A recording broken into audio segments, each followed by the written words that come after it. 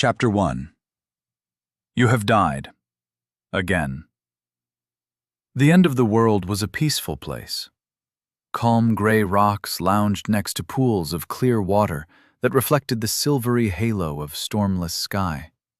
Towering walls hemmed in a crowd of corpses, throwing shade on ash-filled sarcophagi, gently resting along with crumbling tombstones. The owners hadn't quite gotten the memo that it was past their final bedtime. But alas, a corpse was a corpse, and belonged buried, even if the owner put in a post-mortem protest. Then Elia broke that silence.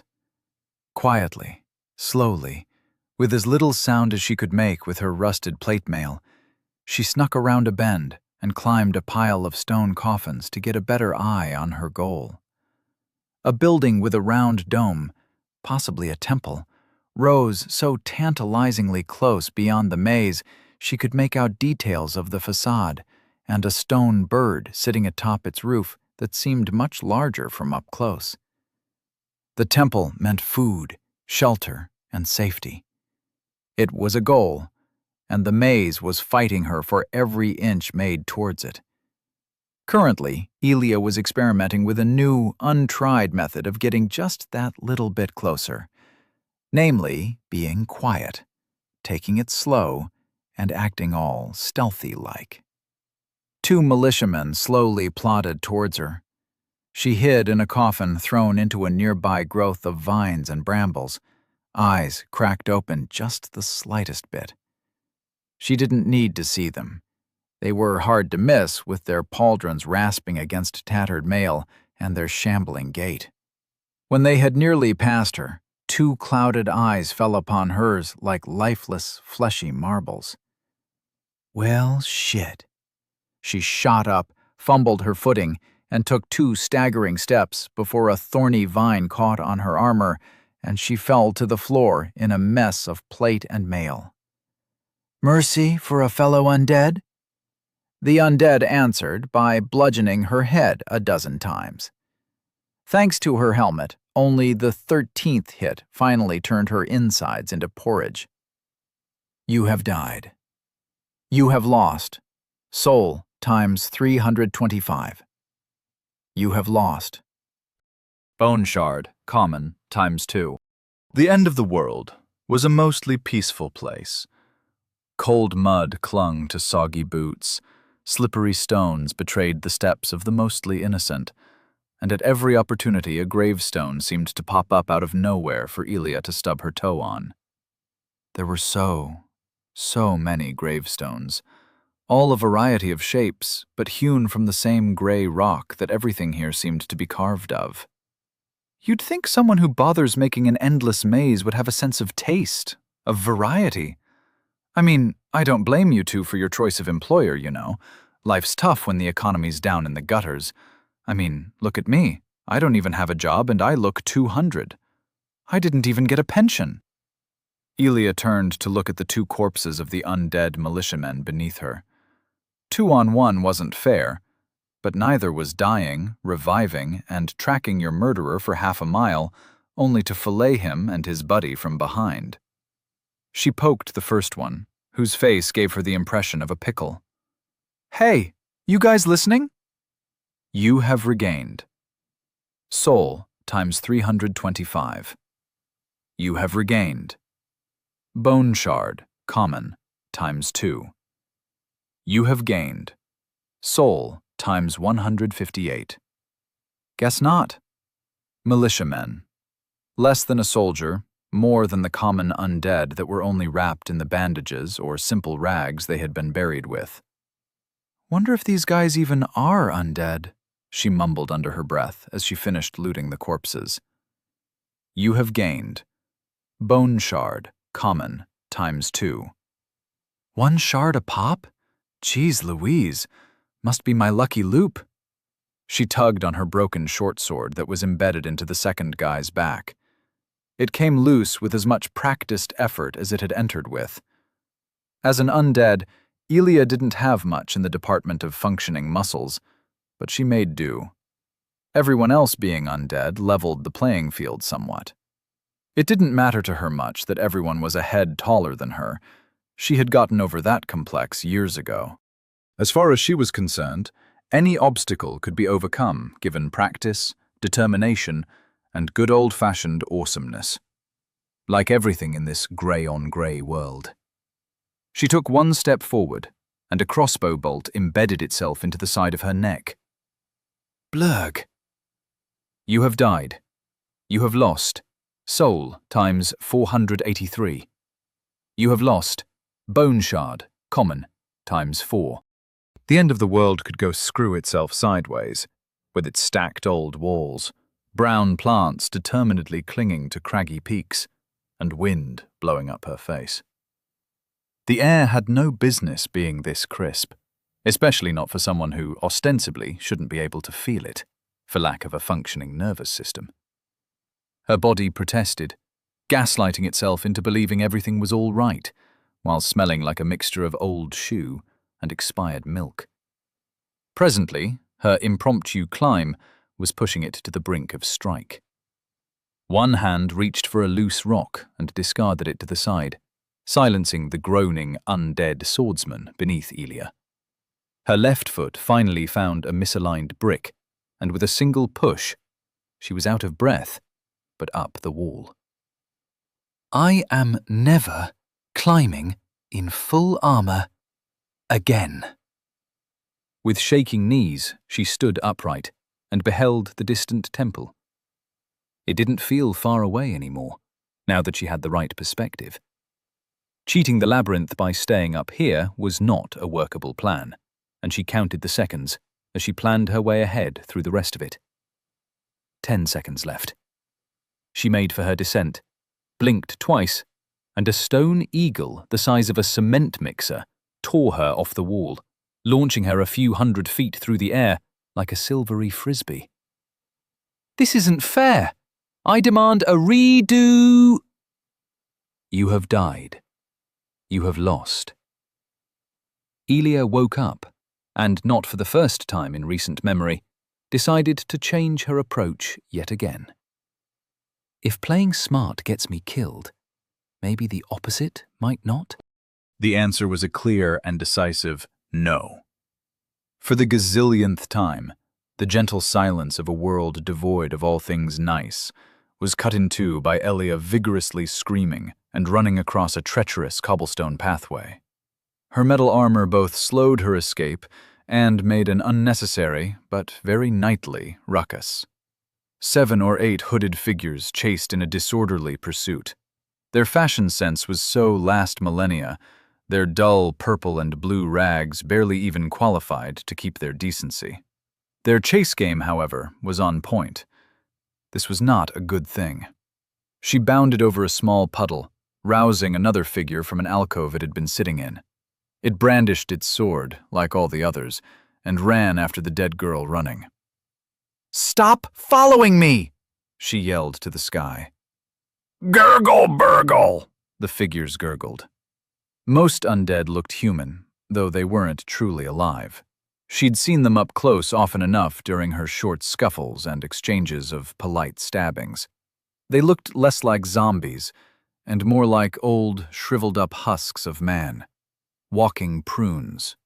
LARPing geriatric senior citizens. The horde was not exactly slow. No matter how many sharp turns she took, Elia already knew how this run was going to end. They were relentless and would not stop until she was dead. But she was so close. An overgrown passage hidden behind dead vines flickered by her eyes, and she skidded to a halt before doubling back and dashing into the alley she hoped wasn't a dead end. Her bare feet sunk into muddy water, quickly reaching up to knee height. A figure rose from the waters, desiccated skin and bones not showing an inch of bloat.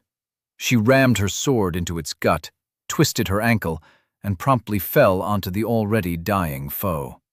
She clattered to the ground in a tumble, coughed up a mouthful of water, and pulled her sword from the undead's guts. You have gained Soul times 63. The notification hung in the air like smoky vapor, but it wasn't important. A perfectly round mote of light, barely larger than a firefly, rose from the lifeless corpse, settling on its chest.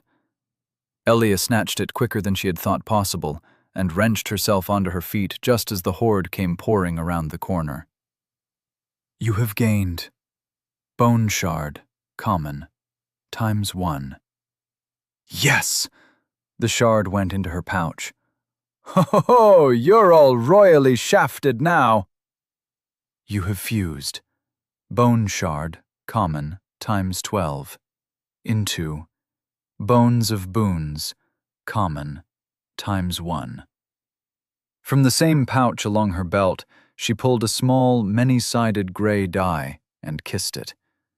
Please be a fireball. Please be super strength. Please be infinite gummy bears. Please don't be shit. She threw the dice, and the world ground to a halt. You have used Bones of Boons, common. All light seemed to be sucked in towards her until she could barely see further than her arms. This part always made her heart race. Gambling did that, especially with the outlook of winning a magical boon or not being carved up into fricassee. Elia was a fervent believer in the cruelty of absolute power, but the endless experience of the same rotten graveyard again and again made her pray for an ounce for herself anyways. The die entered her vision, and her dead heart spiked. Elia watched it tumbled over a nearby sarcophagus, taking in its million sides and wondering for the 1,000th time how she could see each and every one of them without the die being a circle. Magic made magic happen, she guessed, as common gray symbols made way for uncommon greens and the rarest blues, all differentiated by entire orders of magnitude in number. It fell, only to bounce off one of her pursuer's boots and roll across the uneven cobblestone floor, coming to a stop in a clear puddle right in front of her eyes. A million pictures flashed before her eyes. Giants, dogs, swords, frying pans, fishing hooks, pebbles, and fractal flowers. Her gaze was pulled towards a change in color as the die slowly teetered and landed on a green symbol. You have gained a divine boon. Psychometry. Uncommon. Now there was a new word. Psychometry. But what did it do? Psychometry, uncommon, through a touch, a thought, a flight of anger or tear of grief, an imprint of the soul is made upon even unliving objects. Read the traces of an object's soul and reveal a history long past. Elia stared at the die, then at the familiar pop-up made of translucent smoke, then at the die again, with a unique and renewed sense of disdain, as nothing changed. No fireball materialized in her hand, no skill burnt itself onto her mind, nor did the world look sharper or her steps feel lighter. The small picture on the die, 2 circles joined by a pitiable string, seemed like it was mocking her specifically. The frozen moment passed, and as time sped up, Elia only had one thing to say. Fuck! She missed the next turn in the road, slipping on a particularly algae-infested puddle, and slammed face first into a broken stone statue some deranged architect had orchestrated to be put right in the way of her fall. The impact resounded through her skull with a sickening crunch and a gong.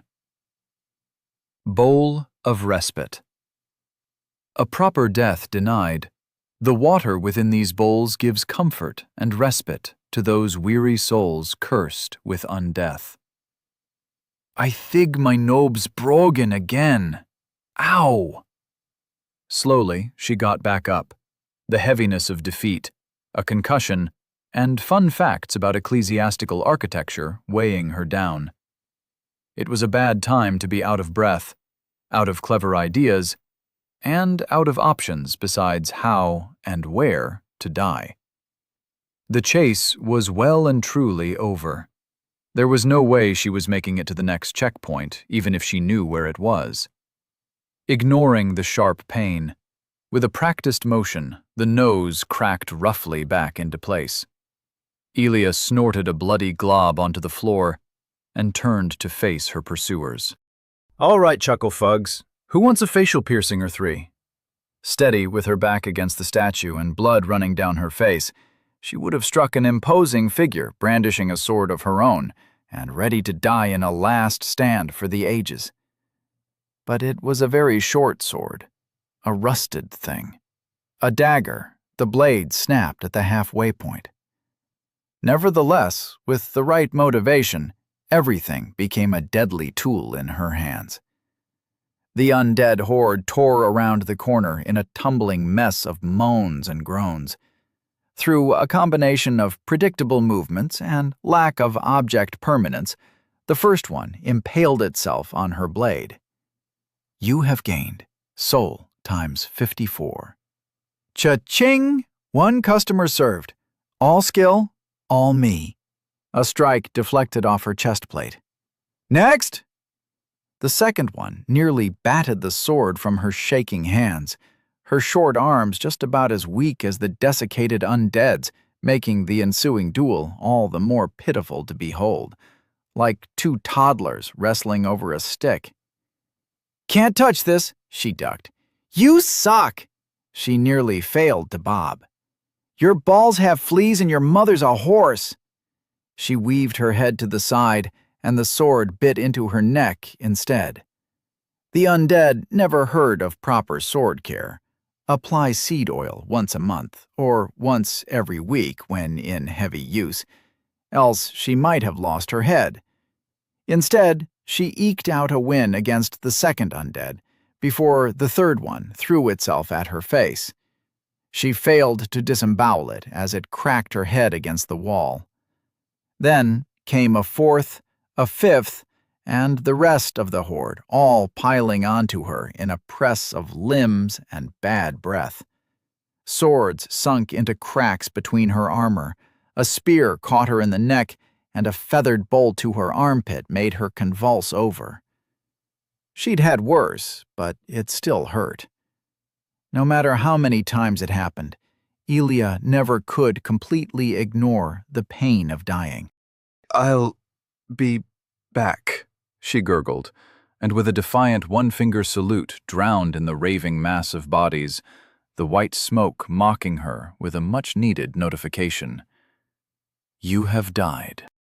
The matte blue sky filled with nothing, nothing, and nothing again, greeted Elia as she blinked back awake. It was a vista she was used to seeing. The most common position for coming back from the dead was lying on her back next to a large stone bowl. It was a checkpoint, a place where she always returned after death.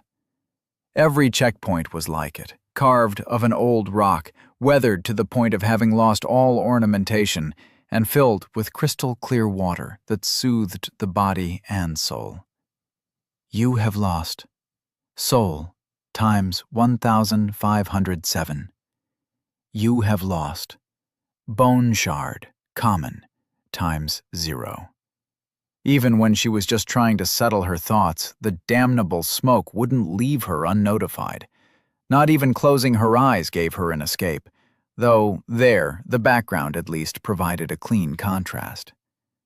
Time until lost items and souls dissipate. 15 minutes. She breathed in once, heavily, then reached into her pocket and pulled out a squat green toad, her only friend in this world. All right, Cribbles, which route do we try next? Ribbit? Yeah, keeping right is a bust. God has conspired against us, made a maze that leads us in circles when we only choose right. Totally unfair, I know, but it's what we're working with here. God must die. Croak. Oh, I agree, we're not going the tower route. I've had enough of giant spiders for a few hundred more runs. Ribbit? Go back? Quibbles, are you insane? We'd have to go through the mulcher, past the prickle fiend of infinite prickling, and through the bridge of doom all over again. The doom is in the name. Would you want to return to a place called the Lake of Drowning, the Road of Roadkill, or the Sepulchre of Dentists? Ribbit? Elia stared into the dark, wiggly pupils of her amphibian friend. I'm pretty sure that last one was my own ribbit. I'm not going insane from talking to a toad about my next choice of death again, am I? Quibbles croaked. What a good conversationalist. No, you're right. I did hit my head pretty hard. She patted Quibbles and stuffed him back in his moist bag of leaves before returning to stare at the peaceful sky. It wouldn't last forever. Time until lost items and souls dissipate. 11 minutes. With an idle breath, she materialized a window of white on gray smoke. Whatever a psychometry was, it didn't help her out mid-combat. All it did was tell her a fun fact about some random architecture the moment it obliterated her nose. The memory of how she did it was slightly hazy, but as she held out her trusty sword, a focus of will reformed smoke that normally told her so little into a novel shape. Broken short sword. The broken remnants of a once trusty weapon. Only a fool or the insane would consider using this. Huh. A description for objects. That was new. Intrigued and only mildly insulted, Elia rummaged further through her pockets. Rubbish. A useless collection of pebbles, bark, and fleece. Hey, now it was just being judgmental. The fleece had use because it was soft, the bark too because she could imagine she was eating jerky while chewing it, and the pebble had sentimental value. No pictures accompanied them this time. It seemed swords just had good memories. Pebble. A pebble, shapely and small. Sadly, the pebble's value truly was purely sentimental. No hidden power of friendship here. Oh well, Elia had a whole slew of other bits and bobs to try out, and her mood was lightening as she realized the weight of her newly acquired boon. Information was options. Information was power. Blue brilliant beetle. A beetle with a shell of brilliant blue hue slightly increases magic resistance for a short period when consumed. These insects are commonly found in the Viln or upon the graves of mages, consuming the plants that grow nearby. Well, well, well. Her eyes bounced between the beetle in hand and the oddly educative vapor. This boon is good. Beyond good. This is Wumbo. To top it all off, there was an emptiness hidden inside her chest where the boon resided. A small receptacle. A female USB port, in non-fantastical terms. And she had just the thing she was itching to stick in there. She reached for a weird little ball deeply nested inside a pocket, no larger than a marble. It looked like a pearl, and she would most certainly have thrown it away long ago if she wasn't certain that the milky white substance surrounding tendrils of black smoke was moving. Please be good, please be good, please be good. Essence of ego. An essence of ego caught within a glossy shell of a pearl-like substance. Swallow to imbue a boon with essence. Her face was threatening to tear in half from the manic smile stretching from cheek to cheek. The information on the pearl, the essence, was a neat bonus, and she had used dozens of them in the past to upgrade boons now lost. But this boon? This loot encyclopedia? Psychometry was not a word, but it could be her ticket out. Maybe. A long pink tongue zipped up, and with one smack, the pearl was gone. No! Quibbles, you traitor! Elia snatched the toad that had snuck out of his little pocket. His happy chewing accelerated, like a dog that knew the food wasn't really meant for him. "Give it back! Give it back! Give it back! This is the first magic item beside the dice in forever. I am not letting you sabotage our efforts just because your little gremlin ass can't resist the allure of shinies." Elia stared at the toad, applying gentle physical pressure and, once that failed, a lot less gentle pressure. "Give it back!" She was holding him like a hamburger and had barely moments to register the telltale signs of bucking, convulsing, and looking cross-eyed before the ball was regurgitated at blistering speeds, shooting out of its mouth and, still slippery with ick, lodged itself in the back of her throat. Elia swallowed the ball. It tasted faintly like heartburn. "Oh no." Then it tasted like someone encased her heart in natrium and dropped it into a generously chlorinated swimming pool. Like boiling alive, except everywhere and all at once. Agony was another word for it, but the flash that burned through nerves up her arms disappeared as quickly as it had come. Ilya was on her side, heaving and hacking, but with the presence of mind to take actual breaths in between. It went by, like all pain did, and Ilya didn't have the time to pry the amphibious traitor out from the bag he had already crawled back into. Something changed with her only boon, her magic, and she summoned up the smoke to tell her what was new in town. Psychometry, uncommon. Through a touch, a thought, a flight of anger or tear of grief, an imprint of the soul is made upon even unliving objects. Read the traces of an object's soul or your own, and reveal a history long past. Huh, so it can affect myself now? She coughed up a lungful of nothing, the blistering of nerves fading like ash in the wind. How does that even work? It was a stupid question, because seconds later she was already touching herself. Magically. It didn't feel like a burning hellfire this time.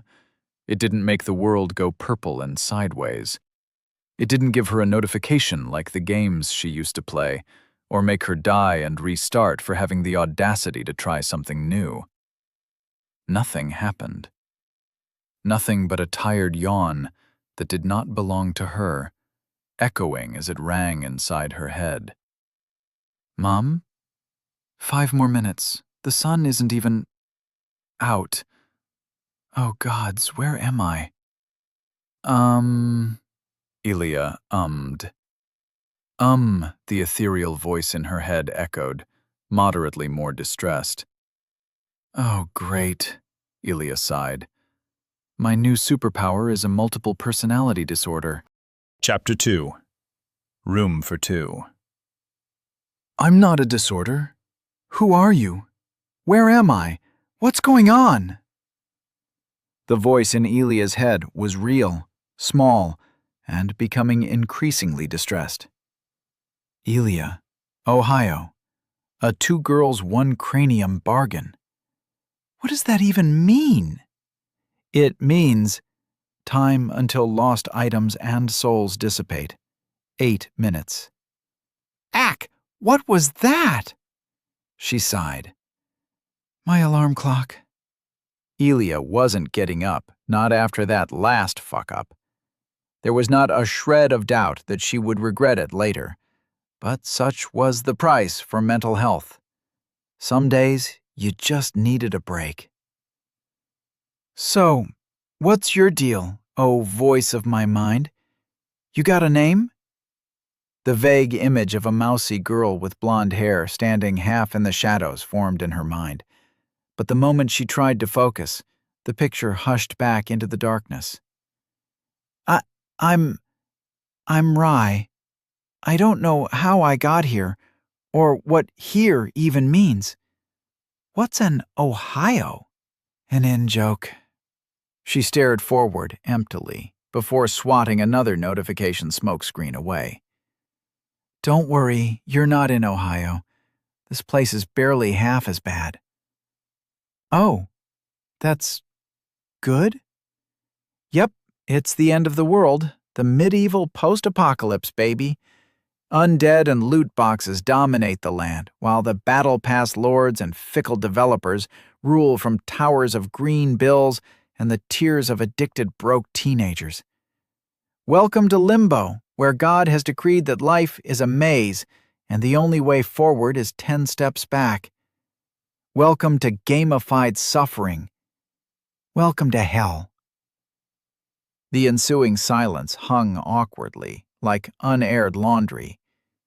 Eventually, Elia found it within her unending benevolence to say something to her new roommate.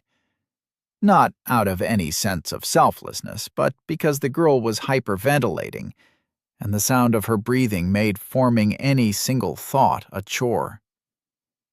Look, girl. Rye, was it? Make yourself at home in my head, but if you don't stop filling it with your mind breathing, I will put Last Christmas and Feliz Navidad on repeat until your ears start bleeding chocolate frosting and marzipan. What does any of that even mean? You've barely given me an answer. Everything feels wrong, and all I can see is whatever you're looking at. I can't be here. I need to help Mum make breakfast, clean out the grug stalls, and I'm in your head, aren't I? Oh, gods. Oh, gods, oh, gods, oh, gods. I'm gonna stop you right there, my little sentient panic attack. You're in my head, yes, but look on the bright side. There's a bright side to all this? Yes, this is all a mighty coincidence that is technically not my fault at all. She shot a glare to the bulging pocket at her side. Quibbles could sleep remarkably well on a bad conscience. Your mother's a frog, and your dad shags goldfish. Excuse me? Oh, not you. Talking to the toad in my tote bag. Everything's gonna be all right, because, say it with me, class, I'm a Wessam. Elia flung her arms to the sky in a grand gesture, and finally got a laugh out of her companion. Gods, you're insane. No, I'm Elia. Need a demonstration? I'm convinced already. In all seriousness, where even are we? Good, because I'm fairly busy at the moment. Busy with what, you ask? Waiting, of course. Waiting for a fresh slate, for all stakes to disappear. There was another silence. Elia had barely closed her eyes when the voice piped up again. What stakes? Time until lost items and souls dissipate. 6 minutes. The death penalty. Rather, the penalty for dying. I don't even know how to start talking to you, but shouldn't you do something about that? The girl named Rye, who had every reason to be as scared and confused as she was, had a point. A point that had been noted, processed, and filed for deletion from mid-term memory, if it ever got that far. But the little voice didn't let up. It seems kind of important. It says you'll lose your souls? As in multiple? That doesn't seem right. But if you lose your own soul, doesn't that mean that you... What? Oh, no, don't worry. I'm awesome. Also, immortal. Immortal with a slew of caveats. Everything is under control, citizen. Carry on, nothing to see here. Time until lost items and souls dissipate, 5 minutes. Oh, would you shut up? I'm not making it past 30 dudes with swords and crossbows in 15, let alone 5. Might as well give up, not stress it. You know you can just choose to have that kind of message suppressed, right? Now that got Elia to perk up. Literally, as she shot from casually lying with her hands folded behind her head to sat up straight within moments. How do I do that? This funky smoke didn't exactly come with a manual. I barely figured out how to dismiss it manually. It's Hansarp's Handy Haze.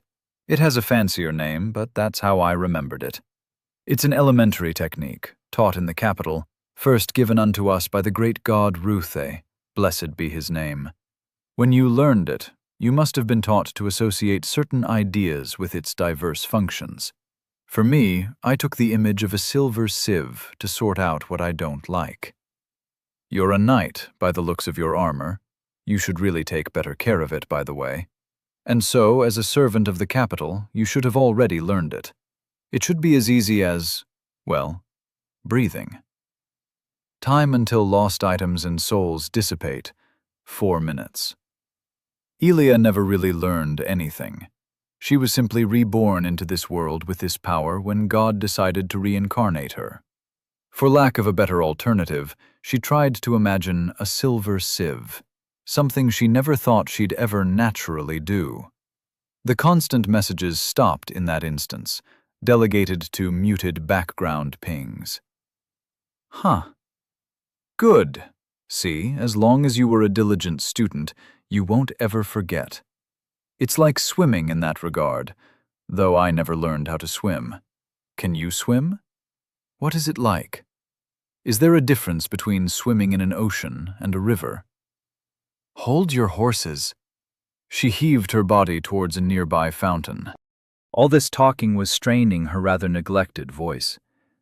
The bowl she respawned at when time turned backwards and she came back from the dead always had a pool of crystal clear blue water in it, a pool that never ran out and tasted like whatever she wished for. Say, what's your favorite drink? Apple juice mixed with water and half a pressed lemon? Apple lemon juice it is. She drank deeply and calmly from the water.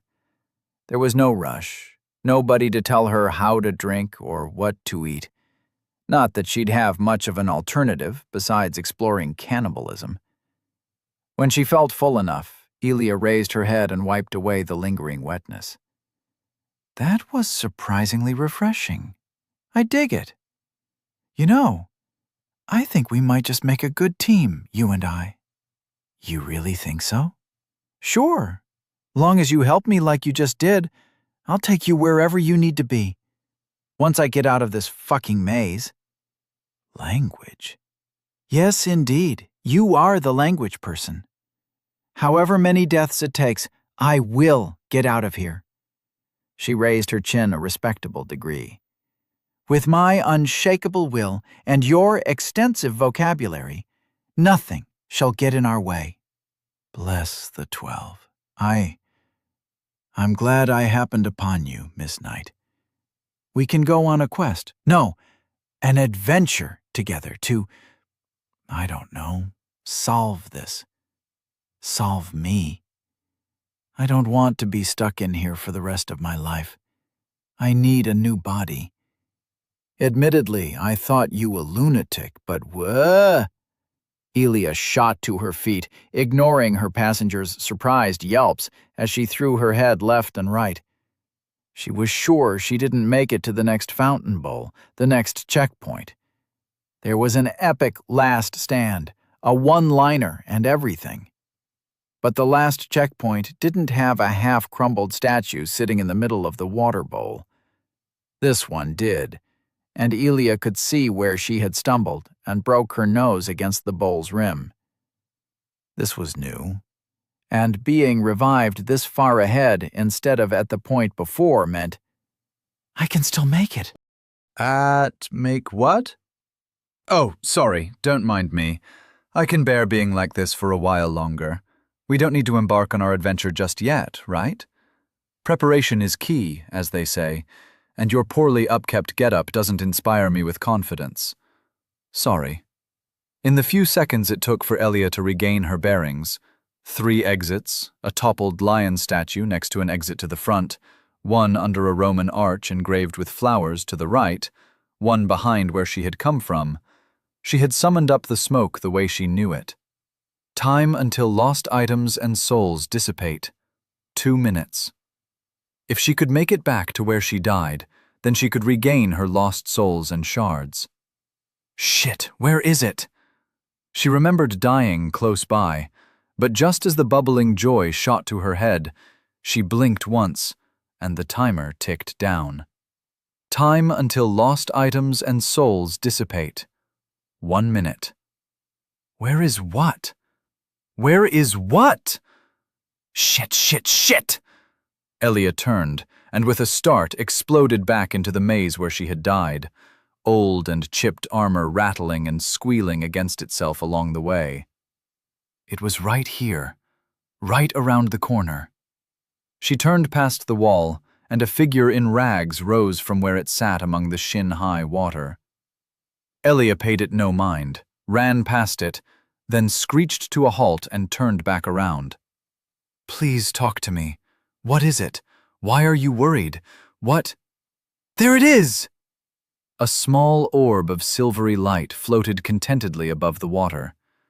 Elia took 1 step towards it, and the mindless undead brandished its sword. The orb was right at its feet. Ah, shit. It's never that easy. Hey, bozo! I called dibs exactly 1 lifetime ago! The undead took 1 more step, squashing the glowing orb. It broke, dissolved. Wisps of vapor flowed from underfoot, snaking their way up its pant leg before disappearing up the undead's nose. Its eyes, dull almonds sunk way into the skull, grew focused and gleamed red. With shaking jaws, its mouth of horribly decayed teeth jittered open.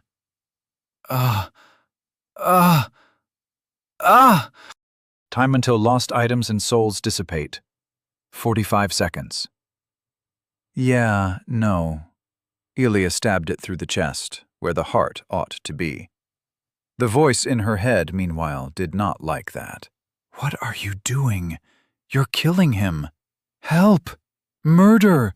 I've been murder-napped! Someone! Ignoring the pleas for parley and peace, Elia was once again glad that undead still died from simple sword wounds to the chest or face, or from any number of lethal injuries, really. As if to prove the rule by exception, instead of dying, the one in front howled like a banshee and backhanded her against the wall. Her broken sword stayed stuck in its chest. The undead swung at her, missing as it staggered back. Cool. You know what else is cool? She sidestepped a stab she had seen 1,000 times before with ease and kicked out the undead's knee from under it. It didn't dodge because undead were slow, weak, and so predictable. It fell to the floor, trying to get up, but a sudden weight on its back forced it to the ground. Elia pushed its head under water, straddling its back while savagely elbowing it in the head again and again and again. Please, someone, help! Why are you doing this? Why? Only after the water had turned entirely crimson did she use the undead's own short sword to finish it off. Time until lost items and souls dissipate. 2 seconds. You have regained soul times 1,507. You have gained soul times 49. The vapor lingered for an uncomfortable minute in front of her eyes. Bloodied and tired, Elia got up and stood above the lifeless corpse, dripping, wet, and a little bit satisfied with herself. That was a close one. Reminds me of the time with the bristle fiend, eh, Quibbles?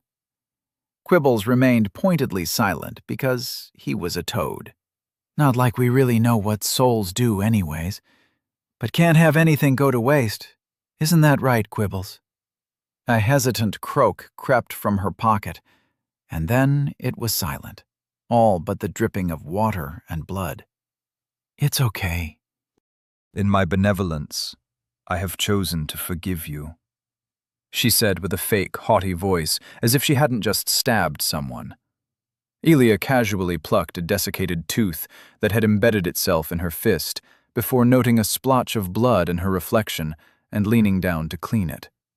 So, Rai, you said something about getting you a body? You... I... You... That was cold-blooded murder. You're not a good person. You're a killer. Elia brushed aside a strand of blonde hair, entirely unperturbed. She could feel those blue eyes in the water, burning a hole in her face. Her borrowed face, rather. It would have been a bit unreasonable to expect an involuntary transit in between worlds or universes to work with her original body intact. Or maybe it wouldn't have? She was new to reincarnation, though that lay long in the past. Even after decades, she still didn't feel at home. Not in this world, nor in her body. That's... Oh. Oh no. Oh no, oh no, no, no. You! Him? Elia pointed at the corpse. No, you! Those are my eyes, my hair, my shriveled up face? Oh gods, is that what happens to sinners? Is that what you did to me? To my body? Well, that certainly unraveled one mystery, though the armor was a pretty sure giveaway already. As best she could remember, she was a hoodie and jogging pants person on Earth.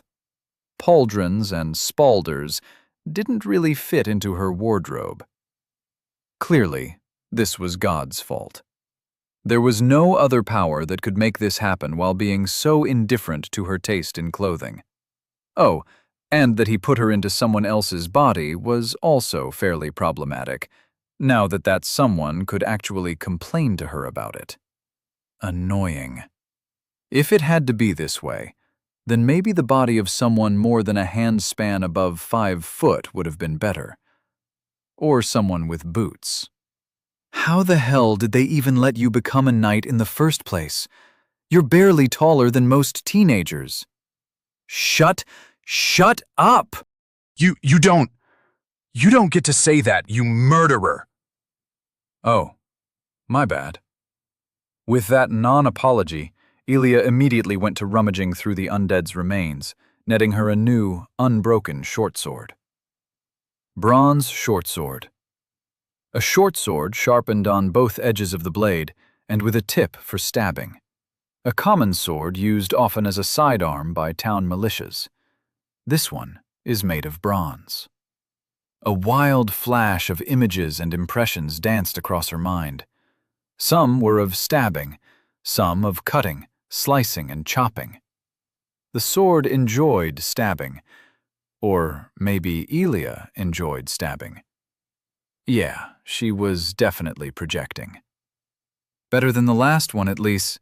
An electric fuzz crawled up her nerves and down her arm. A moment later, the hand holding her sword shot to Elia's neck as if possessed. Elia couldn't budge it on her own, and she knew of one very evident suspect with sufficient motive, means, and opportunity. Give my body back. You really want to do this, sweet cake? With a calm voice and face almost approaching a sneer, she exposed her neck with a tilt of her head. Go on. You wanted to, what, blackmail me into giving up my body? That's a problem. I kinda need a healthy one. Lacking that, this one has been enough so far. It's my body. Mine. If she was trying to be threatening, Rai should have played better cards. The blade wasn't even touching her skin. Uh-huh. And when you slit our throat, then what? Are you going to float on to the next person like some vengeful ghost and have them give up their body for you? A last heavy drop fell into the water with a plip. Elia's right hand was trembling, giving all kinds of weird sensory feedback as Rai slowly relinquished control. Another variable. Something to look out for in the future. A potential for unwanted accidents. That's what I thought.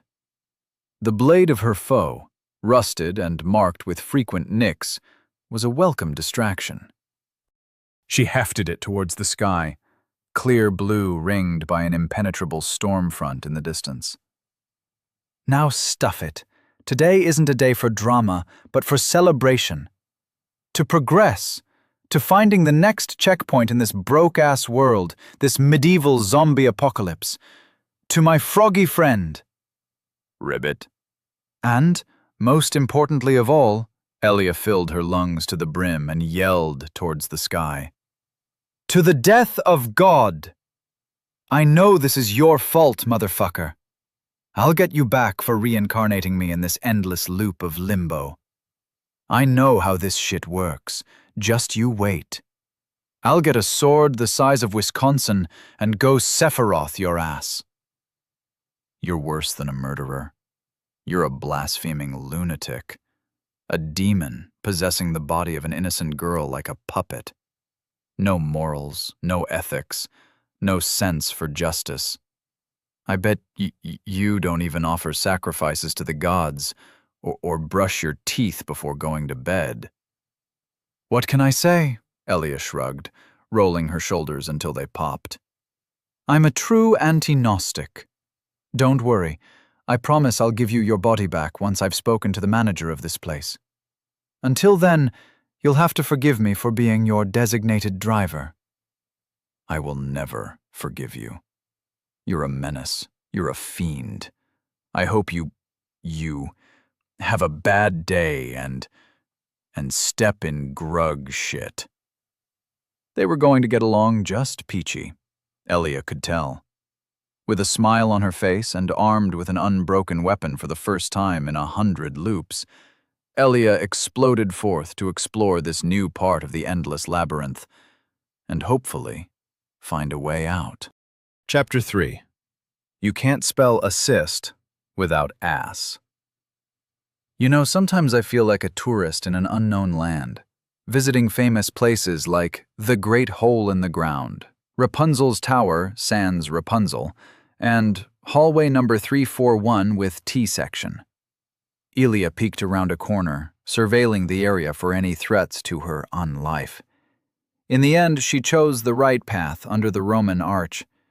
Despite technically being in a new area, nothing much changed between the last checkpoint and the current one. The walls and vines were the same shade of gray and brown, the cobblestone was still slick with algae, and the goal was still tantalizingly close, yet oh so far away.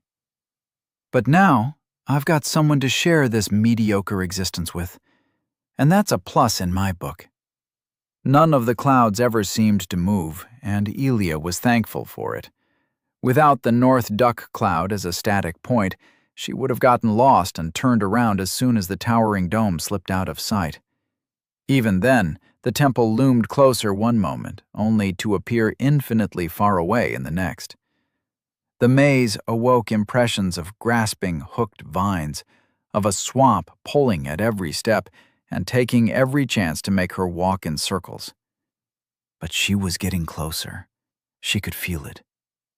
Hey, voice in my head, brain bud, Rye, you're getting first-row seats to the medieval zombie apocalypse.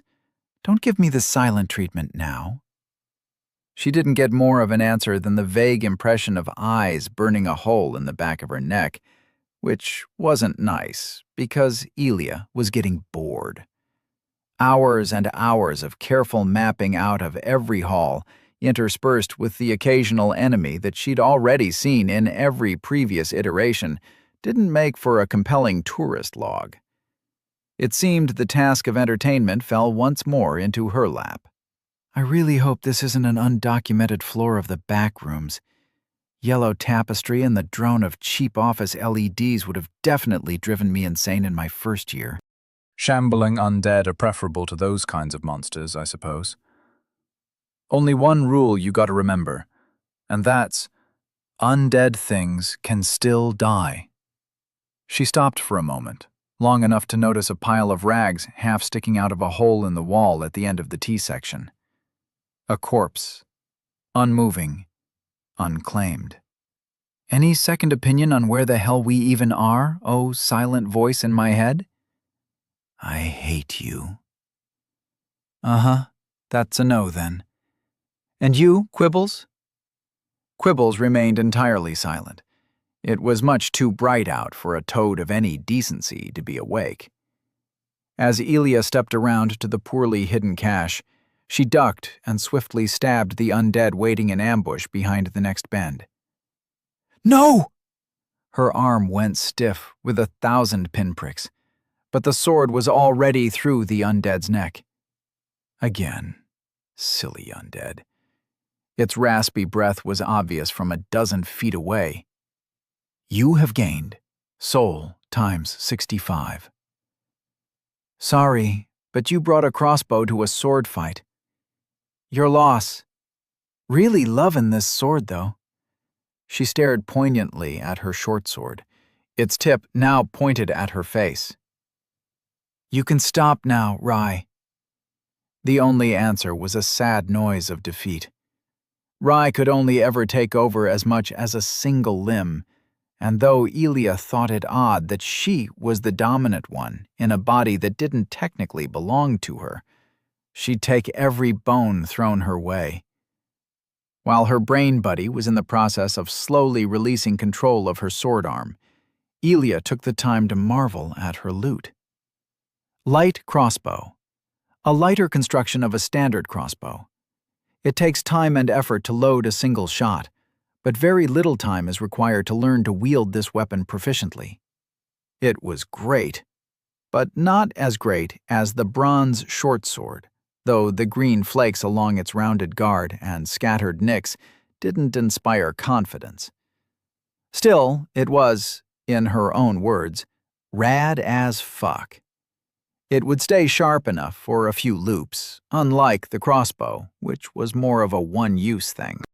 It didn't come with a crank, and she was pretty sure none of the undead were stronger than her, which left her puzzled as to how they were able to even load it themselves.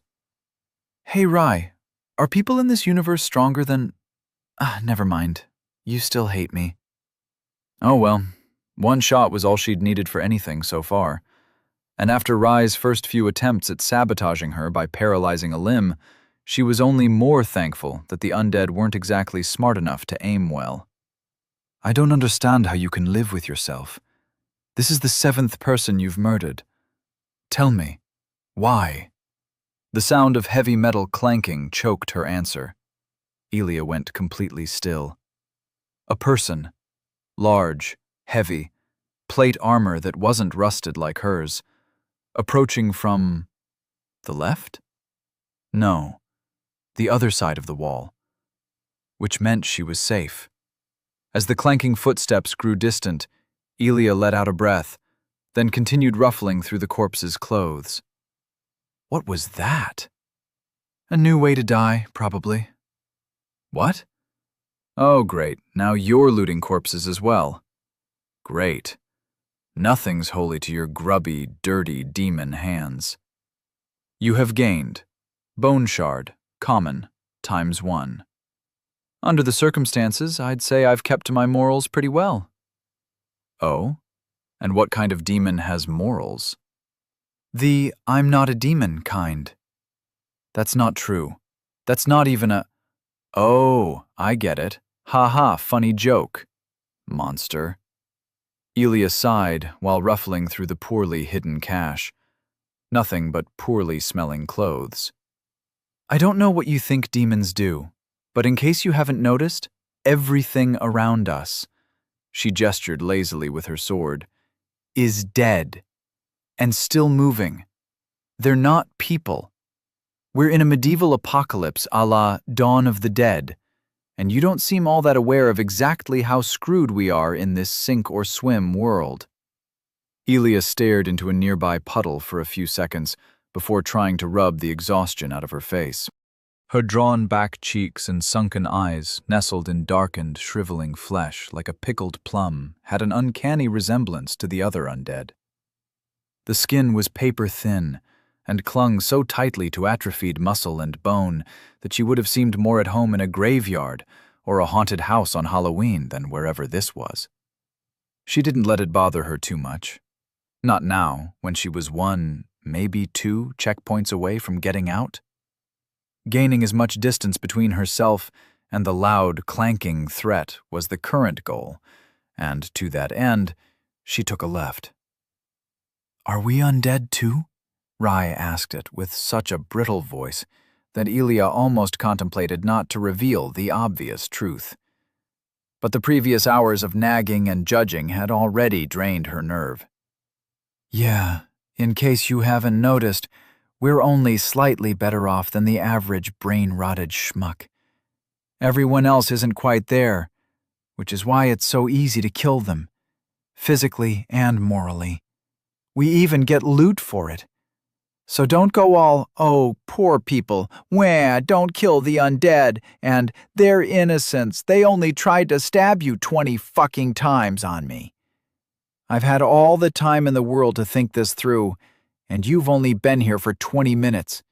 So take your noggin, add 2 plus 2, and stop being such a judgmental bitch." You didn't have to be so mean about it. "Oh yeah? I didn't, did I? Not 5 minutes ago you were trying to get me killed. Get us killed. Sorry if I'm a tiny bit annoyed." Seeing as that answer only gained her a small, sad sniffle, Elia chose the most reliable way to end this conversation. She ignored it and moved on. As it happened, another small glowing orb fell off the undead's corpse. Bone shard, common, ×1. The shard of a divine soul, undefined and undeveloped. Once a common possession, now even a handful can make up a closely guarded treasure of an entire family. Combine 12 for a bone die of appropriate rarity. Elia's eyebrows perked up an inch as she held the shard in her hands. History lessons were nice and all, but she'd much prefer more practical information. Is that a boon?" "It's pretty neat." She summoned the inscription with a short exhalation. "Psychometry, uncommon, essence of ego. Through a touch, a thought, a flight of anger or tear of grief, an imprint of the soul is made upon even unliving objects. Read the traces of your own or an object's soul, and reveal a history long past." Pretty neat. I know people who would kill for having an examinant boon, and it's uncommon. That's rare? There was a derisive mind snort. No, silly, it's uncommon.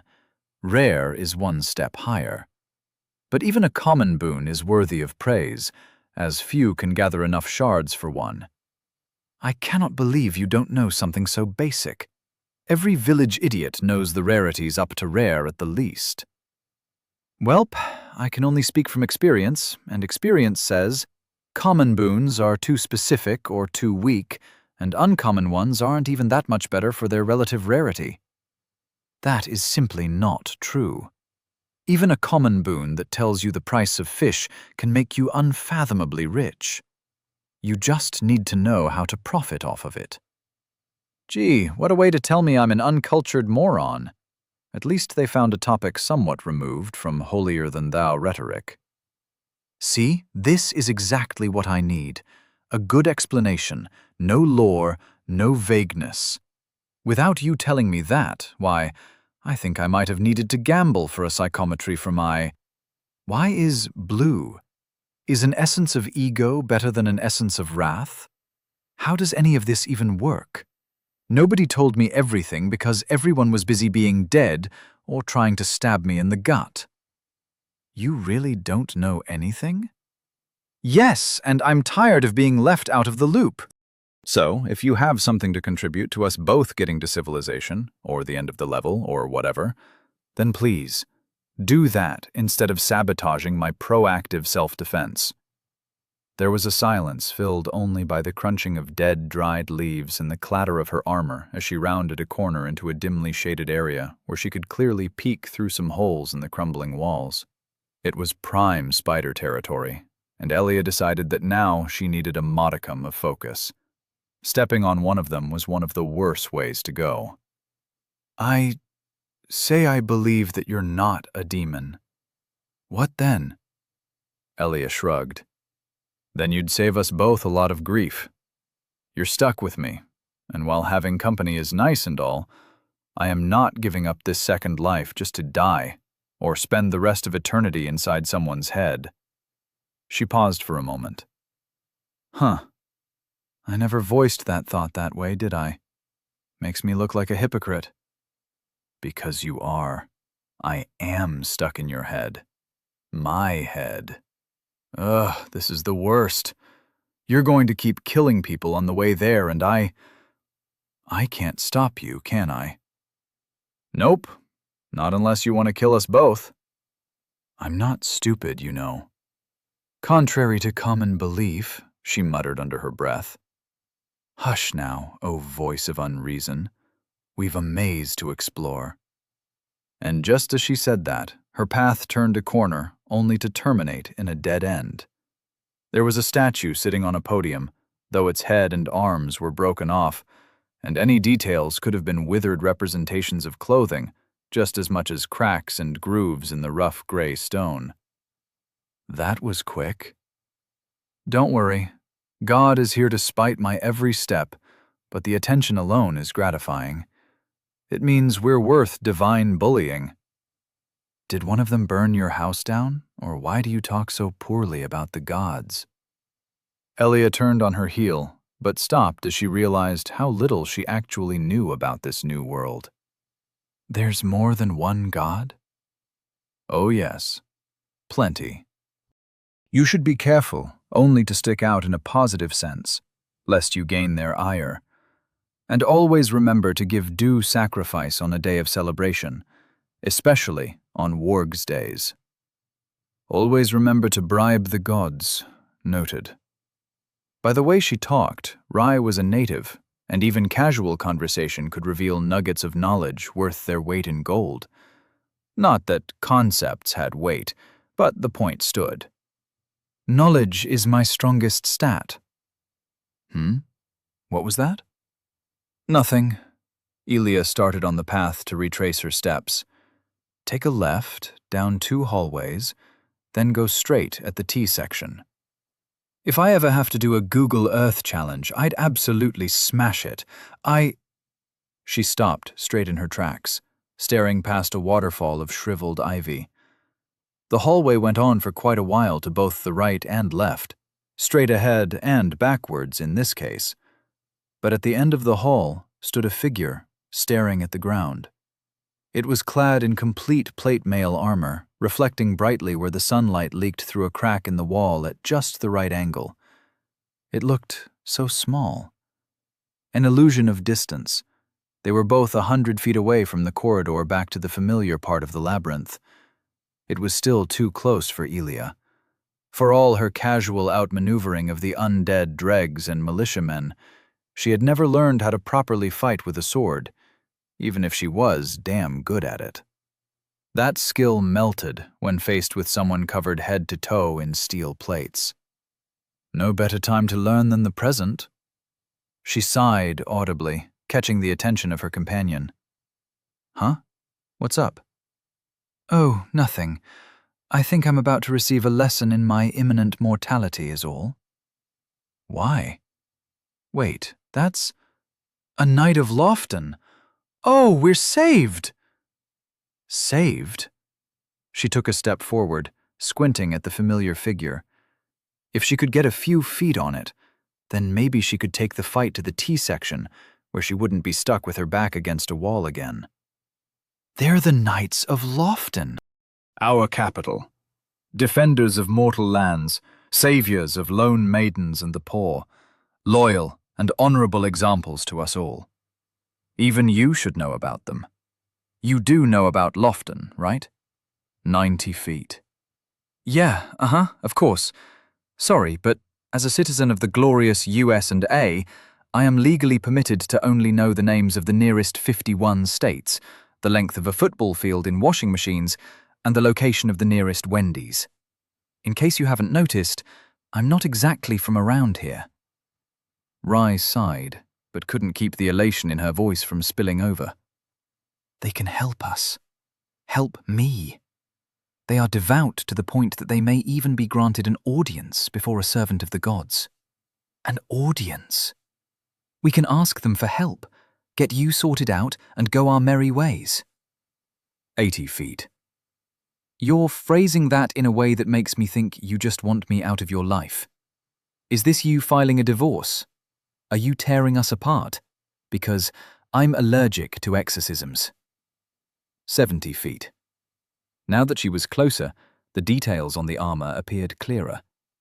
The cloth that should have held the coat of arms was washed of all color, and though the shield was metal, it was bent and had clearly seen better days, much like the singular enlarged pauldron draped over the left shoulder. The longsword, held tightly in the knight's left, looked mighty sharp, as did the helm, which menaced with a visor reminiscent of a snowplow or a duckbill. A familiar duckbill. Elia stopped in her tracks, frozen. Oh no. In that moment, Rye wormed her way into their body's face and throat, all the way down to the vocal cords, hijacking expressions, gaze, and voice. Hey, Mr. Knight, sir, or Mrs. I'm a citizen of the Empire. I need help, she yelled. The knight didn't say anything. It simply lifted its head, instantly zeroing in on the source of the noise. And then, it charged. Chapter 4. Clank, clonk, clonk. Oh my gosh, look! They want to help us so bad they're running right for us. Elia didn't bother to wrestle for control over her voice. Rye could have it, for all she cared, as long as she didn't asphyxiate the both of them. As friendly as a French bulldog, Elia thought as she sprinted towards the exit between her and the knight, who was easily 1.5 feet taller than her. Forget fighting. She'd be lucky if she managed to outrun them. They both had plate armor, but while hers was limited to a helmet, shin and arm guards, and a battered breastplate over tattered padding, her soon-to-be death was encased from head to toe like a full metal crab. Contrary to popular belief, good plate armor didn't inhibit the range of movement, nor did it turn someone into a janky marionette. Instead, it worked the numbers on the acceleration and deceleration axis. Elia felt like a child trying to win a fight against an SUV with a snowplow. She had a good 30 feet of lead on the knight, a lead that was rapidly shrinking as they charged towards each other, one to kill, the other to run the hell away. Why do your legs have to be so short? She thought. It occurred to Elia that in the weird and logically impossible interaction between herself and the former owner of her body, thoughts were not transmitted, only willing speech, which meant Rye couldn't hear her, and Elia didn't have time to warn her of the danger via hand signs or interpretative dance, as her face was duly occupied. Rye, of course, was ignoring every sign of both their imminent demise as she frantically tried to win this world's version of the Darwin Award, making both of them the happiest-sounding target for miles. Hello! We come in peace! We're friend— Elia tripped. It was not the time to be tripping on things, especially not 20 feet in front of the exit. Her cranial companion had the time to register the shock before biting down on her tongue hard. Ow! Hey! The pain is gone. Elia, now in control of both face and voice, really wanted to strangle someone. Sadly, the only options were herself and a 300-pound raging martial maniac. As she rolled to a stop, the knight now stood within stabbing distance and proceeded to do just that, vigorously. She threw her head to the side, an ear-rending screech accompanying the sharp metal biting her helmet's side. She pulled her light crossbow up and pressed the trigger. The thin bolt bounced harmlessly off the beaked visor, and the knight, still towering above her, growled in that way all mindless undead did, as it crushed her crossbow with a smash of its shield. We're citizens of the Empire. Why are you attacking us? Elia was too busy scooting out of the way of sword strikes and shield smashes to drum up enough snark for an answer. She rolled and scrambled backwards, looking for an opening the knight just wouldn't give. Her back hit a wall. With a heavy thrust that whiffed just inches above Elia's head, she took the chance and crawled under the knight. It gave her just enough time to stumble to a stand and make sure she was still holding her sword before breaking into a sprint. A sprint that lasted for precisely 1 moment before she heard the ominous whooshing of the longsword and a sharp pain erupted up her leg. She bit through it and ran through the maze and past a hole in the ground, around a corner, and over a toppled wall.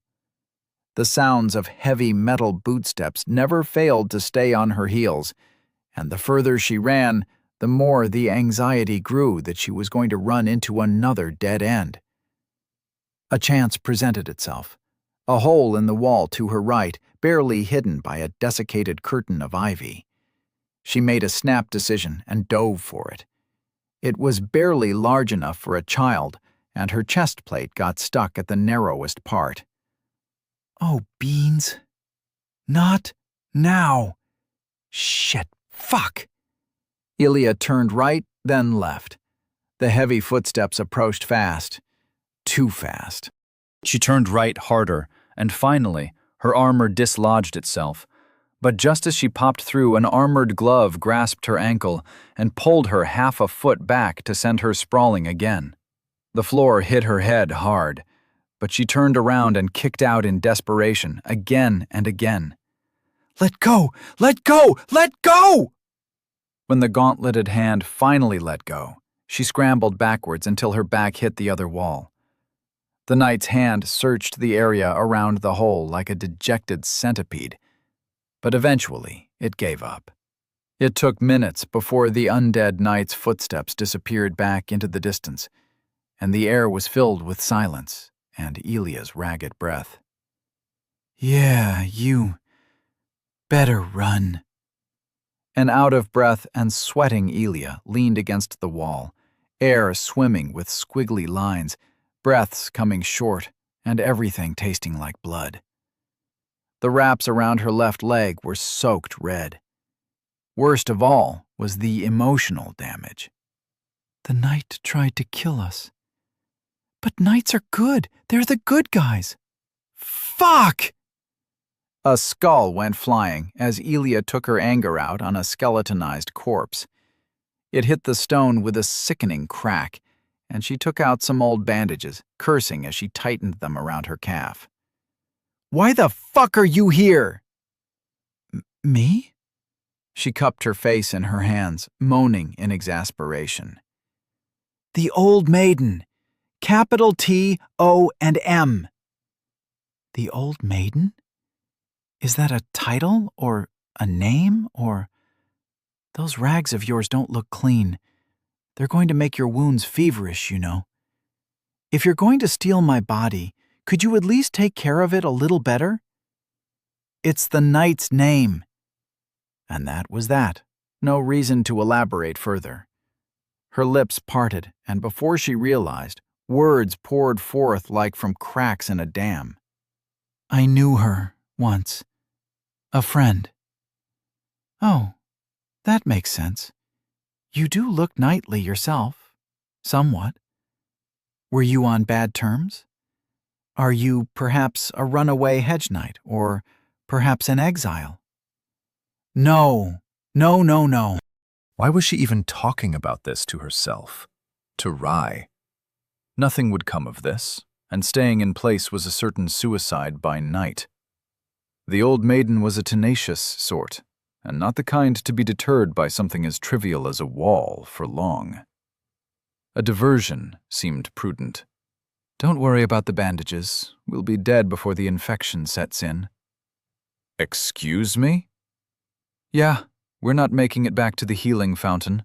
Bowl, tub, whatever. If the Old Maiden is still back there. Far as I've seen, this place isn't exactly known for its revolutionary medical practices. Besides the one that turns everyone into semi-immortal undead. Weird how that came before penicillin."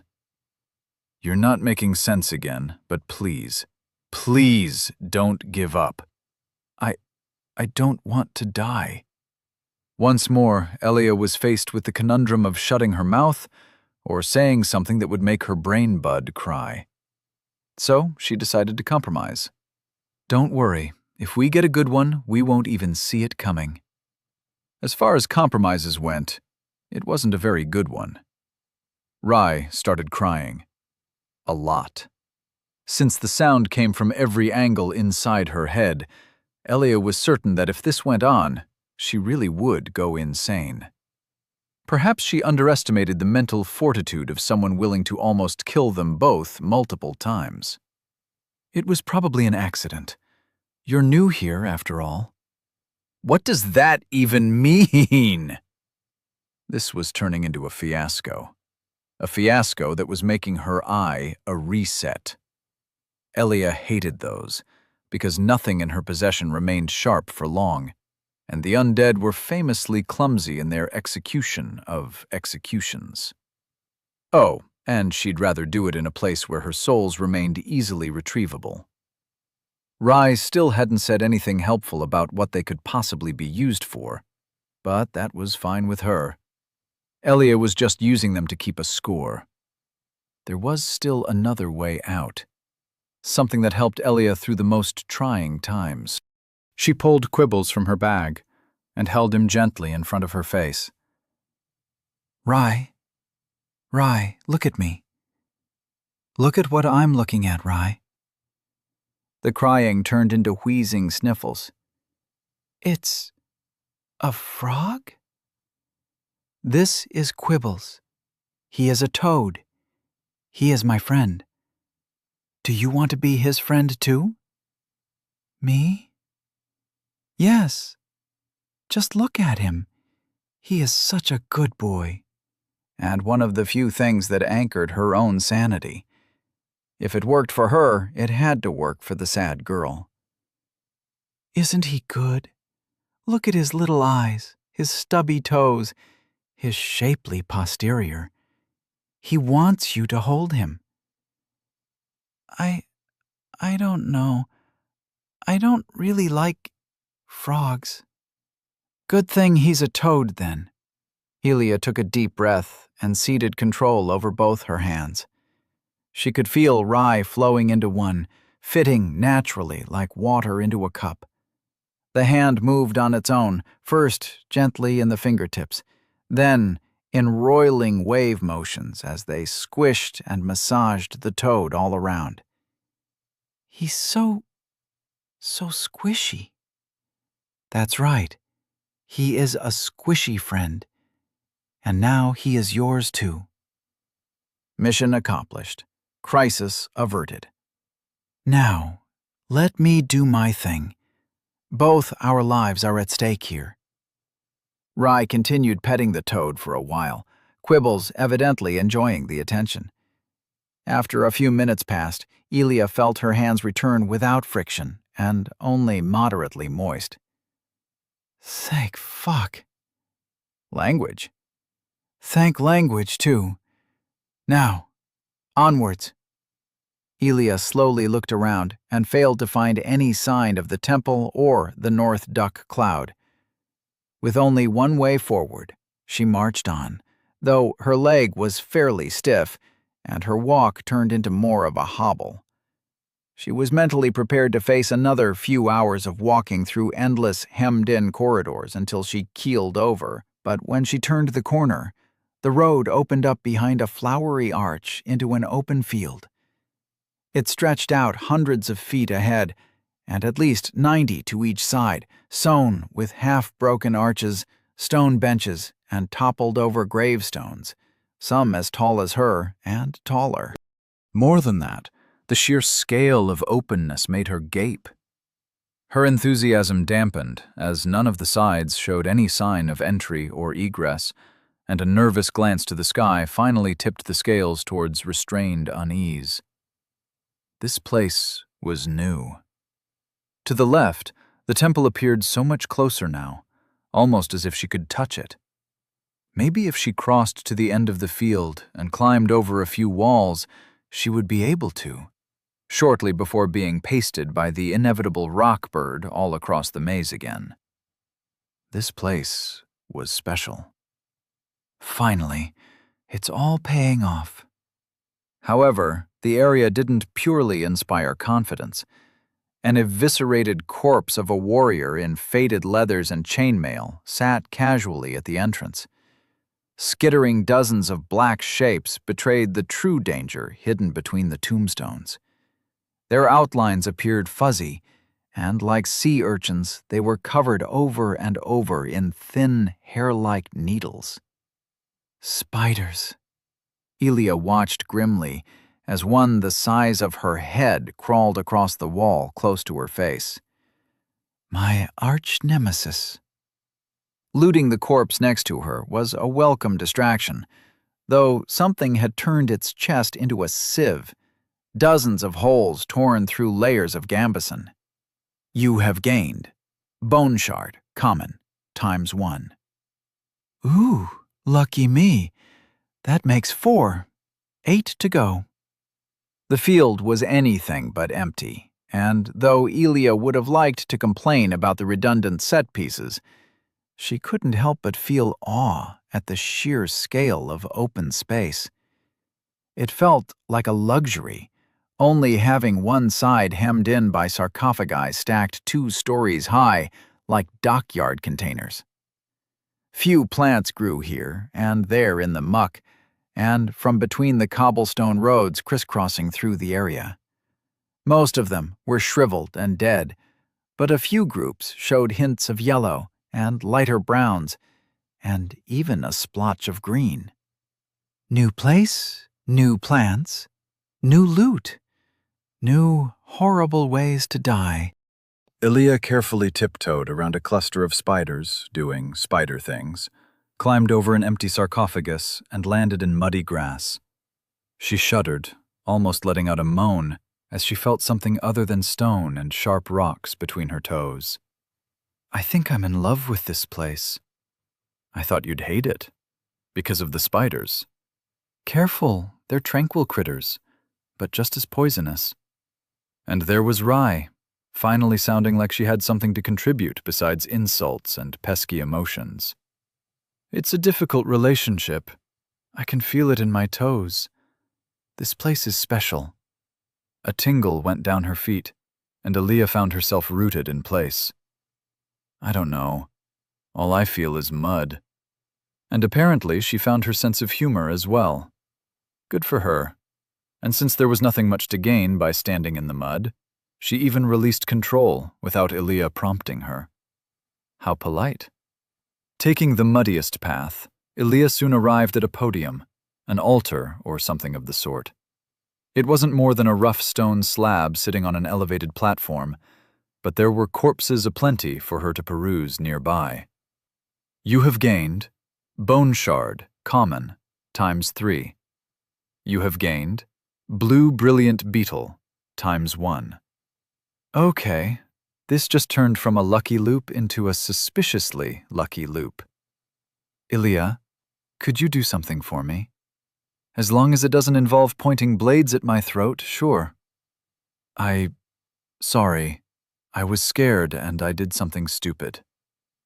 Wow. Elia's eyebrows remained raised as she deposited the loot in her loot bag. I sure do feel like a piece of toast right about now. Like a what? You know, dry and flavorless, but all buttered up. Are you being weird on purpose again? Beats me. I'm just very lubricated in various animal fats, because you're laying it on thick, and oh boy is it making me feel tasty. Okay, don't take this the wrong way. I'm happy you're not mad, but you sound like you're mad. No comment.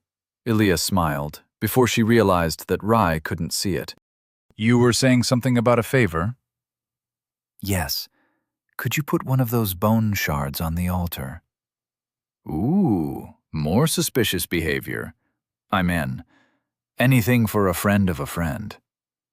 Elia took the smallest shard and placed it square on the rock. Okay, now repeat after me. Say after me, all things have a price. We offer our due sacrifice. All things have a price. We offer our due sacrifice? A small gust of wind picked up, and before her very eyes, the shard dissolved into white smoke, leaving behind nothing. You have donated a bone shard. Blessings of the sun upon you. Explain. Well, I wanted to pray to the gods. I gave them an offering so they would listen and grant us a bit of their bounteous fortune. Usually there's more ritual around it, but I figured this was the only chance I'd get, so... And the shard is gone. Like, gone? Elia checked the altar, then next to it, then beneath it. Nothing. Well, yes. That's what a sacrifice means. You give something of your own and gain more in return for your generosity. So, you threw some coins at the rich in the hopes more would trickle back down to you? This was the worst trade deal in the history of trade deals, maybe ever. I'm sorry to say, my little brain bud, but you fell for a pyramid scheme. A what now? It's the oldest trick in the book. You should have asked for money, or a sword, or 2 bone shards. That's not how this works. It's not a bazaar where you bid for godly attention. You have to give willingly before you receive, and I wasn't so sure they'd even accept stolen shards like yours. But they did, and now fortune smiles upon us. Well, you still got ripped off, which means I got ripped off, and for something as intangible as luck. She gently nudged a spider from her path with the tip of her sword. Last time I'm listening to you. Wind whipped past her ear, followed by a stream of whizzing sounds. Elia didn't even have time to dodge, as a barrage of something missed her face by an inch. She immediately dove behind a row of gravestones, and moments later was showered with powdered and shattered flakes of ice. Fuck, that's cold! What the hell is this, magic?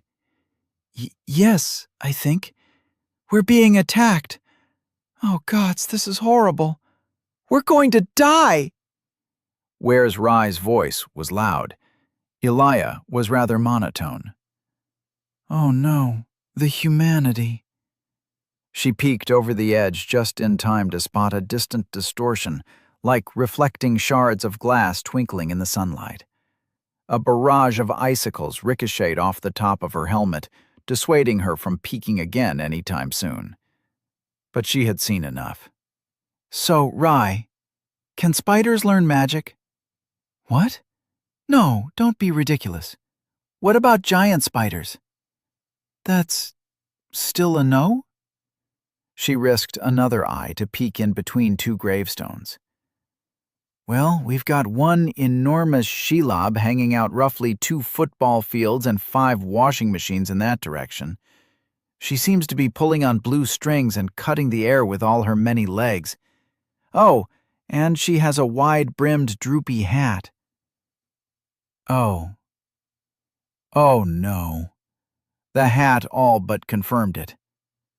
The giant spider knows magic. A large icicle shattered the stone podium to the side. Elia didn't flinch, not as the huge spider coated her immediate area in a rain of sharpened ice. Gotta be a way out. Gotta run. Any comments? We're gonna die! Yep, thought as much. On 3. 1. Her words were cut off as a single shard found its mark and stabbed her right in the face. The air was filled with a string of inventive curses entirely new to this world, as Elia rolled around on the floor for a good while, the odd stray shot pelting against her armor. Oh my gosh, oh my gosh, oh my gosh, are you all right? Your face. It's... you... can I knew it. This was... shit, was a boss arena. God, that burns. Boss? Arena? Like with gladiators and chariot racing? Oh no, What do we do? What do we do? What do we do? Hoo-hoo! Just dodge, she laughed mirthlessly to herself. The incoming stream might as well have come from a Gatling gun. There was no way to get back the way she came without being turned into a finely ground mist. Honestly, I've faced better odds. With one hand covering her eye and the other in her pocket, she popped a blue beetle in her mouth in the hopes it would tilt the odds a bit. She never tested how far slightly increased magic resistance went, and now that she was loaded up on 6 whole bone shards, it was a bad time to find out. You have consumed Blue Brilliant Beetle. Your resistance to magic has been temporarily increased. I know! Mute!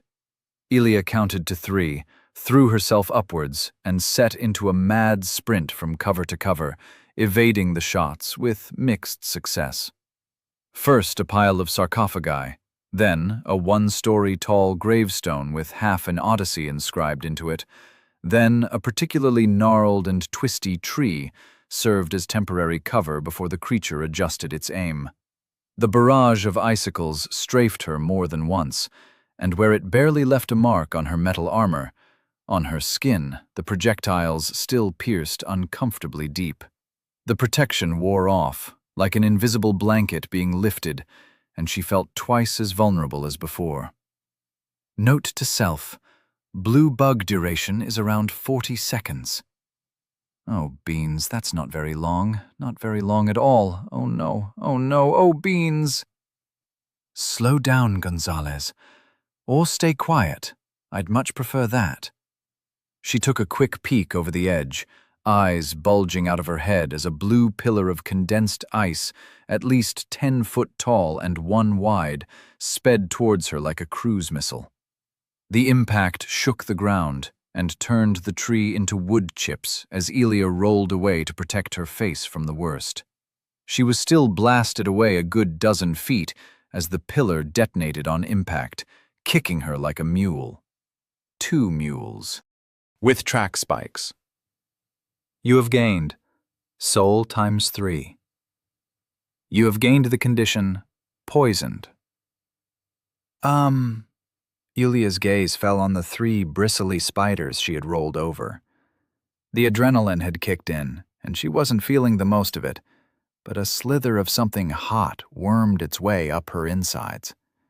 Rye was screaming, as always, and in that moment, Elia wondered whether this loop could get much worse. The sound of rapidly approaching metal footsteps were a good indication of the how, though the why still remained unclear. The old maiden seemed incredibly driven in finding and killing specifically her and no one else. It made sense that she would eventually find a way around the hole in the wall. Why her once friend was now a mindless undead, she could guess, just not why she was being targeted in specific. Even as she struggled to stand, Elia refused to go down without a fight.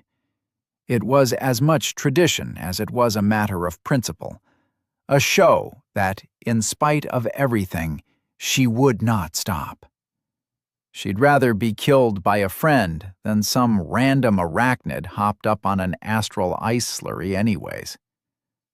This'll hurt me a lot more than it will hurt you. Unless you're an empath. Don't worry, I'm not going anywhere this time. There was no time to regret the irony in her words. A second pillar of ice was flung at her from behind, but instead of detonating, it ricocheted off the muddy ground, and, now traveling at a slight upwards tilt, took Elia square in the rear.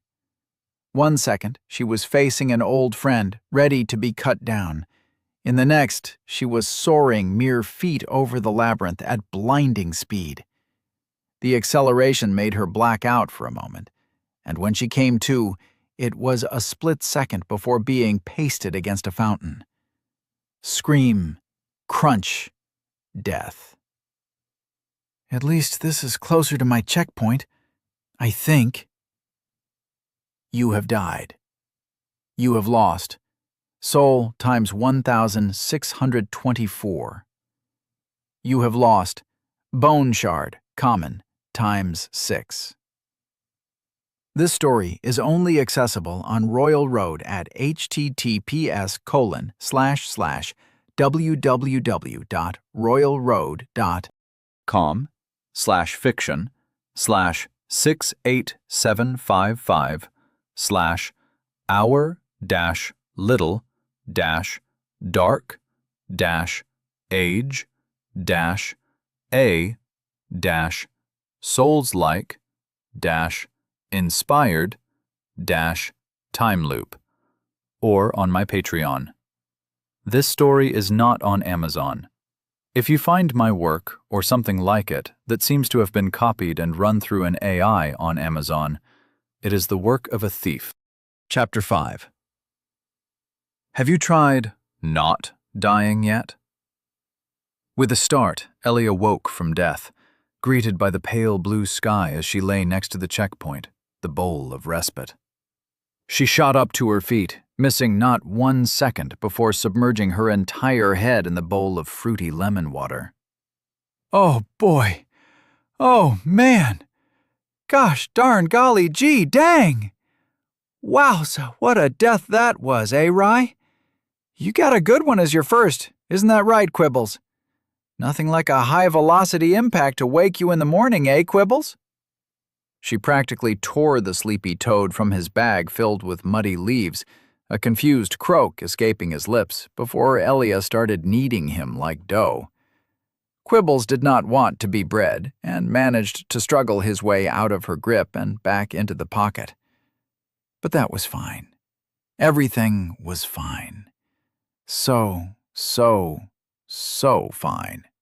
She unmuted her death penalty notification, calculations flying crisscross inside her head as she drummed up as much gusto as was artificially possible. Time until lost items and souls dissipate. 14 minutes. Rye, my bestest of brain buddies, what do you say? How was the flight? Did you enjoy the view? With her best melodramatic voice, she added in a whisper, Do you believe me now? Silence was the only answer. It was to be expected. Rye was possibly the toughest single-person crowd she'd ever met. She'd barely even laughed at a single one of her jokes. Who even did that? No one could resist every single one of her rapid-fire strings of nonsense and half-sense. I'm going to count to 3, and if you don't say anything, I'll take that as permission to go do my thing. 1, 2, 3. Nothing. Silence once more. Elia rolled her shoulders until they popped. Oh boy. Here I go killing again. And off she went, sprinting ahead past the toppled lion statue and onwards to unexplored lands. It was in this rough direction that she had landed, and thus where her souls and, more importantly, her bone shards could be found. The emphasis leaned heavily on that could, as it still was quite the distance, and she'd have to navigate her way there. Actually, now that she thought about it, landing this close by was oddly convenient, almost like something meddled with the chances for this exact line of events. Could it be that the sacrifice of one precious bone shard to whatever force accepted it really had a tangible benefit? Nah. Elia would rather believe in coincidences than benevolent omnipotence. I wonder if I could replicate it. If I found a way to aim my zone of impact, I'd get a free deposit of all my stuff right next to my checkpoint. If I survived it, that would basically be my ticket out of here. I wonder if the effect of the beetles stacks. She casually stabbed an undead in the back, mostly because it had the poor fortune of looking exactly the wrong way at exactly the right time. Thoughts for later. For now, Rye, don't think that giving me the silent treatment again is going to win you any brownie points. I meant it when I threatened you with Christmas jingles. I'll fucking do it. Elia stalked over a line of very uneven ground, fallen bricks and stones making every step a possible ankle-bender, when she realized that she was being an idiot. Rai wasn't there before the last checkpoint, and time had turned backwards, as time was wont to do whenever it saw her die. It was flattering, or would have been, had there not been a growing pit sinking deeper into her stomach. You have used psychometry, uncommon, essence of ego. The moment she dared to use one hand on herself to activate the boon, an undead with a kettle hat stabbed her in the chest from around a corner. The attack glanced off her armor, but the suddenness made her misstep and tumble over, grabbing onto her attacker and pulling them onto her in the same motion. When she was face to face with a decaying, dried-up militiaman, a recognizable scream filled her head. Glad to have you back too, Rai. Ah! 1 second. We've got a bit of a situation here. Her sword was stuck under the undead's weight, but she punched it in the side of the head multiple times until her hand ached. It went slack atop her. There. Handled. Ah! What? Where? Who? Why? What is this? What is this?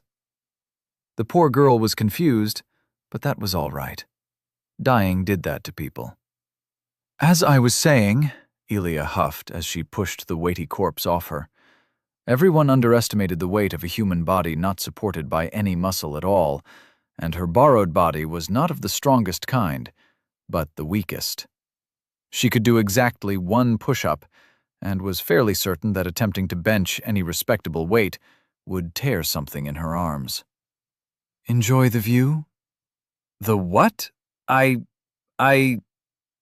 Yes, I know, dying is a bit novel of an experience, but don't worry, you'll get used to it. Rai was far from Elia's own casual experience of dying, but she'd get there. It sucked to be her, but they were stuck together now. It was better than staying dead, Elia figured, and while the road ahead was long and arduous, finally, an end was in sight. She had glimpsed it from high above, and there was no doubt the way out was right ahead. I should climb walls more often, even if it kills me. Why? Stone eagles say no to taking shortcuts. Also, these walls are quite high up. I died from a fall once, you know. Wasn't pretty either. Absolutely ruined my afternoon. All in all, getting yeeted across the sky by a magical spider is an 8.5 out of 10 for me. Time until lost items and souls dissipate. 12 minutes. Oops, forgot we're on a timer. Time to scoot. Taking 2 large breaths, she stood up and continued her search at a jog. After less than a minute, another open area presented itself, though much, much smaller than the last one. Roman-style arches stood arrayed in a circle, in what must once have been a garden, though little more than withered stalks peeked from an assortment of wide and tall clay pots. A 3-storied fountain stood in the middle, thick carpets of dirty brown algae and duckweed hugging the tepid water's surface. Broken remnants of walls crisscrossed the scene, and the air was filled with the quiet moans of at least 9 undead, variably sitting or lying on the cold stone floor. Elia stopped at the entrance, crouching low as her eyes fell on a glowing orb sitting atop the fountain, like a crowning star of gold on a Christmas tree. A Christmas tree that smelled like the worst parts of the worst harbor. Not losing her bone shards was a gift she was looking forward to, as was expanding her collection from the pockets of the idol figures all around. Preferably they'd be dead by then, though time was not on her side. 11 minutes, 10 undead. This is going to be a marathon and the puzzle. You like puzzles, Rai? Uh-huh. Good. I hate puzzles. Rai sounded, against all expectation, as calm and collected as she'd ever been, having shaken off her confusion. Delightful. Maybe now they could have a conversation and clear this room. Together. Ooh, maybe Rai could give quick-witted combat commentary, point out weaknesses and stuff. Actually, since she didn't appear to enjoy violence, just narrating the scenery would be fine. Like a post-apocalyptic nature documentary. How good is your David Attenborough impression? Before you continue talking nonsense, I'm going to have to stop you right there. I have questions. Many, many questions. Go on. First, where the heck is this? It's the endless maze, you know. Calm gray rocks lounging next to pools of clear water, reflecting the silvery halo of stormless sky.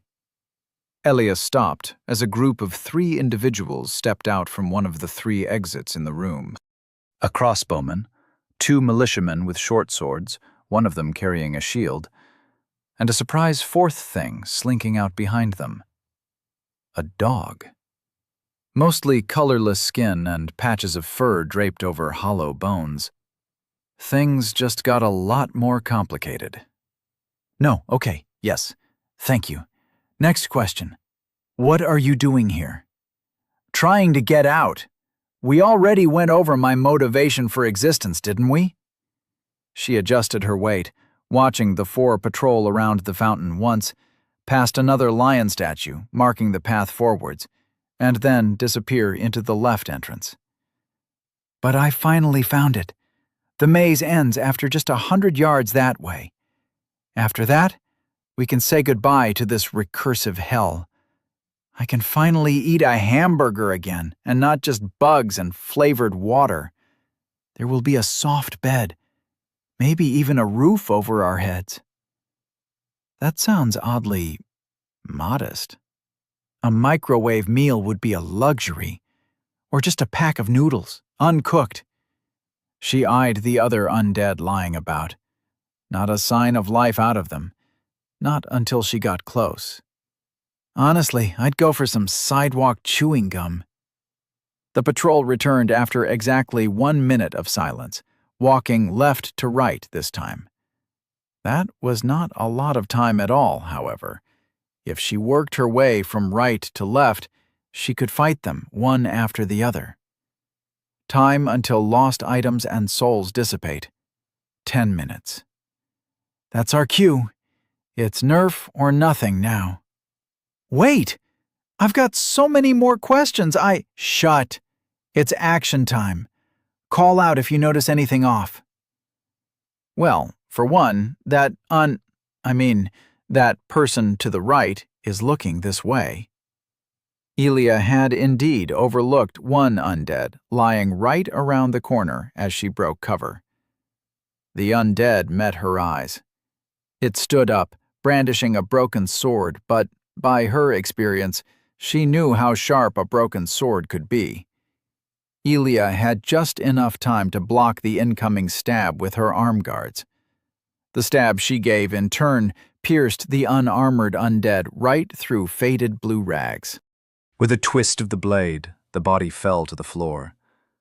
The scuffle didn't go unnoticed as 2 more undead stood and turned on Elia. They stabbed and slashed, or variably slashed and then stabbed, and after a split-second decision, she narrowly took one of the slashes on her armor, dodged the other, and closed into her preferred range. 1 undead fell, and, though the next proved more tenacious, it too toppled over after a slash cut its wrists. Elia, panting and sewn with a few shallow cuts, looked up and caught the patrol entering the room. They didn't meet her eyes as she let herself fall to the ground behind a broken half-wall, staring at her latest victim's lifeless face as she listened to the quiet footsteps walking on by. They just attacked you. You didn't even do anything. Right, she whispered. They are baddies. We kill the baddies. You quiet while I kill baddie? I'm not 12, you... I'll just keep asking questions, and you answer whenever you get a breather, all right? Time until lost items and souls dissipate. 9 minutes. Sure, she replied, and got up on to the next group. This one was a smattering of 4 undead to the left, all arranged closely enough that Elia wasn't sure she could stealthily kill them all. This left her with the next best tactic after stealth, namely speed and great violence. Elia jumped the first one.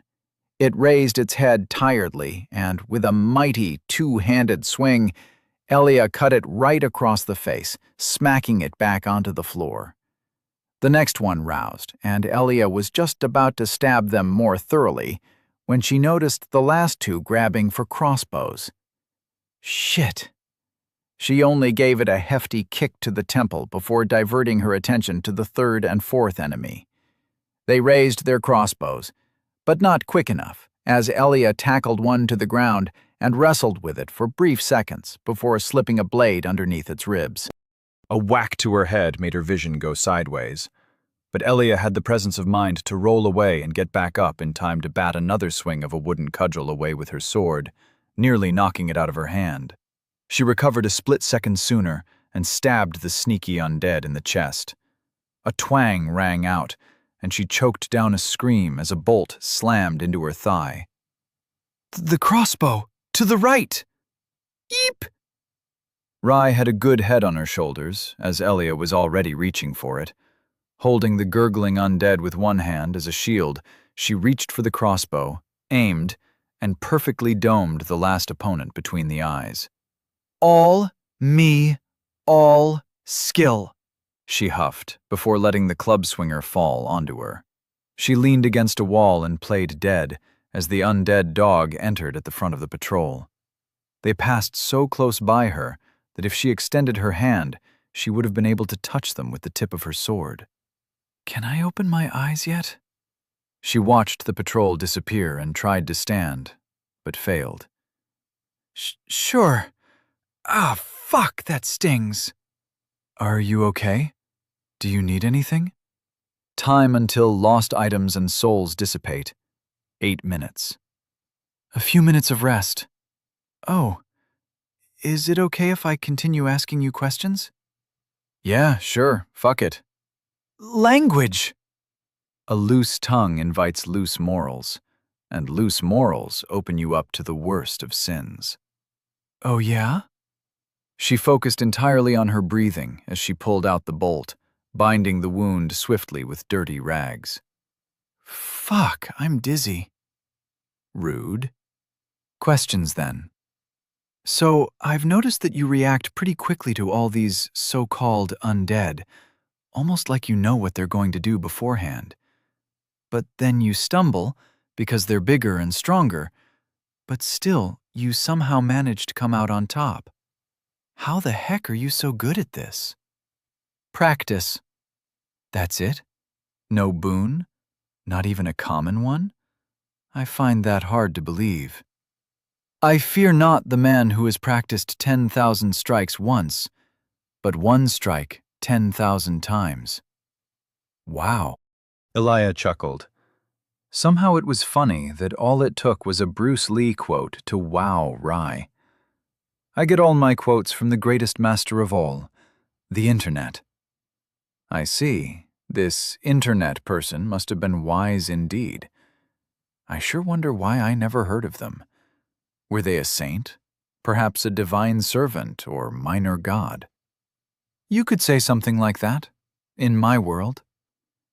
The patrol came by once again, and Elia let them. For all her swagger and confidence, being an undead was limiting. She didn't have it as bad as the others, but that was like saying an amoeba had more situational awareness than a rock. Her stamina, strength, and just about every part of her body was lacking, and she only vaguely remembered that it was and wasn't always like this.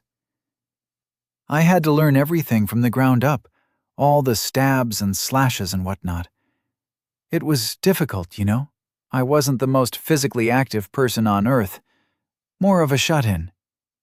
On dirt? So you're a barbarian, then, from the land of dirt. Fitting. Yeah, sure, let's go with that. Next question. What is with your accent? It's so weird. Time until lost items and souls dissipate. 5 minutes. With a sigh, Elia fastened a wrap of cloth around her leg and shoved the corpse off of her. Would you say it is out of this world? Well, if you put it like that, then yes. Yes, I would. 1 + 1. You do the math. With that, Elia carefully walked on over to the remaining 4. They were 2 groups of 2, and by the time Elia had reached the most armored militiaman she had ever seen, she regretted not looting the wooden club. Helmets were lifesavers up until blunt force turned her brain into a slushy. Elia chose to double back for it, then smashed in the brains of the first undead before entering the most awkward sword fight she'd had since having to fight without both her arms. Escaping out of the undead's reach was impossible with her wounded leg, and so she went about parrying 6 or 7 attacks until it finally whiffed one, allowing her to disarm and disembowel it. Almost done.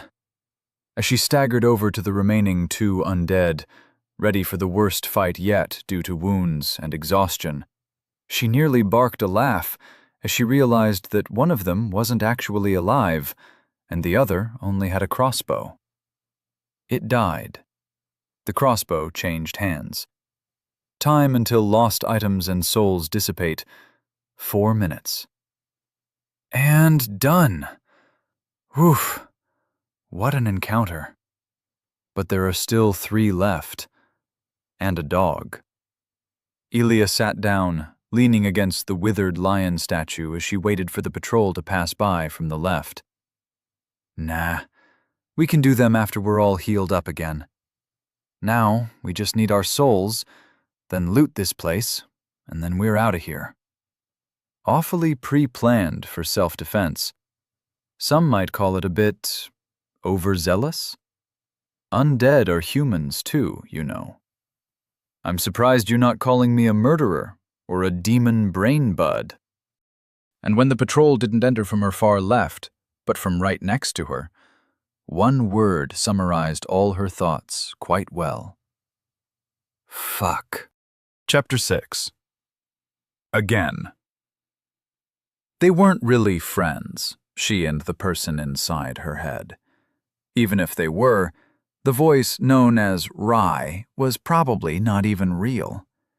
This was all just a stupid hallucination brought on by long-term exposure to this recursive labyrinthine hell.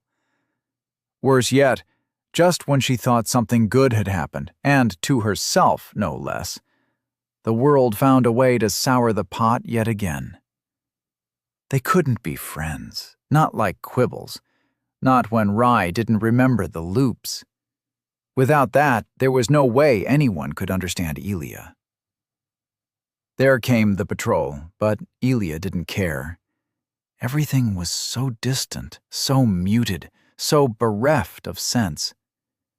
With a sword in one hand and a crossbow she could only fire once held loosely in another, the world narrowed until it was only Elia, 3 faces, and the dog. The bolt flew. One face moaned, falling on its punctured leg. The shield face came.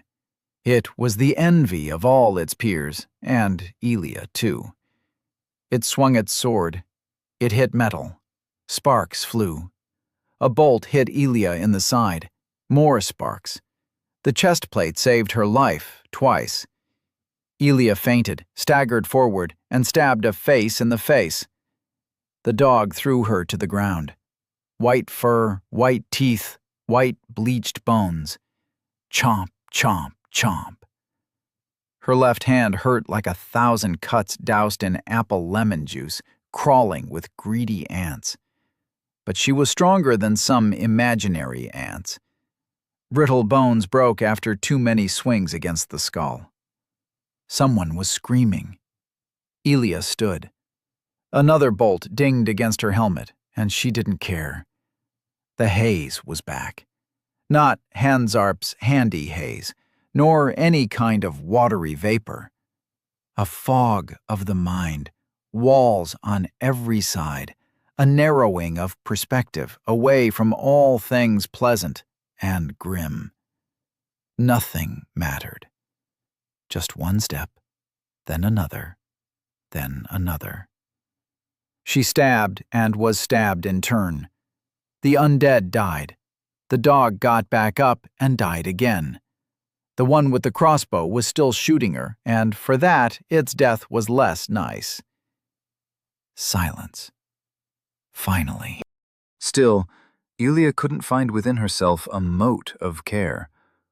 She didn't even know why she was here, why she was standing at all and not sitting on the ground, catching her breath, and binding her wounds to make the haze disappear.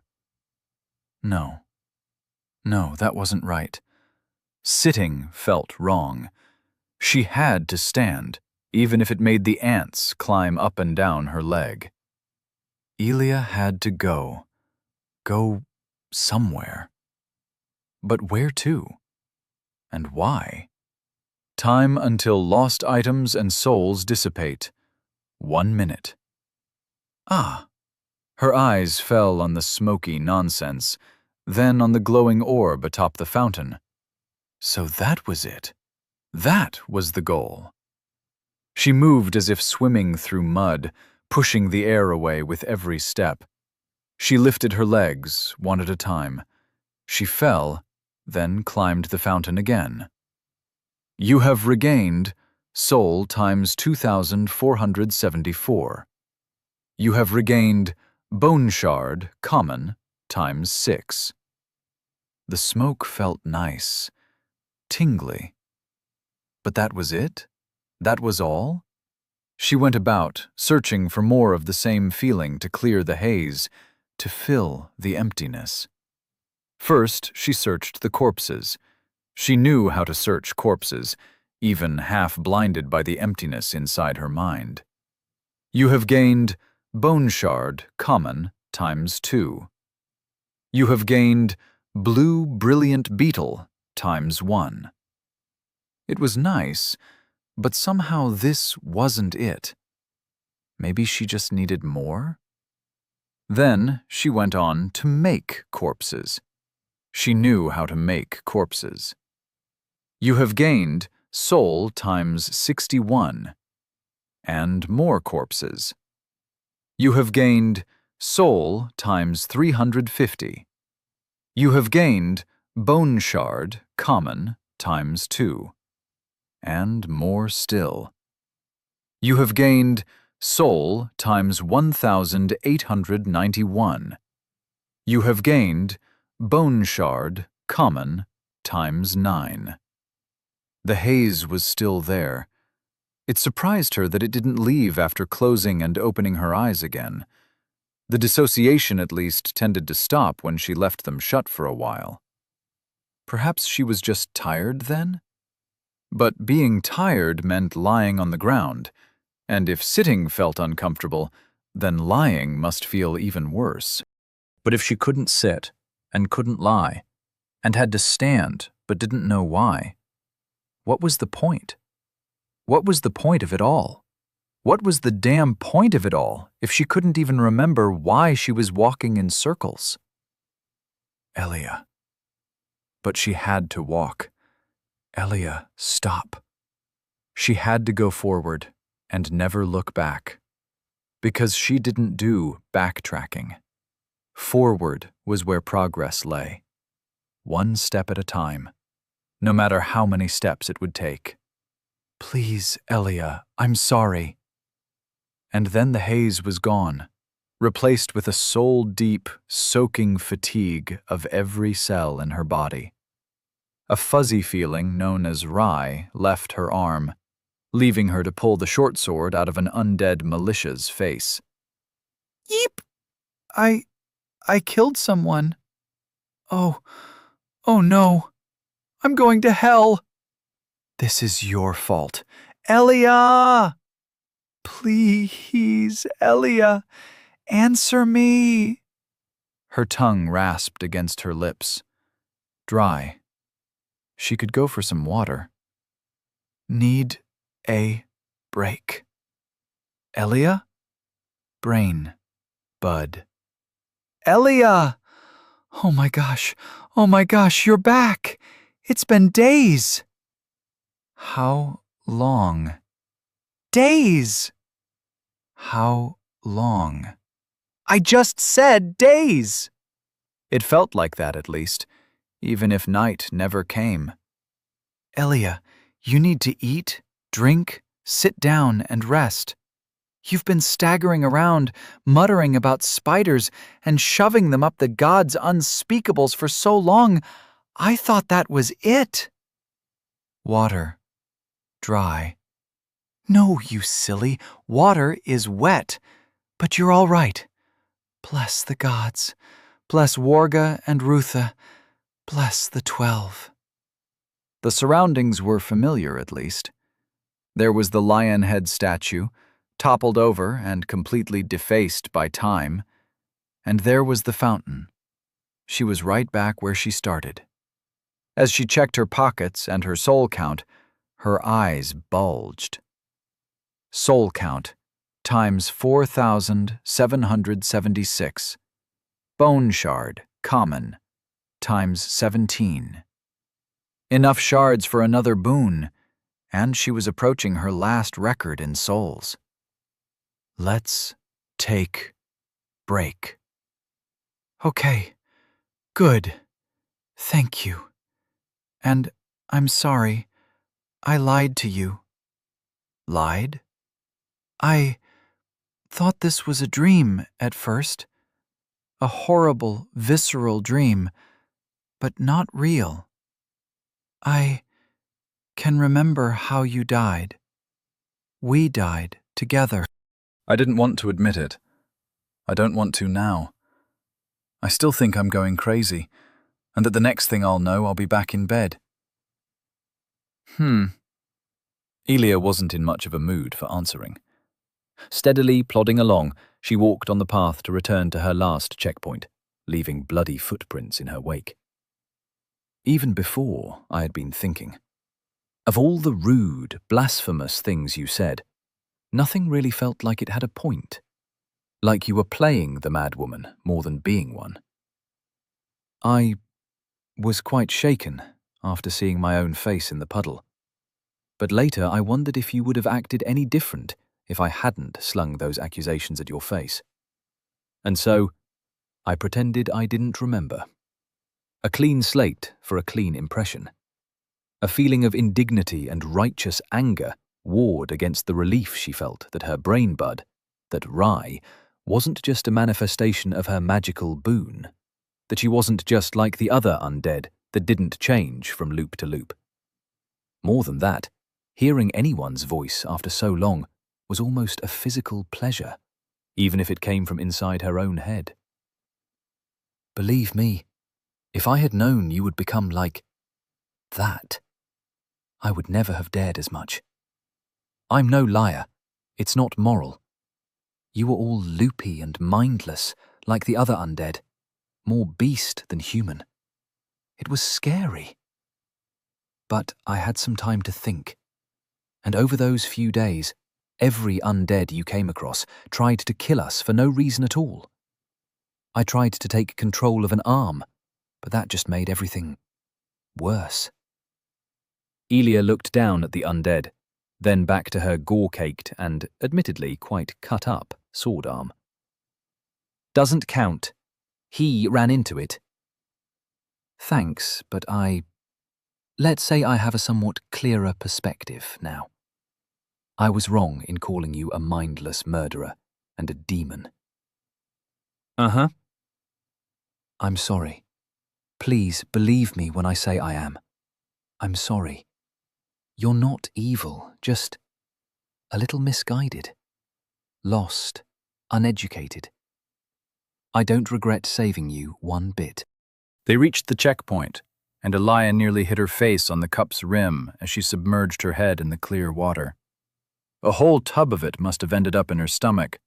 but the water level didn't decrease in the slightest, nor did she feel any more full. When her thirst was quenched, she sat down, leaned back, and let out the loudest, meanest burp physics would allow her tiny body. I'm already regretting everything. Oh, really? Elia chuckled. I'm just surprised at the reverb of that one. Did you practice while you were alive? Were you a professional belcher? No. Elia laughed out loud as Rai descended into a mixture of embarrassed noises and half-words. By the end of it, she was on her back, both of them in a maniacal giggling fit. Who knew the voice of another human could be so infectious? Not Elia, and Quibbles didn't quite have her sense of humor either. I haven't laughed that well in ages. Must have been what, 200 loops? 300 since? Gosh, was it that long ago already? Loops as in deaths? You've been at it for that long? Don't ask a woman her age. Elia cleared a tear from her eye. I stopped counting after the last time I disassociated like that.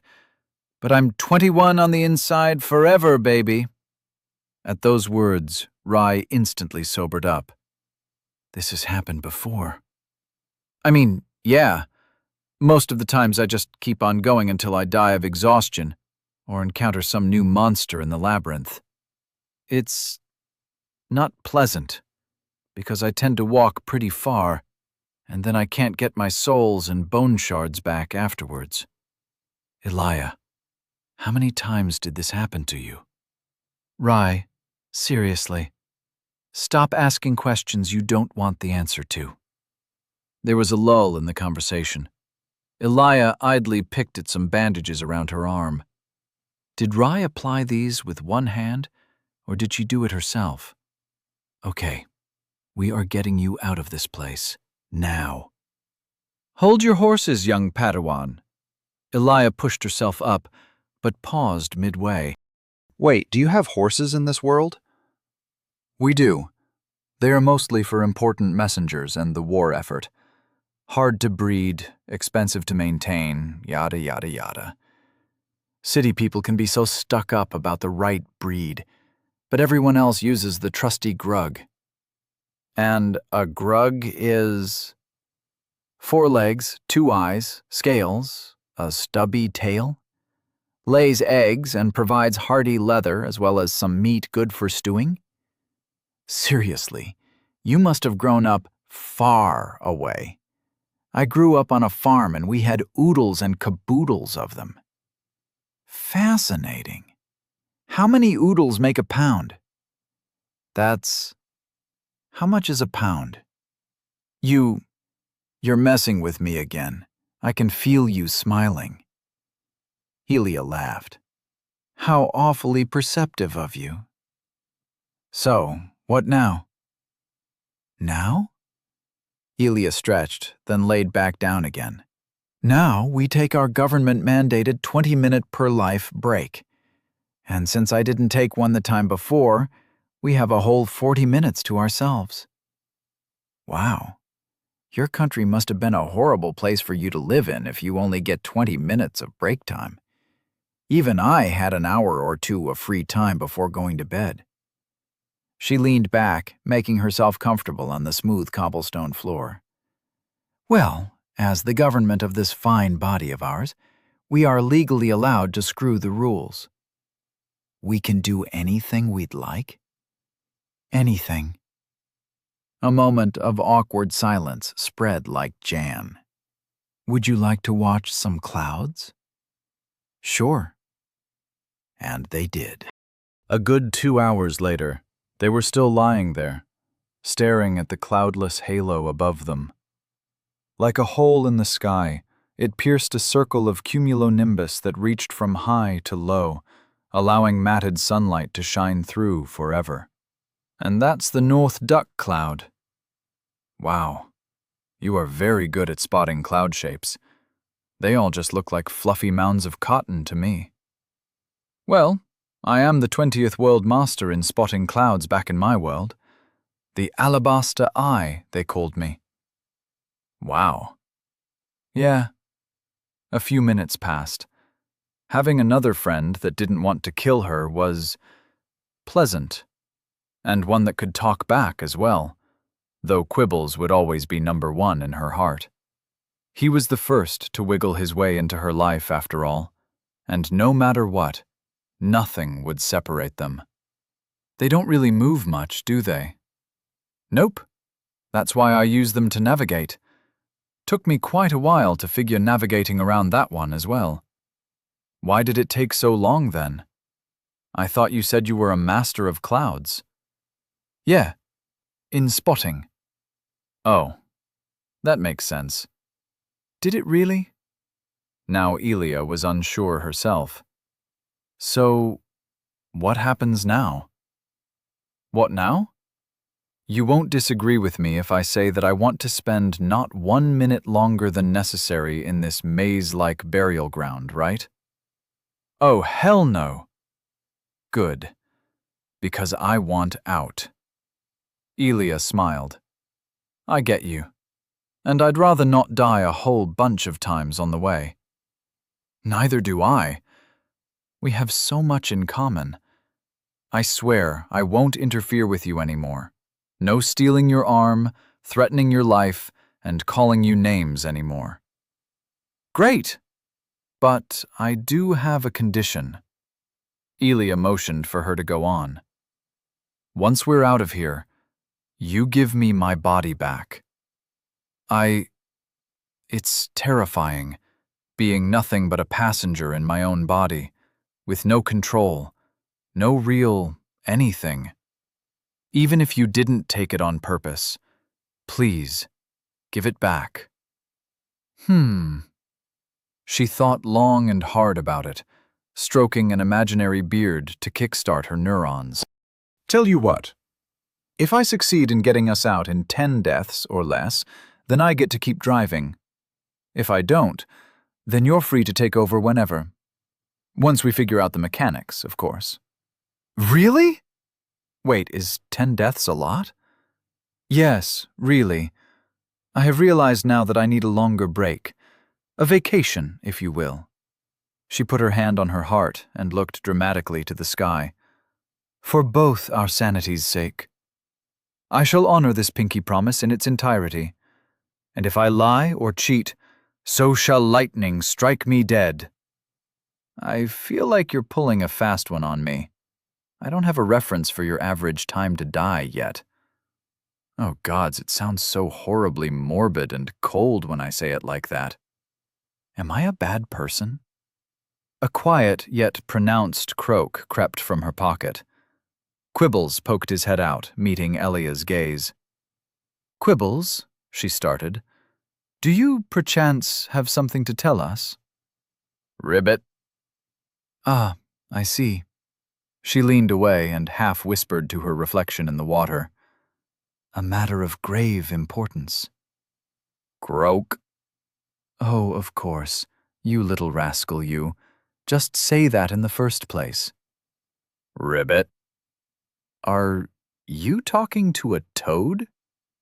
Yes, and he told me that he is a prince under a terrible curse, and he can only be turned back with the kiss of a fair maiden.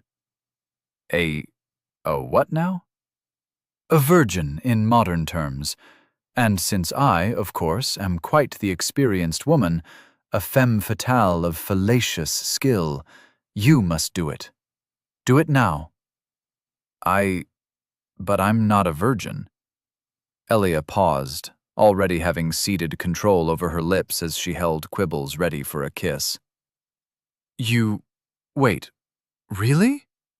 Shit, that means... Fuck, damn it, how old are you? 22, last I remember. I came of age last year, if that still applies to what you called the end of the world. Also, language. You have filthy habits. Elia was already ignoring her, one ear perched against the toad's mouth. Oh, what's that, Quibbles? Ribbit. Oh, he says you'll do as well. Oh, if I can help, then I will. Should I just kiss him on the mouth? Yes, now, quick. Time is of the essence. Rye flowed into their shared face, kissed Quibbles, and immediately released control again. Ew! He tastes like swamp! Wait, where's the prince? Where? Oh. Oh, you lying little... Elia, meanwhile, was buckled over, cackling like a mad witch. I can't believe I fell for that. That was the oldest trick in the book. I should have known better than to trust someone who confers with amphibians. You even made half those ribbits yourself. Force of habit. Wiping tears from her eyes, Elia stood up straight and drank a cupped hand of fresh, strawberry-flavored water. So, we can start on busting out right now. I know where the exit is. Really? How? Remember when we got launched through the air by magic? I'd rather not think about it, but yes, I do. Well, the labyrinth isn't as endless as it would like to seem. I've been at this for years, but now, with a bit of exploring, I think we can find a path to the edge within a few hours. Most of the undead nearby are cleared out anyways, so we should have smooth sailing for most of it. That sounds great. Oh, what about your bone shards? What about them? Well, the word bone shards is very similar to boon shards. And back home, boon shards were just what people colloquially referred to shards of a soul. And enough shards of a soul make a boon. Right, I get it. Quite the deduction, Holmes. And indeed, look at what I have in my pocket. You have fused bone shard, common, times 12, into bones of boons, common, times 1. Elia pulled out the bone die, letting it appear and disappear between blinding flourishes of her hand. Oh, I don't know what that is, but it sure has a lot of sides. This little girl here is our ticket to greatness. It's a boon die. Imagine, fireballs, gummy bears. Infinite peaches? Infinite peaches, I guess, too. Just roll the dice and boom, magic boon got. Wow, that's so simple. You see, where I come from, we don't have little pieces and physical boon dice thingies. The soul shards, bone shards, whatever, are part of your soul, and the number needed to form a boon is a bit wishy-washy. We need priests and all to commune at an altar to even find out that we had a soul shard in us. It was quite the celebration when a kid gained their first, and that one was always given as an offering to the gods, so they would bless us with a long, healthy life. Sounds like a scam. Elia watched the million shapes flash across the die's surface. Someday, she would get a good boon again. Were your boons entirely random as well? I mean, not always.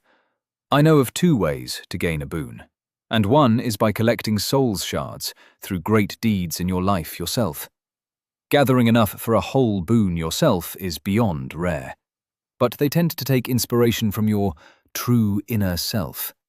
Not a single philosopher, alchemist, or magus managed to pin down what that exactly entails. Only the gods and their immortal servants have the power to look so deeply into a soul, which is how they find promising mortals, who they then direct where their talents are required. Rye took a breath, the sound tickling at the inside of Elia's eyelids. The other, and much more frequent way, is to simply buy shards from another. For a fee, temples grant an exchange of shards, though the fee was predictably steep for both sides. And thus, the rich could eat the poor in a completely new context. But those are just random shards, not the ones cultivated in your own body. Which means that the results are a lot more fickle. What that means, well, I know of a handful of people who ever got a boon, endorsed by the wealthy or the divinities themselves, and even then, half of them left the temple in tears. A fisher could get a boon for finding fish, but if he got one that allowed him to run as fast as a horse, well, he would be smart not to be a fisher for much longer. And they just popped up inside your body. If you managed a great deed, or showed enough dedication to a craft or art, you were rewarded. Killing someone to just take their shards was not an option. It was simply unheard of, downright impossible. It didn't work. Huh. Well, I guess someone loosened a few restrictions since then. Would explain why everything is so random. Elia cupped her hand, tempered expectations flaring up at the weight upon it. Maybe this time it really would be a fireball, or, no, best to suffocate all hope. The system was rigged, the die weighted, and psychometry, the exception confirming the rule. Why she still got excited for these piddly liar's dice, she didn't know. It was possibly an addiction, or maybe an, "I want to throw." You sure? Yes, I never got a boon in my life, not that I can remember. My family was well off enough, I think, but not rich in soul shards and certainly more invested in the well-being of our lands. Many would count 4 by the age of 20 lucky, especially for someone stuck doing chores and reading. But I still had to offer one to the gods. Oh, you poor thing. At least corporations only tax your time, but God even taxes your very soul. How unforgivable. Gods, plural. And because people didn't often get the boons they wanted, many people offered their fully formed boons to the gods as well. They then gave back something of equal or greater value that the person making the offering could make better use of. Everyone benefits. La la la, I'm not listening. God's bad. Please just let me roll. Elia released control over her good rolling arm, and she watched as the die landed on a result in an instant. No sign of the stopping of time or encroaching darkness that made every previous roll so unnecessarily atmospheric and suspenseful. You have gained a divine boon. Alternating Ruther's Day vigor, common. Wow. It's like magic, except better. Don't worry, that's just the precursor of a gambling addiction talking. Elia looked for the boon, but couldn't find it anywhere in the smoke. Hey, any clue where my boon is? I think it's in a downloads folder somewhere, and I can't seem to find it. That's weird. Oh no. I thought you knew. You can't collect an unlimited number of boons. Not all souls are born equal, and as a normal human, we are born with a limit between 0 and 3. 0 and 3 are both very rare, unheard of outside of legends and myths. I'm sorry, but I was born with 1. Well, that sucks. Assuming I have more than 1, where would I check that? Well, with Hansarp's handy haze. Right. Smoke stuff. Don't call it that. It's a very holy technique. I practiced it so much that apparently my body knows how to do it even when I'm not the one holding the reins. Have some respect, please. Respect schmispect. Boons. Psychometry. Uncommon. Essence of ego. Empty. Oh, hey, look. Smoke stuff says I've got 2 more slots. I hate you. Still no idea where the boon went, but I guess that means I gotta have a legendary title to go with my legendary slot number. Please stop. Deathslayer Elia. Elia the Darkstalker. Elia of the Broken Short Sword. Ah! Chapter 7. If at first you don't succeed, die again. Blessed by the good grace of Ruthie for your devotion to a back-breaking craft, you find yourself invigorated on alternating Ruther's days. On these days, your abilities are increased 2-fold. Elia and Rai stared at the smoke, having finally figured out that it would show itself if Rai was the one summoning the smoke, which had some interesting implications. Sorry. I am so sorry. I didn't know I'd steal your boon. It wasn't on purpose. Elia stared up at the sky that never moved. She didn't feel particularly different, besides a small tingle in her chest where there was previously nothing. It wasn't a Ruther's Day then, and it never would be. In her experience, the useless boons made up the bulk of the million. She wasn't even mad, just disappointed. It's fine, you can keep it. Shame it's no fireball, or super strength, or infinite peaches. She shrugged, massaging her shoulders as the last of her rampage's fatigue bled through and passed to tingling nothingness. The miracle water lived up to its name once more. Welp, time to play the cards we were dealt. Shame about the boon, though. I don't think you understand how significant this is, but I have a boon. A boon! It's my first— Elia held her short sword against the sky. This is worth 1,000 times more. Your weird green sword is not important at all. Every shard of a soul can only manifest within a person because the gods sacrificed a part of their power to create us. And even then, most people's lives aren't even worthy of 12 common shards. You're holding a life in your hands. No, more than that. You even have an uncommon boon. That is about 10 lives, or maybe one special one. Very, very special. Would it hurt to show a little bit of thankfulness and appreciation? Thank you, RN Jesus, Elia yelled to the sky. Then she continued through the exit with the lion statue, making sure to double-check every single corpse on the way for signs of unlife and loot. Is that the name of your patron god? Patron? Is that like a sugar daddy? You know what? Forget I asked. Barbarian from the land of dirt indeed. They walked for a while, happening on not much besides 3 paths that looped back to the beginning. He's the god of video games and random number generation. So, a god of luck? Yep. That seems a prudent choice of patron then, given your circumstances. Then I'm sure you're happy to see my sacrifice to the altar pay off. Without it, I'm sure none of this would have happened like it did. Elia entered the open area where she had fought over a dozen undead. All was the same as she left it. The fountain, which still exuded a pungent smell of algae, though now it was mixed with a distinct tang of copper.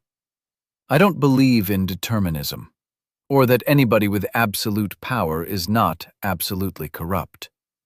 Well, I will be glad to prove you wrong. There are so many nice gods, too. There's Ruth, Ru, Warga. You have gained Bone Shard, common, ×1. Oh, hey, I overlooked one. Philia, Orana, Milia. You have gained Wyk-Wax, ×1. Oh, look, it's the wax stuff. Wick-wax, ×1. A dollop of brown cream, made of a variety of blessed loams and used to stitch together corpses disfigured beyond death. Smear over wounds to prevent blood loss and infection. Amani, Rococo. Did I already mention Ru? He's my favorite, even if I don't officially belong to one of his cults. He's the god of friendship, niceties, and— All right, I get it. You're a polytheist with a good memory. Let's focus on the way forward, shall we? They walked in silence past the second lion statue, happening across 3 more corpses that were already liberated of all belongings of import. Elia still double-checked each pocket, just to be absolutely certain. A vague sense of familiarity was stuck in the back of her mind. She must have come through here during the haze. So, you said you saw the way out? In the brief moment of clarity imbued upon me during a short-lived, high-velocity flight, I have come to find 3 ways out. 3? Yes, the first one. We go past the sorceress spider. Spiders oughtn't learn magics. Yeah, they oughtn't, but they don'tn't. That aside, the maze doesn't extend beyond the hillock it was guarding.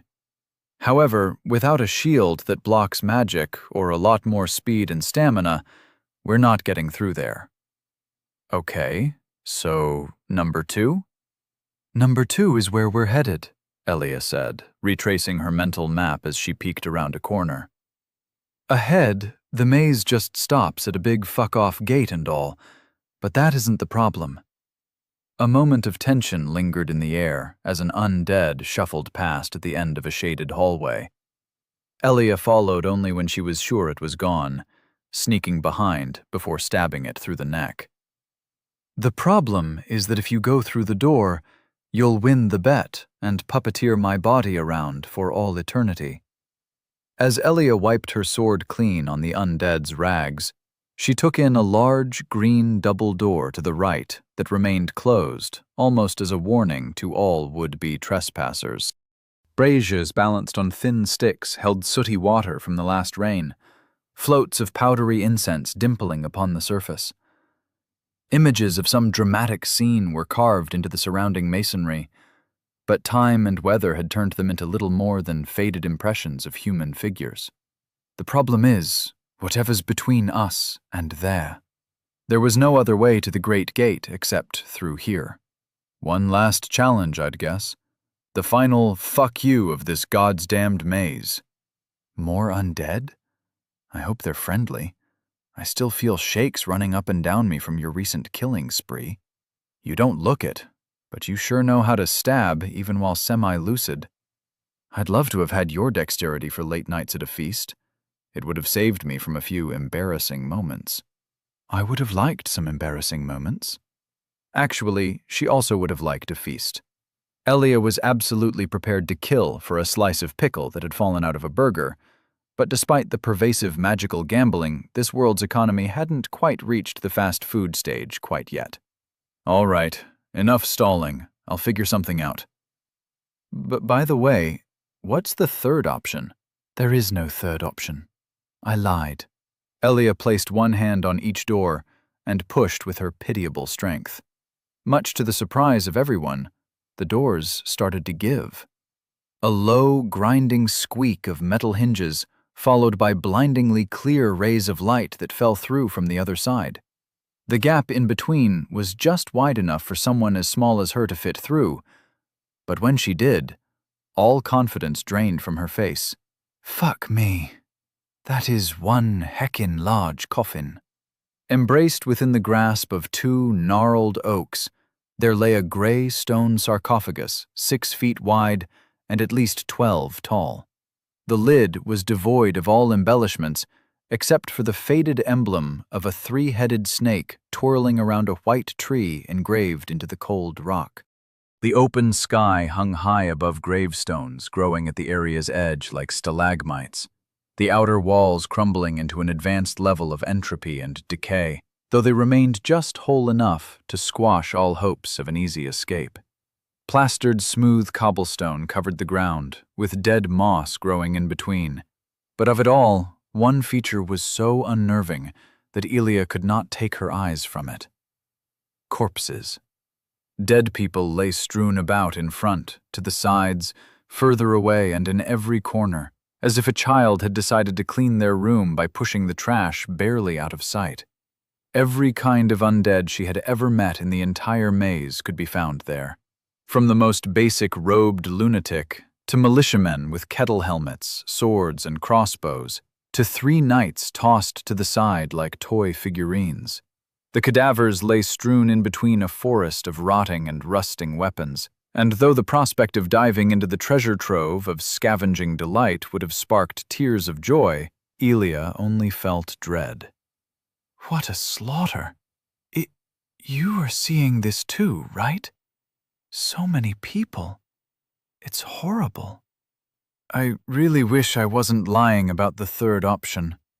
Her gaze flicked left and right, nervously appraising every corner for the cause of the massacre. Except for the giant sarcophagus. It was the obvious answer, and the most dreadful one. Well, look on the bright side. You can loot all those corpses. Not that I approve. You like looting corpses, don't you? You might even find enough shards for another boon. Oh, in addition, if you just get over one more hurdle, you'll be free. Elia released a breath she didn't realize she was holding. Rai was right, wasn't she? Escaping the labyrinth had been such an impossible task that, compared to it, deicide seemed like a more achievable side quest. But now, her chance was right there. It was the final wall, and she just had to apply her head to it enough times to make it fall. What did she have to fear but the loss of a few thousand souls and some bone shards? Then again, she didn't want to die more than 10 times, for more than just the bet. Well, let's see what God has in store for us today. Elia took 2 steps, and the door behind her slammed shut. Ack! No retreat, eh? She spat on the ground and picked up a battered wooden shield from one of the previous challengers. Wooden shield. A shield crafted from a jumble of wooden boards, missing most of the metal rim. Few would bet their lives on the protection it provides. Not like she had much of a choice. Bring it. The lid on the sarcophagus ground open. A single, bandaged hand grabbed out from the crevice and pushed it over, the heavy thud nearly shaking Elia from her feet. A titanic figure, wrapped in tattered gambeson and frayed cloth, took one step out. Hateful red beads shone from behind its polished steel mask, a false face embedded in a chainmail coif. Though the impassively cast face was intended to give an impression of humanity, with all the dust and ash and tattered chainmail hanging like strings of drying algae, the giant seemed more like a monster from a swamp or a nightmare. It howled a long, hollow wail of pain and empty rage. Both Elia and Rai held their breaths as it stepped out onto the cold floor, locked eyes with them, and brandished a curved, heavy slab of a sword with one singular arm. The other was missing, and the stump was wrapped in bulging cloth, but that didn't make it any less intimidating. Elia laughed as she saw he was missing the other one, a small solace considering how he towered 10 foot high. It's a giant of Morgenthau. Elia, you can't fight. Wait, what are you doing? This is my chance. She took a step, as if she couldn't hear her heart pounding and her breaths weren't coming quick and frantic. It's 2-on-1. He's only twice my size. No pressure, no pressure. You have challenged Forlorn Giant. Oh, great, he's got a title, Elia muttered, suddenly very insecure about the Smoke's initiative and the comparatively pitiful length of her own short sword. It was decidedly not as long as her opponent was tall. Hey, Limp Dick, you compensating for something? Size isn't everything. It's about how deep your quips can cut, and I'm a master of banter foo. The giant did not quip. The giant charged. You have died. You have lost. Soul times 4,776. You have lost. Bone shard, common, times 4. Time until lost items and souls dissipate, 15 minutes. Elia woke up with the vague impression of weightlessness that followed being bisected at the hip. As far as deaths went, it was fairly novel. She couldn't remember the last time she got bisected by the hip, but that was all right. Dying was not conducive to long-term memory, and so she took a minute to reflect, drink some water, and use her psychometry to give Rai a voice again. Can I open my eyes yet? Yeah, it's over. We won. Wait, it is? As she realized that they were still stuck inside the maze, The cheer in her voice deflated until it was as small as a mouse. You lied. Yep. I don't understand why you keep doing that. It's unhealthy. For your friendships and your soul. You could go to hell if you ever died. Emphasis on if.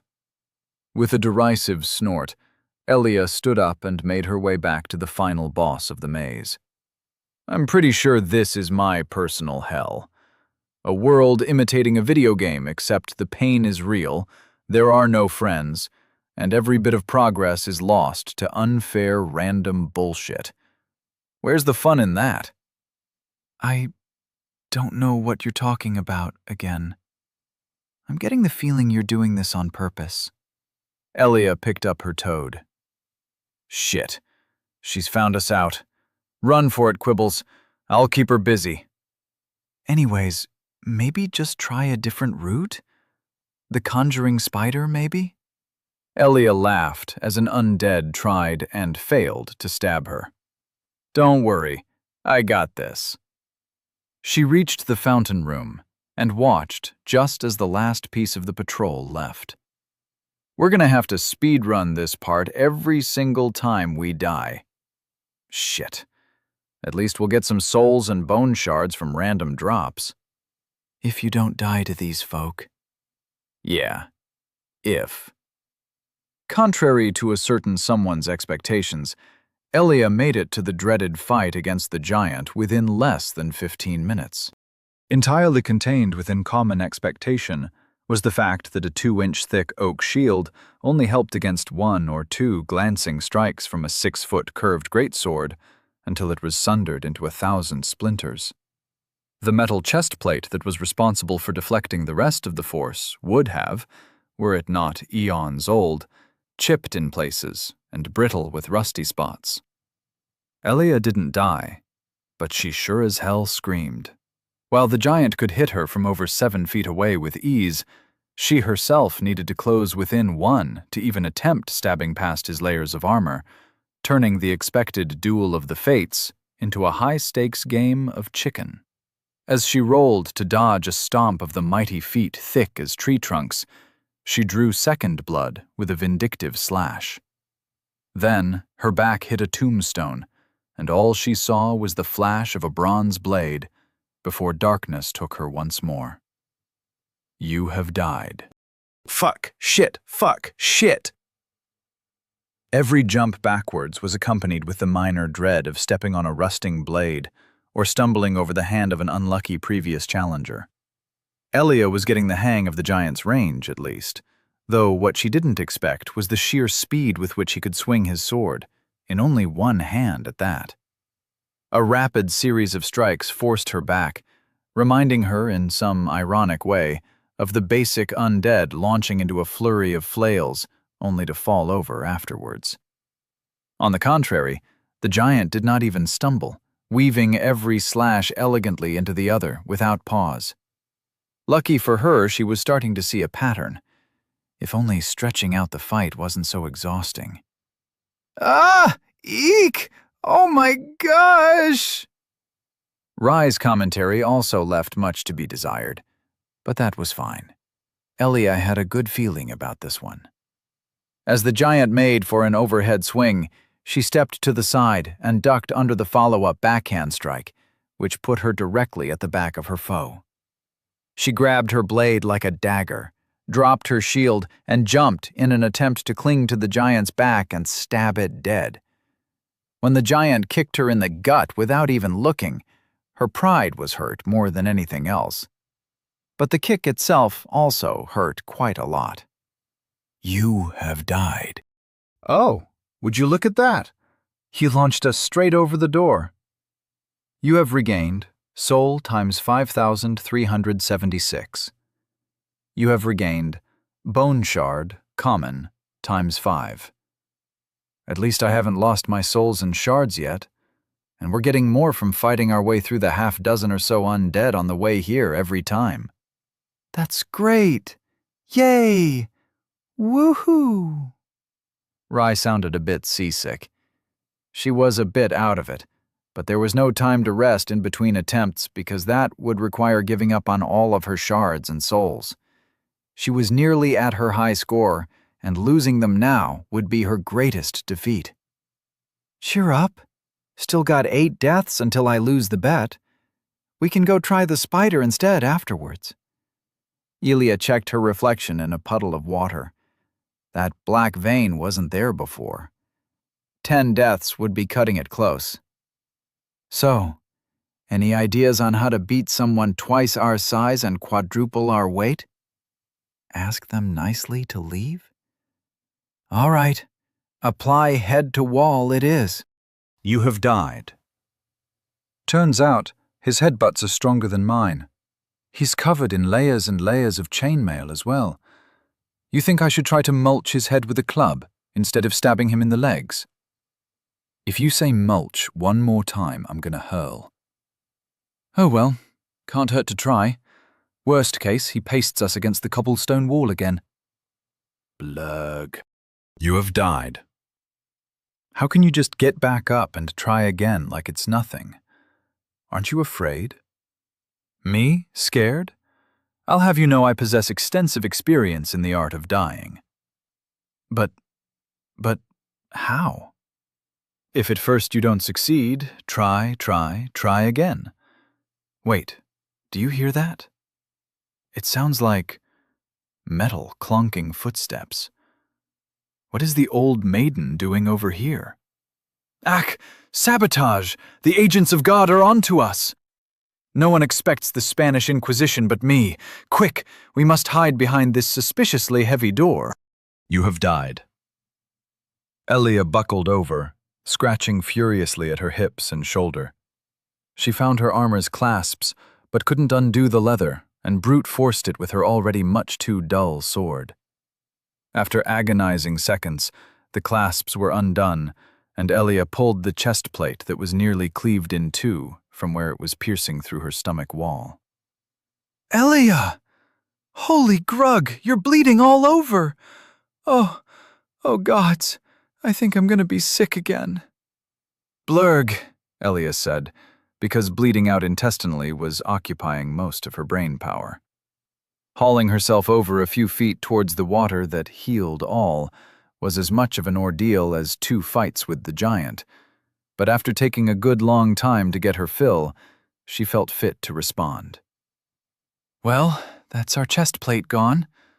Not like the shoddy piece did much of anything. At least we've got some thin cloth and mail beneath. It's a bit cut up, but hey, we're not flashing anybody who cares. Oh no, that's bad. Really, really bad. Elia shrugged. It's fine. With how it didn't even deflect that last strike, I think we can agree that it was dead weight. Good riddance, shitty armor. But that was knight's armor. And armor is safe. Armor is nice. I won't deny that, my little pious friend. But don't worry. Everything will be fine. Everything was, in fact, not fine. You have died, Elia shot up, face set into a strained smile. Let's try again. No! You have died. And again, Elia. You have died. And again, stop. Elia froze mid-step, appearing only peripherally aware that she was at her 9th loop already. 10 or less was the bet. It was an odd thing to focus on in the face of repeated deaths. It wasn't even binding. Elia, please listen to me when I say that you can't keep doing this. For every nick you give him, he cuts us in half, or beheads us, or sends us flying clean over the wall, and you don't seem to flinch or care. What kind of mockery of a life is this? This isn't human. Heck, I'm not even sure I'd even want any living being to live through whatever it is you think you're doing. I'm just testing the waters, getting used to the giant's range, learning the groove of his moves. It's not working. You can't win. If there ever was a motivator that got her going, it was spite. Fuck you, I got unlucky. I just need time. That last life was shorter than some breakfasts I had. Well, first of all, ouch. Elia casually started stretching. It wasn't her waking up routine, but it just felt right at the moment. But Rai, you haven't factored in one atom-sized, mucho important detail. I'm listening. She turned to her reflection in the healing water and set her face into the most charming smile an undead girl could make. Have you ever thought that maybe, just maybe, I have a plan? Chapter 8. Major Boss Masterclass. You're going the wrong way. Elia jogged through the flower gate, pointedly not going back towards the boss. That's just what I want you to think. It's all part of the plan. Time until lost items and souls dissipate. 14 minutes. All right, I'll bite. What is the plan? The plan, Elia said, taking half a breath to dodge the undead lying in wait, the same as every loop before, starts with a deception. And to make a lie seem true, you have to make yourself believe it. So, what you're saying is you don't have a plan. Of course I do. Now be quiet. I think the old maiden is attracted to the sound of my lovely voice. She set into a faster pace, rounded a corner, and squeezed her way through a familiar hole in the wall before the clonking footsteps could even get within earshot. Past the perforated corpse lay the wide-open field of spiders, magical and mundane. Elia was here for the mundane. Step 1. We need a different weapon. Time to bag some spiders. I can already see a hole in your scheme. Where do you intend on getting a bag from? Elia stopped mid-step, further emboldening Rai's suspicions. I knew you didn't have a plan. You're just making one up as you go. And I'm damn good at improv. Isn't that right, my little brain bean? Don't call me that. Elia returned to the corpse and looted its mostly intact pants. She twisted the pant legs into knots and wasted no time in returning to the field, gunning for the most isolated spiders. Except they kept on skittering away or wiggling their spikes threateningly like a porcupine when her hand approached them. Did you just hiss at me? Get in the bag! The spider hissed at her a second time. She didn't want to die of another poisoning, and these damn arachnids just weren't listening. It was all falling apart. Rai, you don't happen to be a secret spider whisperer? An ethereal snort rang in her mind as her left hand tingled and scratched the ground in skitter-scatter patterns. It was a rhythm, Elia realized, and one that made the spiders lower their needles, almost like they were deflating. Within moments, they were as tame as a sleepy kitten, and Rai started filling the improvised bag with prickly, fist-sized spiders. I have no idea what the hell I just witnessed. Was that a boon? Language. And no, it was not. Spiders are quite smart enough to listen to a few garbled words of Aramaic. I'm not afraid of these little ones. I've had to deal with worse pests where I came from, like frogs and snakes. I hate snakes, even though they eat frogs. They're too smart. Elia blinked. Maybe this world wasn't as boring as she thought. Maybe it was simply too interesting, and she didn't get a tenth of it. All right, that's enough. We're out of here. I can scarcely believe what I'm saying, but why aren't you checking the corpses all around? They had bone shards the last time we were here, and we're only one off getting a new boon. Because unlike random drops, pre-placed loot doesn't respawn between loops. She paused, wriggling spider in hand. Huh. That actually only makes sense if you think about it like a video game. I don't know what this video game is you keep referencing, but if it's anything like this hell, then I want nothing to do with it. Elia tightened the half-rotted belt, closing the pants of wriggly spiders fully. Fair. Just think of it like this. Everything we get from our own kills is a renewable resource. Anything we find in a chest or in the pockets of somebody already long dead is limited. Time until lost items and souls dissipate. 9 minutes. With step 1 done, Elia returned back through the hole. Judging by the sounds of nearby clanking metal armor, half a minute later, and she would have been locked in, losing all her souls. She hurried back to the fountain, then down the path of the lion. The fight in the room of 10 undead plus patrol was quick, not because of any trick or grand skill of Elia's, but simply because she only fought the first and last group before sneaking past the second and the patrol without stopping to loot the corpses. Even then, she was cutting it awfully close, with barely a minute left as she arrived at the green double doors of doom and destruction. Her souls and bones were right on the doorstep, just as planned, and she could see the faint light shining through the cracks.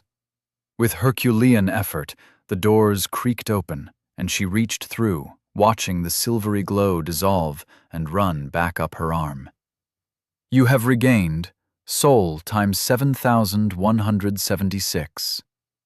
You have regained bone shard, common, times 11. Step 2, regain soul stuff. And what's step 3? Feed the giant spiders until he chokes? No. Step 3. Elia sat down in front of the door and crossed her legs in a meditative pose. Wait. Maybe do some pondering. Who built this maze? Why are we here? Are tomatoes vegetables? Do I feel happy in my second life as a Walking Dead reject? How much wood can a woodchuck chuck if a woodchuck could chuck wood? The answers are, obviously, God, just to suffer, no, and 10. I assume that's your way of telling me that everything's going fine. Or not. You could be clearer on that. I think I have more of a picture on what this place is now. And it is horrible. A terrible place for terrible people. But you're by far the least of them. Gee, thanks for the compliment. Yeah, well, if we do make it out of here, I will apologize as many times as you want for being so difficult in our first life. You threatened to stab me multiple times. Please don't remind me. I'll bring it up every time you have an unhealthy bout of pacifism. I was just trying. It's not. Murder isn't moral, but. With Rye failing to find the right words, they sat in serene silence for a while. Can you promise me that you're not just trying random things until you succeed?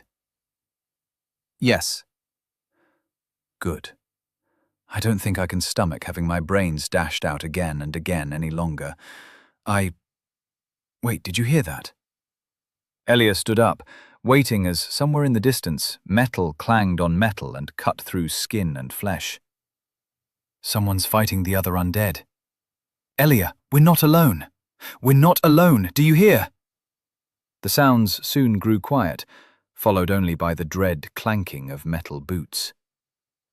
I sure hope you're a hugger, Rye, Elia said, just as the old maiden turned the corner, boots and sword absolutely caked in gore. She herself was uninjured, like a slasher movie villain who just emerged from pasting a lakeside camp of horny teenagers. Elia threw herself against the knight, hanging on tight as best she could. I'm sorry for leaving without you. Again. I'll make whoever did this to you pay twice over. I swear, she whispered, and the old maiden halted, dropping her sword with a clatter. Elia closed her eyes, waiting for the knife she knew would come. Despite the shittiness of being reborn as an undead, Elia had tried to live a life. But just like before, this place took everything she had tried to build up. Her friends. Her life. You have died, undead curse overflowing. Further deaths will lead to erosion of self. Sacrifice a boon to gain absolution. Her magic. She was sacrificing no boon today. The process never deigned to give her a choice of which to sacrifice, and without psychometry, she didn't see a future for herself in an unfamiliar world filled with undead. The tools for a victory in detail were hidden well. Every little benefit was earned by clawing her way forward, inch by inch, death by lonely death. Except now, she wasn't alone. Though she knew intellectually that forcing anyone to share in the same ordeal she had been living was wrong, even grotesque, the raised stakes were greater fuel for her determination than petty revenge and spite ever were. The doors creaked open for what would hopefully be the last time, and out staggered a small figure, scarcely armored on her legs and arms, and panting, fighting for air. "Do you have any more witty comments to give? If it's about the undead's body odor or poor perception, don't bother. I am already well aware." Don't sass me. I just need a second." "Oh, I wasn't trying to sass you. I am just genuinely curious how this is going to go." "Thanks for the vote of confidence." Like watching a natural disaster. "Never mind. This disaster is entirely man-made." From where she'd run, the sounds of violence rang clearly throughout the air, marching closer one step at a time. "All right, I'm good." With a straight back, a sword in one hand and a pair of pants filled with spiders in the other, she swaggered down shallow steps and into the arena of the giant. The coffin lid scraped against stone. It fell to the ground with the same bone-rumbling heavy thud as always. The drama was somewhat missing after the 11th time, but if Elia knew how to provide one thing, it was boundless entertainment. "Lady knights, gentle giants, all in between, below, and above, we're back from our commercial break with the million-dollar question. How are you going to die today? Is it A. Stabbed in the dick by a pint-sized girl? B.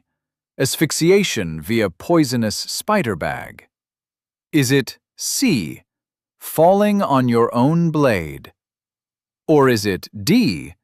A decapitated head shattered against the floor next to Elia, exploding like an overripe watermelon?" The closed bronze doors creaked ominously behind her as gauntleted fingers pried them open, revealing a figure with eyes glowing a brilliant white like 1,000 souls through the visor of its sharp helmet. Like 7,176 souls, to be precise. "Aw, you ruined the surprise. Couldn't you have waited like half a second?" She brushed herself down and pointed at the giant, still slowly making his way out of his oversized stone sarcophagus. "This man called me short. Kill him, please." "In," the old maiden gurgled in a tinny shriek. In." With a howl that would kill a banshee, the old maiden practically flew down the steps and swung her longsword in a wide semi-crescent arc. Elia ducked, but only because she was paying close attention to both the giant and her former friend, juiced up on thousands of souls. She really preferred keeping her head this life. "Kill him, not me." The giant took this as his cue to finish his 11th dramatic entry, and he too stormed forward, gunning straight for Elia. This was precisely the opposite of what was supposed to happen, and for lack of any options, Elia charged straight at him. "Eep!" The heavy, curved sword cracked smooth cobblestone and shook her off her feet. With no time to get in any strikes of opportunity, she rolled out of the way of a stomping giant sandal and scooted through the gap between his legs, just in time to evade yet another wide-set slash of the old maiden. It hit the giant instead, the sword cutting furrows into his strips of padded armor. As she scrambled a safe distance away, she turned around to witness the giant tearing its raised sword earthwards, not towards Elia, but the old maiden. Her full metal kite shield deflected the hit as she failed to give one in return, forced to endure strike after leaden strike during her retreat until she was out of range. Is this your glorious plan? Have the Knight of the old maiden, fight the giant for us? Uh-huh. We're not even on a timer, thanks to... She checked her recent notifications until she found the relevant one. Your souls and shards have been usurped by the old maiden. Slay your usurper to regain what is yours. Oh, so you're not the only one who steals souls, then. Everyone does it, far as I know, though I only have every kind of undead as a reference. Elia breathed out, and once she was sure the fight would take place at an appreciable distance, she sat herself down onto a tuft of dried grass. All I know is that they don't talk, they don't hesitate beyond their slow reactions, and all look more like mummies than rotted carcasses. I'll have to go up against whoever wins this fight, and it better be the giant. And if your knightly friend wins? Even then, I'll finish it. She is your friend, though, isn't she? Or did you perhaps part on poor terms? I hate how observant you are. Their parting was one of the many memories she had forgotten, lost and left behind in the maze, only a stinging pain left in the void. If it comes to that, fingers crossed that the student can outrun the mentor. I don't think I'd have it in me to kill anyone that close on purpose either, or anyone at all, for that matter. A yellow rondelle whistling a foot past her ear brought her back to the present. Let's take a few more steps back. Agreed. The fight was ongoing and reached a new level of brutality. Their initial clash ended with a clear victory on the giant's side. The old maiden's shield looked like someone had liberally applied a can opener to it. She either didn't seem to realize or care as she held on to the fraying metal to continue parrying deadly blows. The giant advanced, taking advantage of his much longer reach to bully the old maiden into submission. As he reeled back for an overhead strike, she pointed her shield arm at his masked face, and a blue flash shattered upon it. He staggered back, clearly caught off balance, as another conjured bolt of ice, thick as an arm, manifested in front of her shield and shot forward. She did it again. And again. Oh my grug, Ilia. She knows magic? I knew there was a reason why you put so much trust into her, even in the poor state she is in. Ilia gaped at the sight of the 9-foot-tall giant helplessly staggered by the barrage before catching herself. Uh-huh. Yeah. Totally. She ducked under an errant shard, only peripherally aware that less than a minute had passed since the start of the battle. And yet it felt like eons as the tide ebbed back and forth, a dance of dodging, parrying, sidestepping, and spells throwing up mountains of dust. Both stood mesmerized at the sight of two great warriors locked in a duel of skill and fates. Both felt some sadness at knowing that no honor awaited the winner, only an execution. There was nothing to be done about it. They were undead, after all, and beyond any help. This feels... cheap. The first signs of the fight coming to a close were subtle, such that Elia didn't even notice them at first. A nick to the leg, a pauldron knocked loose, dust clinging to the rapidly staining fabric of the giant's armor. They were at a distance that respected their opponent's range, yet close enough to jump in should they need to even the odds a little. Even then, everything happened too quickly to react. The old maiden half deflected a wide swing upwards, this time paying for it with every healthy bone in her left arm.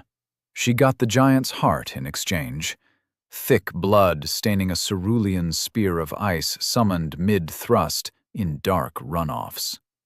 The giant fell, and though the worst, a one-sided beatdown, had not happened, Elia was still hesitant to approach. The fight had turned from impossible odds against a one-armed giant to now uncertain odds against a wounded maiden on steroids and in full plate. "All right, it's showtime. Ready, Rai?" A white bolt burst out of the giant's chest and grabbed the maiden by her face, coiling around until with a wretched crunch, she stilled. Elia looked on in horror as a white thing, like a snake but with no eyes, no scales, no teeth, bared empty gums at her in a bloody faux smile. Where its long, slender body remained attached to the giant's torso, a barely audible drumbeat of his newly resuscitated heart echoed dully from within, the creature shuddering and undulating to the rhythm. "What the heck is that?" An ecologically sourced sentient prosthetic arm, Elia managed a weak chuckle, even as she nervously reassessed the increased range the giant could threaten her at. With the eyeless, scaleless snake, a quarter of the arena was within his range, maybe a third. The old maiden's corpse glowed briefly, before a glowing orb floated out to rest on top of her body. "Shit, if he takes those souls and powers up, we're screwed." She maneuvered herself away from the souls, and the giant stomped on after her without a second glance. The area behind her was open, though not as open as she would have liked. Elia looked at her short sword, barely longer than a foot, then to her improvised bag filled with wriggling, pointy spiders. For a moment, she wondered if maybe collecting crossbows would have been the better plan. "Spiders, I know we had our differences, but it's time for your redemption arc." Then the giant leapt. "Oh gods, he's coming right for us!" It wasn't an earth-shattering superhero landing. He was neither a hero nor super in any category besides size and strength. In fact, the giant only half stuck the landing, slamming into the ground on one of his knees. Elia dodged the following sloppy strike with some level of ease, ducking around and gunning for center mass with a quick stab to the ribs. The white, not snake foiled her as it reached around the giant's back, catching her sword hand in its toothless jaw. Tiny spikes along the bony palate and tongue poked through her glove as she painfully pulled her arm out of the hold. A kick toppled her off her feet as she twisted away. If it had hit her while she was grappled, she would have lost an arm. Elia had no time to shudder, nor listen to the incoherent sounds of panic and displeasure echoing inside her head. She slammed the bag of spiders into the giant's side, but was surprised as the snake reflexively bit into it. Though the giant was saved, it jerked back with a mouth full of black spider spines, hissing angrily. The forlorn giant suffers from the affliction. Yes. Wait. What? The snake and the giant were one. Weird. With quick steps, she retreated out of the giant's range, deciding to wait and see what else he had in store. She circled the giant clockwise, keeping an eye both on his massive body and the angry, not snake. "He can't walk. My girl, the old maiden, messed him up good. The giant's on his last knees in the most literal sense." A sudden lunge nearly skewered her, but she was quick to step aside. Her spider pants weren't so lucky, as a tear launched over a dozen spiky death traps all over the floor.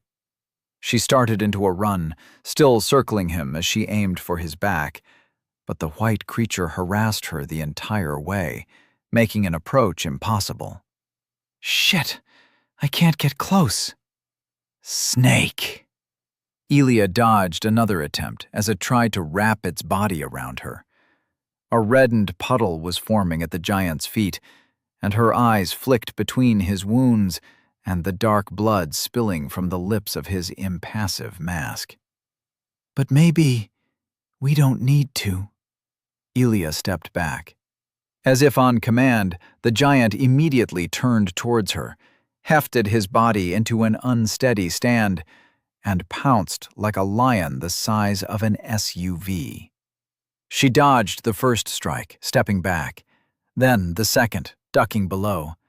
A third and fourth came in an unaimed flail, pelting her with dirt and stone shrapnel on both sides. Elia tripped, and the fifth one came from right above. Ah! Instincts honed over 1,000 lifetimes saved her as she turned her fall into a split-second tumble. Her sword did not survive, a fact only noticed when she rammed it into the giant's side in a counterattack. The now flat and broken edge of the blade did precisely jack squat. Shit! A knee to her chest sent her flying over a smattering of corpses, tumbling to a stop against a tombstone. It cracked, or maybe that was her back. Her next breath refused to come under her percussion of coughs. Something was broken there, something pinching her in between her ribs. The breath did eventually come to Elia, but it was sharp and painful and tasted like iron. Sprawled out against the tombstone, she had only the finest commentary to enjoy as the giant sunk to his knees before her and the snake stilled a moment before its strike. We're gonna die. Again! But the strike never came. Ascender slain. You have gained. Soul times 4,000. You have gained. Bone shard, common, times 10. You have gained. Bone shard, uncommon, times 6. You have gained. Key to the undead garden. We're alive? We're alive! I won? You did it, Elia! I knew you would! She leaned back against the grave, trying not to think, to feel, just to breathe. Never did the air taste so sweet. I won. Yes! And now we can leave, right, Elia? Wait, why's our vision going all blurry? Are you crying? No, Elia lied, shivering as the weight of a mountain lifted from her shoulders. She won. And for the first time in forever, victory meant something. Chapter 9. Day 1. End. Is that a genuine human emotion I spot on your face? Don't call me out like this. I'll cope however I want. Elia wiped away a tear, bathing in the afterglow as she looked down to her pudgy toad, held gently in her hands like a stress relief ball. Squish, squish, squishy, squish. Never would she ever have to wake up in a maze again. It made her feel all fuzzy, but as she propped herself up against a cracked tombstone that wasn't hers, the still dripping corpse of the giant kneeling before her, she realized it was probably just the blood loss. With the way her chest creaked under every movement, she had a few broken ribs and what felt like a punctured lung as well. We're free, Quibbles. Finally free. I still cannot believe it. You fought a giant and won. Damn, I'm awesome. Ribbit. I fully agree, Quibbles. We'll kill God. Later. After a short nap. And we're off the deep end again. Where does all this hate for the gods come from? Because I cannot condone such blasphemous behavior. It goes against every tenet. Heck, it goes against every instinct of basic gratitude and decent human behavior. The gods created civilization by clearing the dark forest for us. They put the beasts in their place and made a region for us humans to prosper. It's not a paradise, but we are just guests here. Heck, they're the ones that judge our souls when we die and put them back into the cycle of life. Elia cleared her throat and spat a mouthful of blood to the side. Someone put me here. Someone will pay. Please don't tell me that you're dying again. Not now.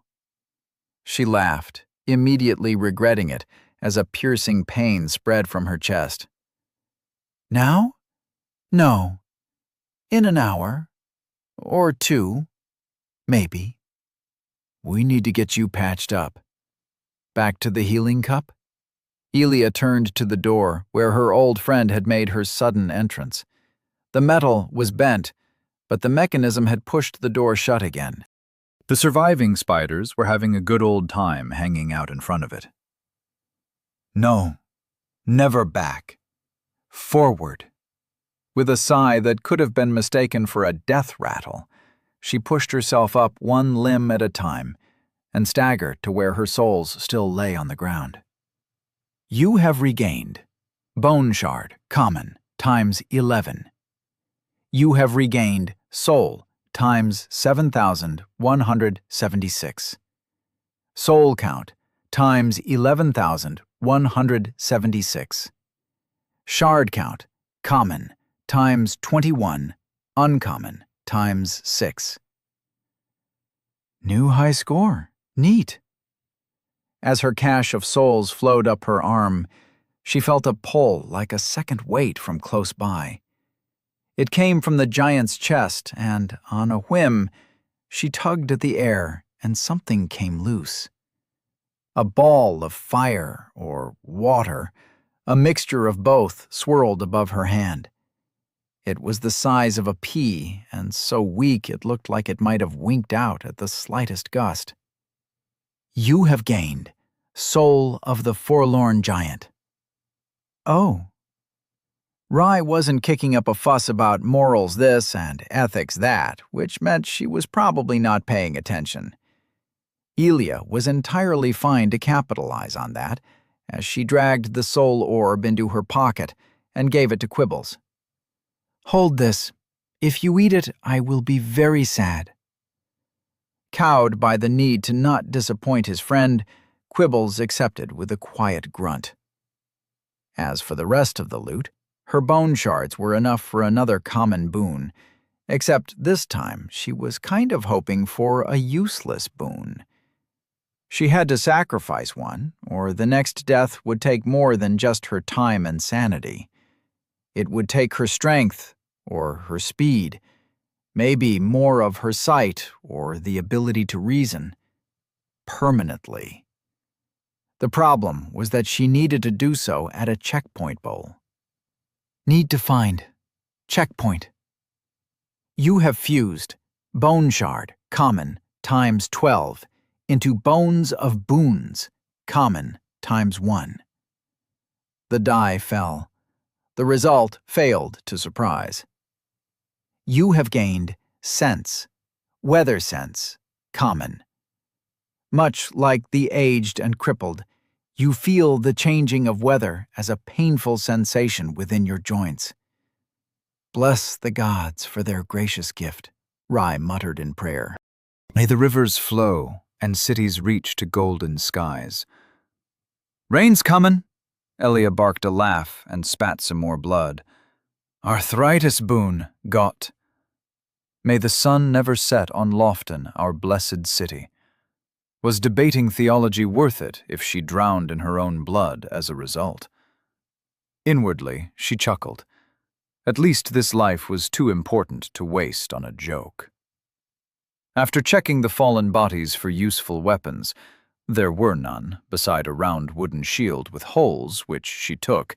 She tried to lift the giant's sword, and when that failed, that of the maiden.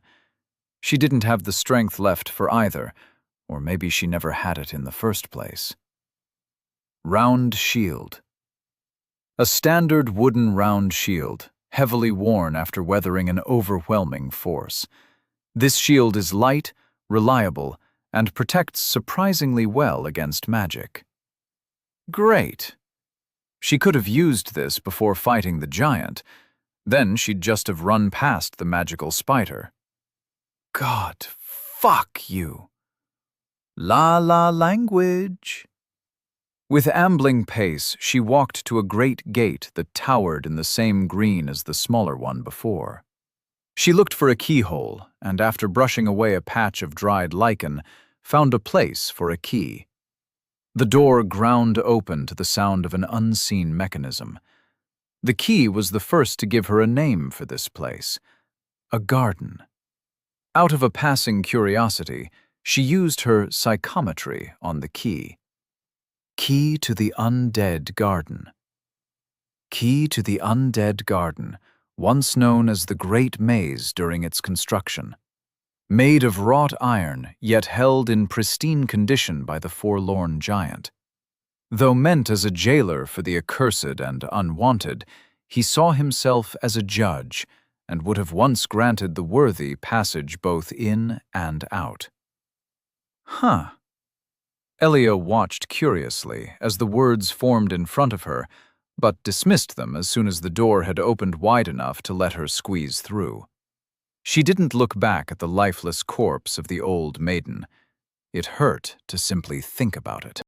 She was part of the past, and now her eyes needed to focus on the future. The view was breathtaking. To her left, the world just seemed to end, a sudden cliff trailing for miles down until it terminated atop snow-covered mountain peaks. To her right, the path continued, and her heart beat painfully as she spotted her goal. A temple flanked by toppled towers, nestled under the overhang of a great mountain that she knew had always been to her right on her journey, but had never bothered to think much about. As she got closer, she noticed a giant bell resting where it had fallen upon the domed rooftop. The statue of a bird cresting it seemed much larger from this angle. Elia eyed it suspiciously for a moment before carrying on along the path. The exhaustion and her wounds made the trek uphill an ordeal, and not just a physical one. The dream of an outside without undead died as she spotted a desiccated body here, a broken cart there, and found the general vicinity heavily neglected. A single fight in her condition could undo all her progress, and so she snuck past all of them, past the moan of another undead coming from behind a bush, from around a corner, or down a dip in the mountain, swerving in between rocks more frequently than was to her liking. After over half an hour of slow, quiet ascent, she made it to the temple's doorstep. If God willed it, she would die of a heart attack a foot away from her goal. Luckily, she felt no sign of divine pettiness. Civilization at last. But I don't see any smoke, and everything is quiet. Don't care. Water, Elia said, conjuring up warm and fuzzy ideas. Bed, bath, hamburger. As she marched past a row of gravestones and took a moment to catch her breath near a shriveled tree, a dark figure peeled away from its shadow. What have we here? A late arrival. A low voice sounded out from an armored man squatting upon the tree. Not a dreg, but not truly alive either. Curious. Ack! Gah! His armor reached from toe to the top of his head, and his face was obscured by a great helm with two round cutouts for the eyes, black voids revealing no hint that there was a person on the other side. The drooping metal muzzle, shaped like a dog, was in perpetual displeasure and was blackened like all the rest. He rustled ever so slightly when he cocked his head, and neither of the two girls failed to notice the belt of curved knives, nor the twisted two-handed sword. Who the hell are you? Another obstacle, another creature God put in her way to mock her. There was a tinny chuckle, like she had just said the funniest joke in the world. I won't give you my name, not that it'd be any use. I came here to hunt demons, and you're not one of them. Move along. Not a demon? Wait, there are real demons here? Fire! Attack! Alarm! Actually, how does he know? Which order or lord or god does he serve? Does he have a boon? Maybe he can smell it. I've never heard of any order that wears all black or looks like an executioner, but his voice sounds scary, and knights aren't supposed to be scary. Elia gave her best approximation of a smile. Good doggy. Now go. Leave. The man chuckled. On the other hand, you are an accursed undead, and still with your wits about you at that. How a frail little girl like you made it out of the maze, I have not the faintest. But you did. How much did it cost? Who had to die for you to live? Oh, I see. What a poor, wretched thing. There was something vexing about the man's tone. It was not completely arrogant, but his condolences carried more than a hint of condescension. His words, on the other hand, had a bite to them that felt all too piercing. Shove your pity. Ah! Elia bent over to retch blood against the tree trunk. He laughed again, movement setting his armor into a disharmonious clatter. I won't stop you. Go on. Join the mass of lunatics, sycophants, and misguided fools. I'm certain you'll fit right in, just as deluded as all you unchosen curselings. Elia wondered whether lethal force was a moral response to trash talk. With a deadpan expression, she turned towards the wide-open entrance to the temple, ignoring the cackling laughter from behind. She was way too tired for social bullshit. She'd come back to push his face in the dirt when she was feeling better. What a rude fellow, and with a weird accent as well, almost as weird as yours. I don't hold it against you. We can work on your crude tongue together once you give my body back. Not in a weird way. I mean, unless... No, wait, how would that even work? I could have phrased that better. The smell of old stone laden with lichen and dust filled the room as Elias stomped down a winding set of stairs. 1 bet. That is not true. You died 1, 2, 3, 10 times. That means you lost. 10 or less. I never agreed to the bet. Complaining was quite easy from Rye's spectator back seat, especially without the need to stop and breathe. You pushed it on me. It wasn't fair. I had no idea how anything worked, and I still know frighteningly little. Are 10 deaths little or a lot? Where even are we? What year is it? Why am I undead? As Rye continued listing questions of decreasing importance, Elia entered the main chamber of the temple. It presented a rough circle, with stairs leading up and down a single story, and hallways branching off at each and every level. Walls made of large hewn stone slabs, or seemingly carved out of an entire solid piece of bedrock, enclosed the dimly lit room. A smell of age clung to the architecture, and in the middle was a bowl she instinctively knew to be a checkpoint, though it was as large as a small swimming pool. For a place in Fantasyland, Elia had expected there to be more elves, dwarves, and all the other staple races. There was a person with 3 arms who regarded her behind a stone mask like a globe. And from somewhere else, 3 rather loud voices rang throughout the temple walls. But them aside, only undead humans milled about. One was even lounging in a little nook in the wall it had filled with pillows. They seemed non-hostile, all prostrate and either mumbling in delusional prayer or completely silent. None bothered looking at her arrival, like nothing mattered more than counting the cracks in the stone floor. The water tasted like cranberry juice. A familiar feeling of coolness washed through her, and the pool lit up for a brief moment before the light faded with a distant gong she could have imagined. Gong. Checkpoint. Got. Feeling the bones in her ribcage crack and twist to reconnect on their own wasn't comfortable, but was more easily ignored when she considered how the healing water would soothe and stitch her body back together, inside and out. Sacrifice a random boon to gain absolution? But here it was, the world's way of telling Elia that she couldn't have nice things. She had 3 boons divided among the 2 of them, psychometry and weather sense for her, alternating Ruther's Day vigor for rye. Elia bet that it would take her psychometry because every gambling system in existence was rigged. There was no point in crying about it. Boons could be gained again, but degrading her body lasted forever. It was the way the world ran. God hated her, and she simply had to deal with the consequences. You have offered a boon. Alternating Ruther's Day vigor, common. Undead curse, quelled.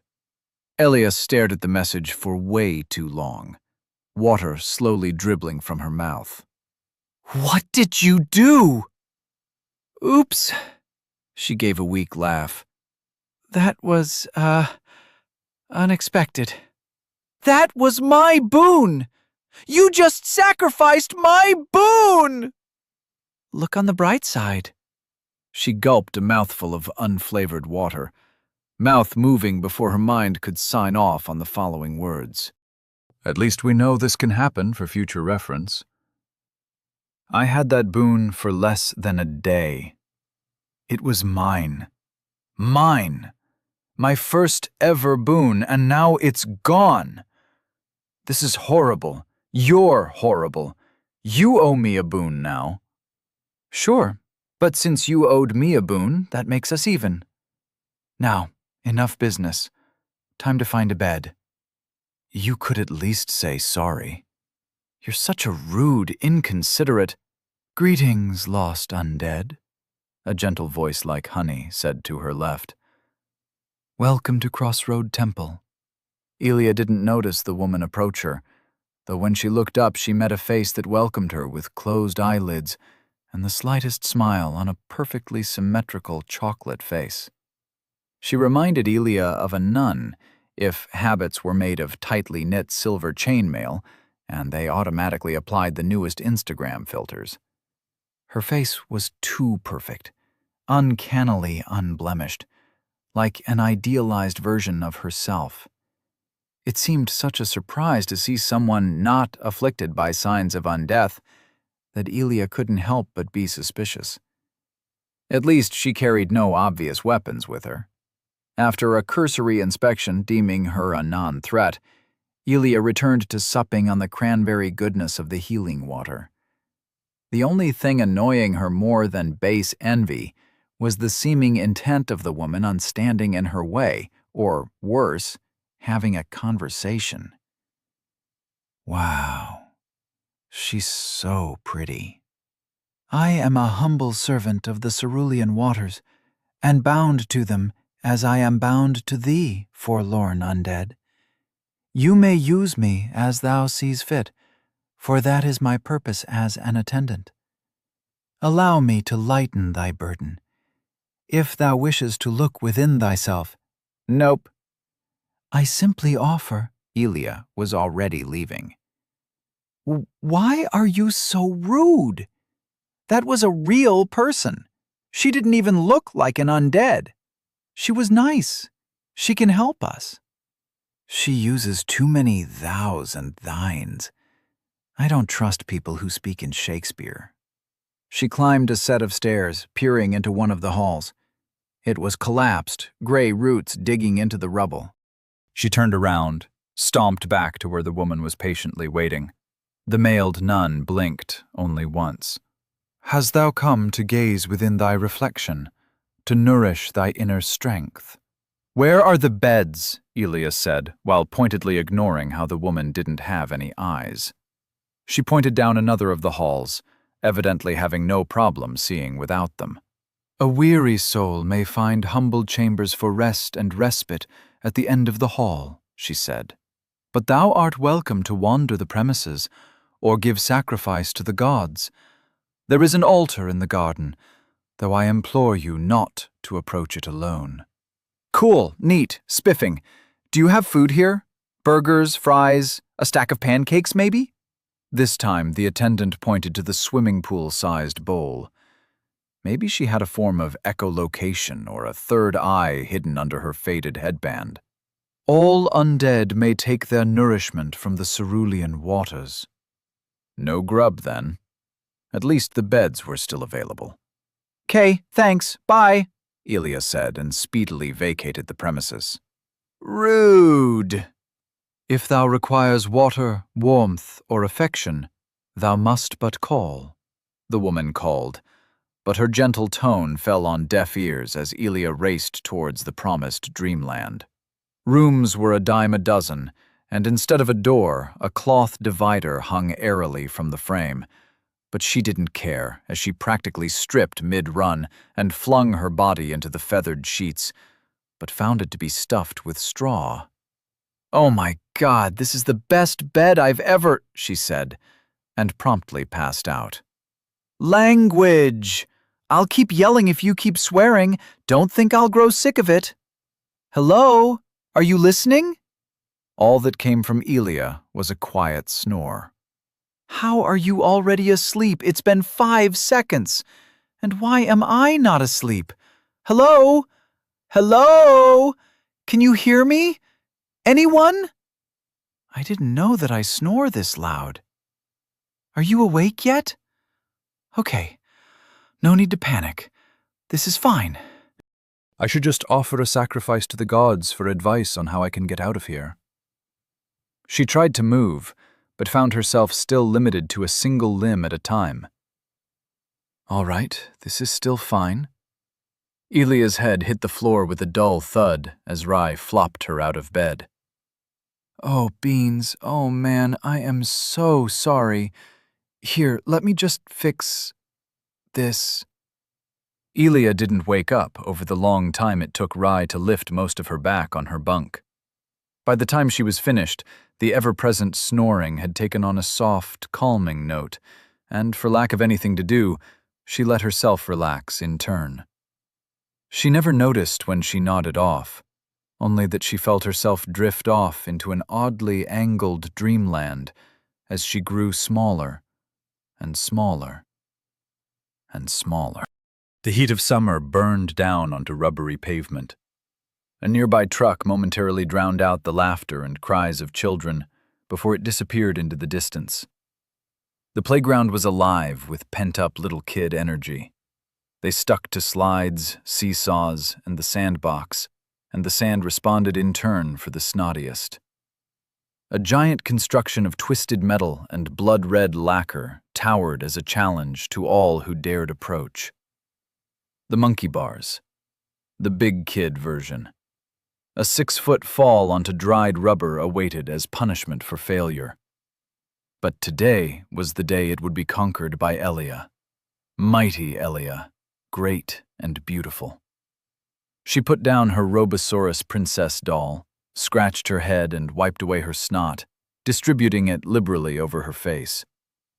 With practiced ease, she climbed up the ladder part until she was eye to eye with the 10-foot-long danger dangle. That's what they called it on TV anyways. She saw it on a show about ninjas and warriors, with real people and real ninjas once. She didn't know what a ninja was, or what it meant to be ninja, just that she wanted to be one herself. And this was the final test. After this, she would be ninja. The ninja-est. The most ninja-y. She pretended to spit into her hands. She saw that too in a cartoon, and actually spitting was icky, and grabbed for the first horizontal bar. Everything good so far. She grabbed the second, feeling very ninja. Then she swung forward, letting go with one arm and skipping an entire bar before grabbing the next. There was no time to scratch the itch on her head. She could feel her feet dangling under her, but didn't let that stop her progress, and only cried a little when she spared a peek downwards. The other end of the monkey bars was within reach, and she put all her little child ninja strength into throwing her feet forward and latching on to the other end. She dangled over the precipice, straining every muscle in her body, slowly pulling herself forward. And then, it was done. Success! Elia was now a ninja. She didn't feel much different, but let her cry of victory join the playground ambiance. Liberated, she climbed down, but noticed a group of giggling kids pointing fingers at her. "Monkey girl! Monkey girl! Come on down, we're playing tag! You're it, monkey girl! Monkey! Monkey!" Monkey Girl wasn't her name, but saying as much had only gotten her into a fight with this gaggle of goobers before. Elia pretended she didn't hear them. They didn't really want to be her friends, and they were only mean to her because they were too scared to become a ninja themselves. She blew a wet raspberry towards them, delighting in their screeches as she carpet-bombed them with spit. One of the kids, a snivelly one called Tony, who always sucked his constantly runny nose in instead of blowing it into his hand and wiping it on someone's clothes like a normal kid, held up her Robosaurus princess doll. "Is this yours? She's so ugly. My brother has a cooler mecha." "He does not," Elia yelled. "Does too. He has 100 of them, and they don't have stupid dresses." How dare he?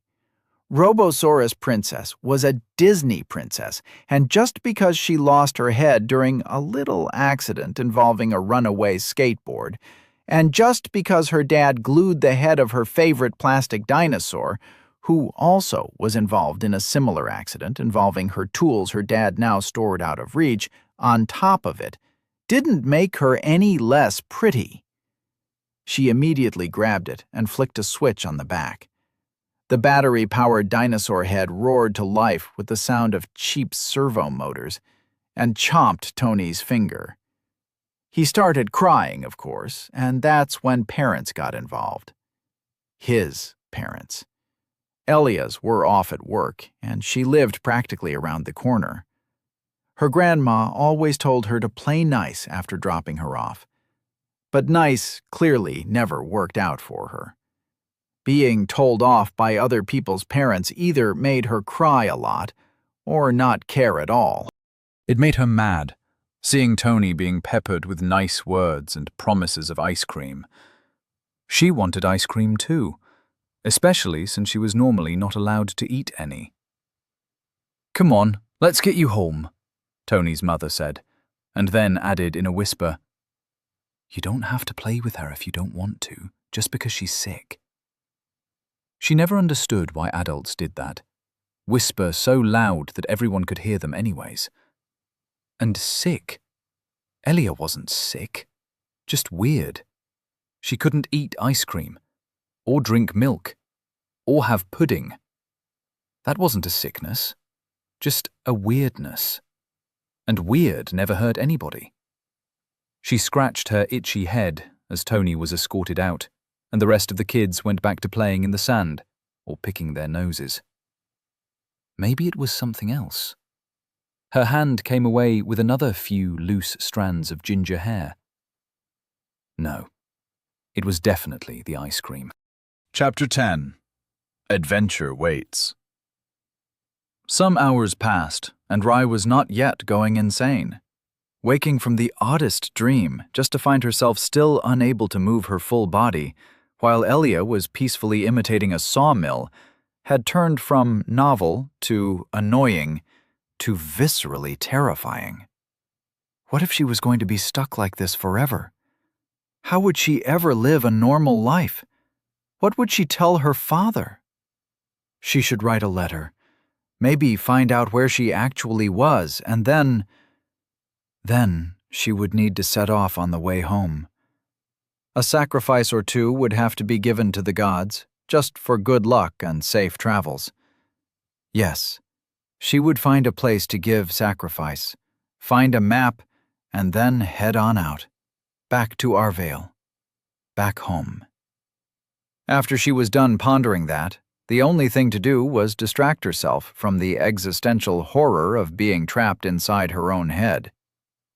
2,683 grugs. 2,684 grugs. 2,686? Oh no, I lost count. Rai pushed open an eyelid, peeking around the room. Everything was quiet, No undead in sight. Time to start again. 1 grug. 2 grug. 3 grugs. 203. 204. I sure hope Elia wakes up soon. That was a weird dream. A shudder spread through her body, and for a moment, everything felt the way lightning tasted. The first thing she noticed was the sounds, echoes of murmuring voices filling the temple with much more clarity than before. As she marveled at the feeling of warm bedding hugging her tight, her arm stretched out, and she saw that she was still short-sighted beyond it. Elia! Oh my gosh, you're finally awake! Elia, I had the weirdest dream ever.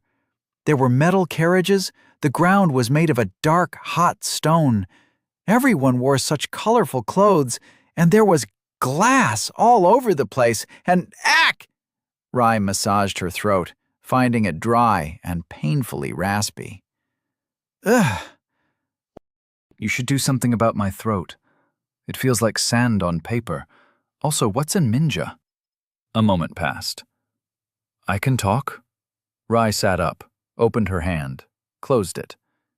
It obeyed as if it had always belonged to her. I can move. I'm me again.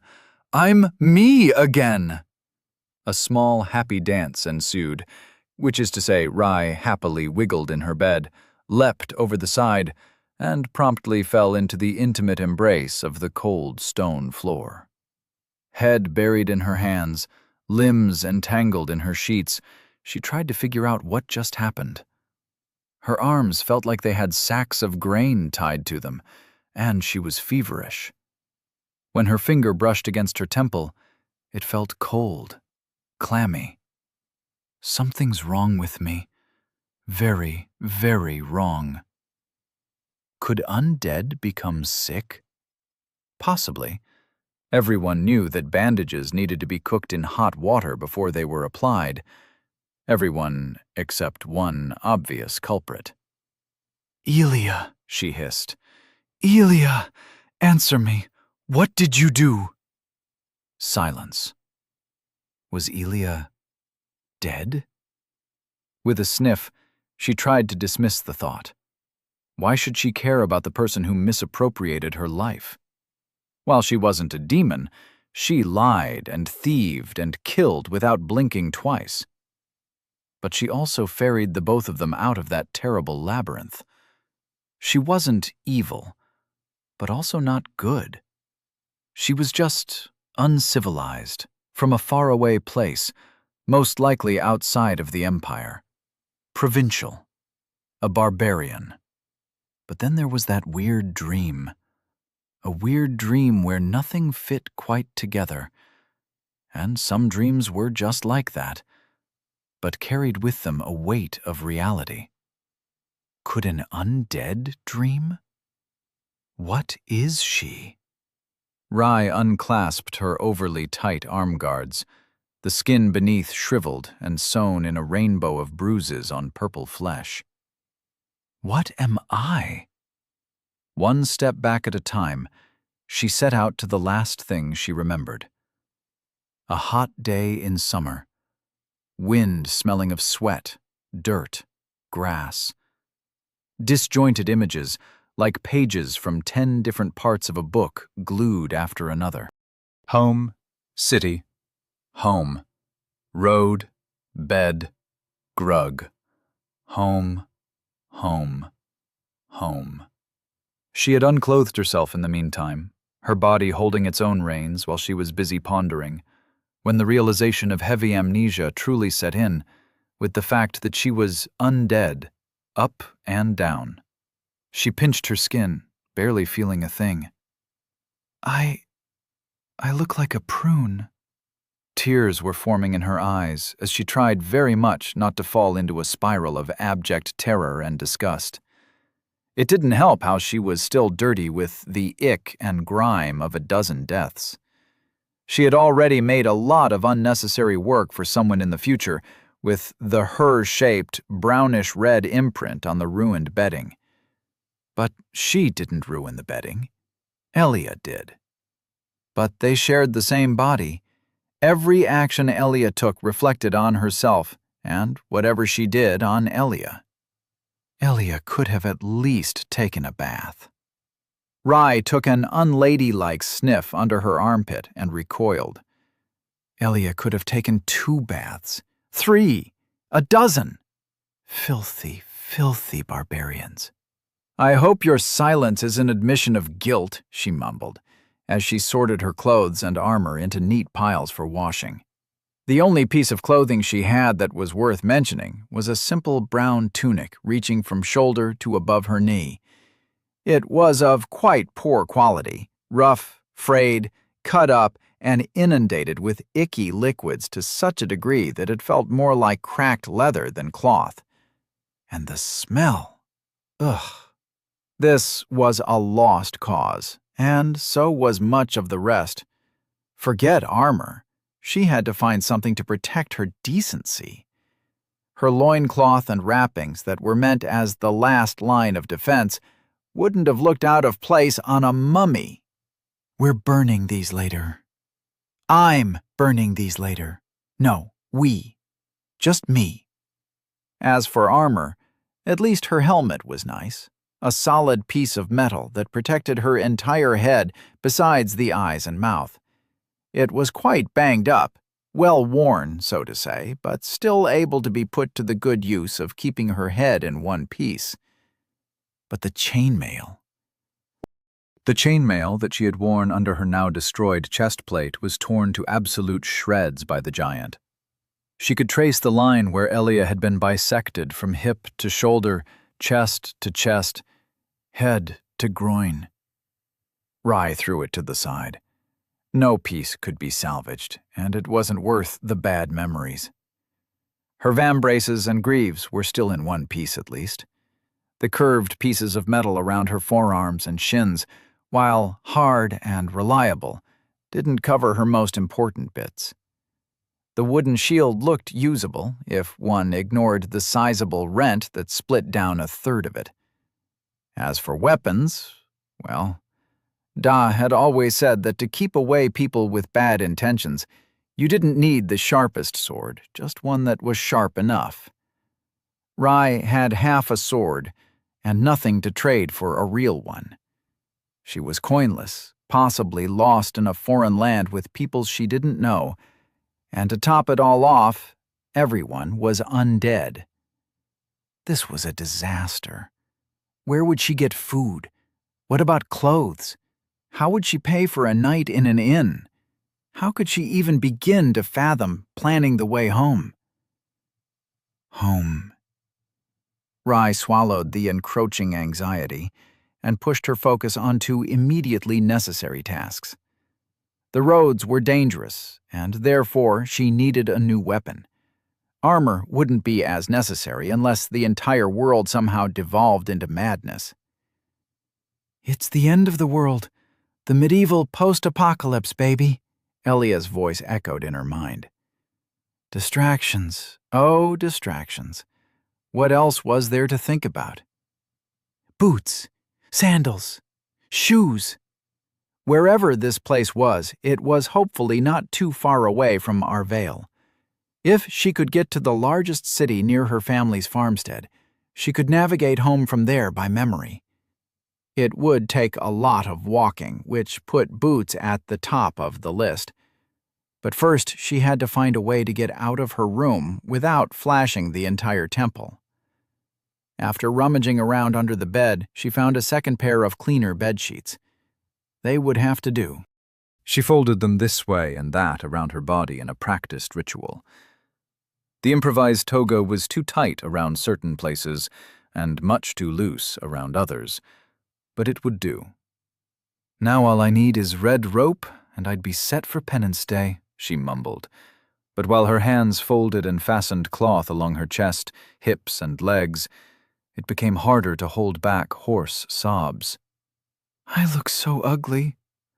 Oh, gods, why me? Why me? She kicked the helmet and immediately regretted it. After a short, impromptu one-foot dance, ending once again with a sudden meeting with the floor, she sat back on the bed.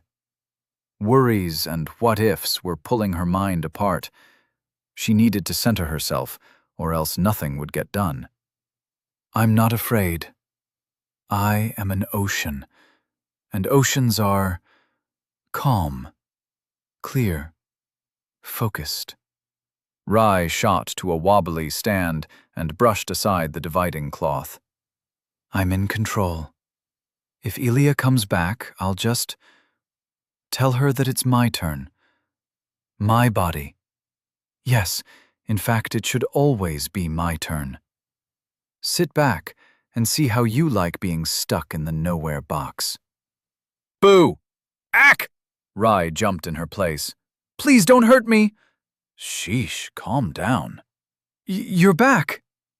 Regrettably, I see the turns have tabled. Whoa, I can see through your eyes and hear things while stuck in headspace. It's like watching a movie in an open-air theater. Lots of empty space is what I'm trying to say. Hey, do you have popcorn in here? Holy shit, you do! As Rai's head was filled with crunching noises, some part of her would have preferred if Elia had just disappeared. Rude. You can be insane and all in your own corner. Meanwhile, I am going to get things done. Implying I didn't literally save our collective butts by martyring myself against a 10-foot dude with snakes for arms? For which I am endlessly grateful. Rai took one deep breath and mustered all her courage. The ocean was not enough, not the right mindset. She needed something harder, something unyielding like stone. Channel the disapproving Da. Channel the discipline, the stoic poise, the voice like hardened steel. Setting aside how you even got us into that ridiculous situation, I am happy to inform you that we will be doing things my way now, the civilized way. That means making friends, being polite, and no, I repeat, no wanton killing. Sure, I'll take that as a thank you. Guess I can watch you fuck up from the comfy back seat for a change. Should make for a good vacation. The sound of chewing was briefly interrupted by a derisive snort. I give you 3 days tops before your ideals bend and break like a wet cracker. No, never, Rai said through gritted teeth. I am not a murderer. So, the bet's on? It would give Elia the greatest vindication if she accepted. No doubt she was the kind to gloat about her victory at every opportunity. Not that she'd get the chance, because Rai was civilized. Rai had standards to live up to, and Rai knew how to spell the word empathy. I'm going to make you eat those words. She fasted the last bit of bedding around her shoulder. For breakfast. Cool. Winner gets to front for a day. Front? As in... Rai walked out of her room, arms full with armor and clothes ready for a wash. Oh no, we are not setting a precedent for who gets to front my body, as you so nicely put it. What, afraid to lose? I think I hear a chicken. Bagawk! Cluck, cluck. Bagawk! Bagawk! I hope this somehow penetrates the cultural barrier, but in case it doesn't, I'm implying you're a coward. I know what a chicken is. Scales, bipedal, breathes fire. But just to prove a point, I accept. You'll see who's better at being me by the end of the day, for sure.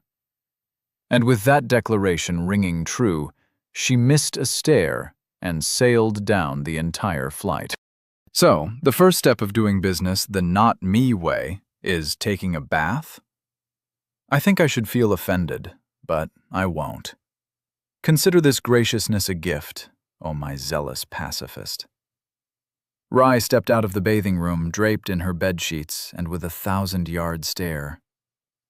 I'm undead, she muttered. Even the important bits. Hey, There are perks to being undead, mainly the not dying part. Though I think our little time loop business is a bit separate from that issue. Still, what's an immortal life without getting to live the life, if you get what I'm saying? I look like a shriveled prune, a pickled pickle, a slab of meat someone left in a hole in the ground and unburied a year later. Sounds about right. It is not right. She rushed over to the checkpoint bowl in the middle, disregarding the stares her tantrum was drawing. My skin, my beautiful bronze skin. Look at my face. I'm a monster. No one will ever love me like this. The gaunt, skull-like visage with drawn-back cheeks and muddled blue eyes was a face to frighten children and scare away dogs with. The allure of her blue eyes, her pride and the jealousy of so many was now a thing to frighten children with. Now everyone would laugh at the girl with a face like a shriveled fruit, if she ever found a way back home. She had no idea where this temple was, how to get home, or how to get that damn deathly face off of her, face. Why am I like this? She stared daggers at her reflection. What did you do, Elia? No comprendo, señorita. She wanted to scream, to rail against her ugly fate, to cry. Someone cleared their throat right next to her, and she didn't even have the energy to jump. The dark woman in mail and faded blue looked at her with the warmest, most understanding smile ever. Thou'rt undead. Thou'rt forlorn. It is blessing and curse. Thou'rt among the last of a great score of champions returned at the end of our age, called to take on a great pilgrimage. She spread an arm, gesturing across the assorted undead touting clothes from tattered rags to wildly outlandish. I arrived long ago with my flock, yet those too feeble or too afraid to carry are now but dregs. They are gentle, and I ask that you do not plunder them. Their souls are worth a pittance. Rai looked like someone had slapped her in the face. I would never! They can keep their souls, and I don't want their shards either. I mean, I ought not to take any. I ought to leave them all and keep only my own. She knew she had said the right thing, as the woman smiled thinly, as warm as apple pie. All undead crave souls, for it has always been that life seeks death, and death seeks life. It is not a crime to be undead. Not a man or woman may tell thee as much. Not a lord, not a god. A familiar mania spilled over from her cranial companion, making Rai feel ill at ease. Quest? Oh no. Rai, don't listen to this quest dispenser. This is a classic setup. First, she'll ask you to bring her 10 boar pelts. Then after that, 30 crimson nern roots. And before you know it, you're fighting a massive personification of all evil in the world, God himself, or environmental pollution. Rai toned the insanity out as far as she was able. A champion? Her? Impossible. She was Rai, an undead with 2 minds and so many holes in her memory, she wasn't even sure she did grow up on a farm anymore. But one thing was true no matter how she turned it. It's true. This is me now.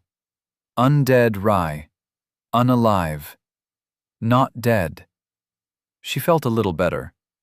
Thank you, Miss Attendant. That is my purpose, to attend to all undead. I require no name, for I am but a humble servant. If thy journey turns hard, pray, allow me to give thee comfort. I can offer thee many a service if thou but speaks the word. The woman was from far away. It showed in her accent, but it did the opposite of chafe against Rai's ingrained need for propriety. It was nice. Where she came from or what she did didn't matter. Rai was just glad to see a friendly face. And a pretty one. I too am undead, the attendant said, plucking the next question from her mind. Even 'neath the mail. Rye was not planning on asking that, but she did think it. A blush rose to her head. Does that mean there's a cure? A cure to this? She waved a gangly arm. How the heck did Elia beat a giant while looking like this? She must have cheated, definitely. There is a saying as old as the ages. All paths must end in Lofton, our holy capital and city of the gods. And all undead march towards it, seeking glory, seeking the past, seeking their fate, or simply following rumors of a cure to our eternal curse. Curse? As in a magic curse, or a we don't understand biology curse? Oh, I know that! Undeath is a curse, and every creature can become undead when they die. It just happens, you know, and there's no way to stop or cure it. There are signs, of course. Cats cannot stand your presence, your bones cannot be burned, you start smelling like gone-off milk and old leather, you wake up in odd places, you have a black or white birthmark you can't remember. Rye trailed off as she realized it looked as if she was talking to empty air. Damn. Wait, you knew all this and didn't tell me? I shall never forgive thee, treacherous cur. I am not a cur, Rye hissed, shooting a glare at her reflection in the water. The attendant probably thought she was crazy now. Sorry, I, have a boon of invisible friends. Rye's smile looked the opposite of convincing. She was a terrible liar. Anyways, do you know a place where I can find some clothes? And armor? And a weapon for self-defense? The woman nodded gently. There was a man among my flock who has made his home among the pillows. He will sell thee what thou requires for a modest exchange in souls. I'm sorry. Rye cleared some water out of her ear. Did you say souls? Souls. The energy of life. All undead crave souls, and thou must have collected quite a few. Perhaps thou would offer some for my humble services. Oh, neat. Should have guessed souls are money. Rye guiltily summoned her handy haze, trying not to think about what kind of services she was implying. Soul count, times 11,176.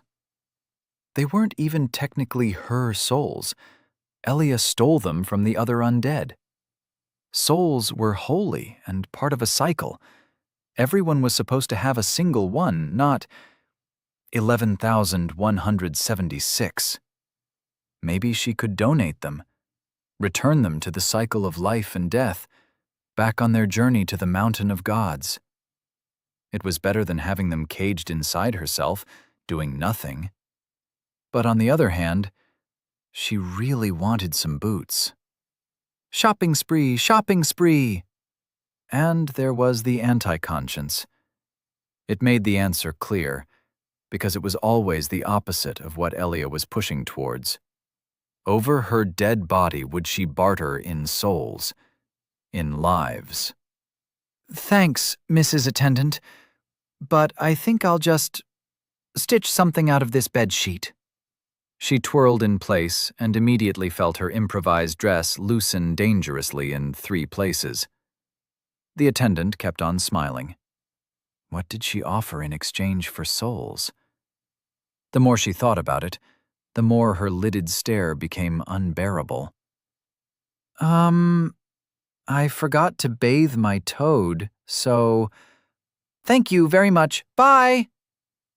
Rye wanted nothing to do with souls, or undead curses, or anything. She really just wanted to go home. Her family would accept her, even hideous as she was. Hopefully, she could say the same when she was on their doorstep. But one thing after another. First, she had to find out where the heck this place even was. And then, it would be time to plan out her journey. Chapter 11. Diplomacy and Other Ill-Fated Ploys. "Excuse me, sir. May I have a minute of your time?" Rye asked a man with a brimless, pointy hat. You," the man babbled, half curled up on the stone floor. His hat sloughed off the side, and he went to grab it with slow, jittery hands. "Hello? Are you all right?" The man was clearly not all right. He looked like a scholar, clad in flowy robes that ended above curled toenails and dirty feet. The way he shivered and his eyes rolled up and down, something was definitely the matter. "Can you understand me? I am looking for a way to our vale. Stone, wand, beach, berry. Our vale, without an M. Can you tell me how I can get there from here? Marble. My marble." The undead man let out a hollow moan. He returned to drawing jagged circles in the dust. This was the worst. Every person she tried talking to was either incapable of answering, talked in tongues she didn't understand, or proved entirely too insane for conversation. Degrading faculties came to every undead when they lived for too long, or came back more than once. It seemed less cruel than that a person returned from the grave was expected to stay not more than one night with their loved ones before submitting themselves to priests or the nearest guard for their true final rest. They were supposed to ensure they didn't come back a second time, or a third, fourth, fifth. "Elia, can I ask you a question?" "Long as it doesn't involve me doing anything on my vacation, sure." She took a deep breath, steadying her mind for what was to come. "We're not like the other undead, are we? They don't wake up at the bowl thingies when they die. Heck, most of them can't even string two words together." It took a long silence until Elia had gathered her thoughts. "We're not. As I said before, whenever we die, we turn back time, back to the last checkpoint we touched, with everything on our person as broken or whole as the moment we croaked." "But that's ridiculous." The whole world turns back? That's unheard of, even for a boon of any kind. And Elia did not have a single useful boon besides her psychometry, Rye was sure. "You must be mistaken." An ethereal shrug tickled against her real shoulders. Unlike her, Elia seemed entirely at ease, which meant she either believed she was telling the truth, or she was a big fat liar. "I don't know what to tell you, other than some things don't reset with us. I once found this absolutely wicked shield, metal, thin and light as paper. I used it for 5 years maybe? Realized I'd walked in a huge-ass circle by the end of it, got a bit pissed, and did something stupid. In the end, I got yeeted by this great fuck-off bird." "Birds don't exist," Rye grumped. Definitely a liar. Shush, you can learn something from this little story. Anyhow, I got yeeted, and when I woke up, I thought, crap, I let go of my shield. I don't know what counts as on my person, but when I got to the place I dropped it, no shield. Went back to where I initially found it, and no shield either. Bingo. Took it off a corpse to begin with, so I went back to that, and you guessed it, nada, nothing. No respawn for things I pick up from the ground, but if it's on a person, live or undead, yeah, that comes back, because rules don't need to make sense to be followed. Anywho, if some dude had been carrying it, I could have just yoinked another one, since they do respawn with all their gear, but that's just one of the many idiosyncrasies." "What? Why?" Rye groaned, the inside of her head like a swirling thunderstorm. "This isn't another one of your horrible jokes. Why me? Did I do something horrible? Did I disrespect a god in mortal form? Oh gods, I'm stuck in a cautionary tale about hubris and cowardice and... No, I'm not special enough for that. This is horrible. This is the worst." Listening to Elia talk just made the wish to go home all the more powerful. Having to worry about this whole loopy business only added to the hollowness growing in her stomach. She missed out on breakfast, if anybody even served breakfast to undead. They definitely should. Let's focus on getting home, all right? You're the boss. I can't exactly say no, can I? Good. Great. I mean, well, not so great, but now you know what it feels like being me. She sighed wistfully and drank another mouthful of the bowl of respite water. It tasted like berries this time, with a hint of sugar. Tasty. It's been so long. I can barely remember what home looks like. Actually, I don't remember what it looks like at all. Oh gods, is this normal? Am I sick? Now that's the undeath speaking. Probably a side effect of having a rotten brain. Or the repeated decapitations and concussions are at fault. Nah, what can you do?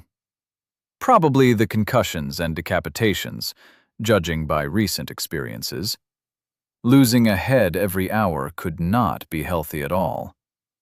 Rai slapped her cheeks to regain focus, chanting her ocean mantra all the way as she discerned a group of 3 men talking somewhere on the first floor. Their mutterings sounded coherent, and her pace quickened as she got close enough to make out entire sentences spoken in the language of her homeland, Empyrean. And I'm telling you, we do it like in 177 and build a wall to starve them out. And then a wall behind us so we don't get ambushed up the rear. The first voice was low, loud, and had an accent so thick she could stir it. A second, puffy voice chimed in. You're an idiot, Tertius, and a double one at that. They're all undead. They don't need no food, no water. And what do you want to make the wall out of? Got an axe, but no carpenter, no engineers, no slaves to carry wood and such. Would take weeks, months, decades. I bet 1,000 souls these guys are planning a coup. Shh, quiet. We are not establishing souls as stakes for a wager, Rai hissed as she rounded the corner, coming face to face with a triplet of Legion soldiers, the smallest at least a head taller than her. Hello, hi, how are you? What are you doing? Rai nervously waved at the 3, the same hallmarks of undeath as her own marring their faces. Their armor marked them as low-ranking troops, and, compared to the officers, those were always known for being loyal, supportive people. Her Da said so. He was a soldier, and so was his father, and therefore it had to be true. They are clearly playing a game of Dungeons and Dragons. I can't believe you don't recognize it. See? They even made their own models out of twigs and pebbles. The rather stout one turned from their extensive model of a castle to her, but a larger one interrupted him before he could get a word out. We're planning a siege. Rai jumped back a bit, the voice just that hair too hard and loud. Oh, apologies, miss. The name's Sextus, soldier of the 41st Legion ever since I've been 12. And this is me, Decurion Tertius. 41st Best Legion! The rather portly soldier bumped fists with the silent one swaddled in his scarf, who flashed a complicated array of signs and... Oh, he was mute. 41st Best Legion, Sextus echoed. The silent one's me mate Alexander, like the famous poet. Come on, after me. 41st Best Legion. 41st Best Legion? Rai was immediately greeted with a riotous clamor, and whatever the hand sign for whoop whoop was, as the 3 broke out into a marching song.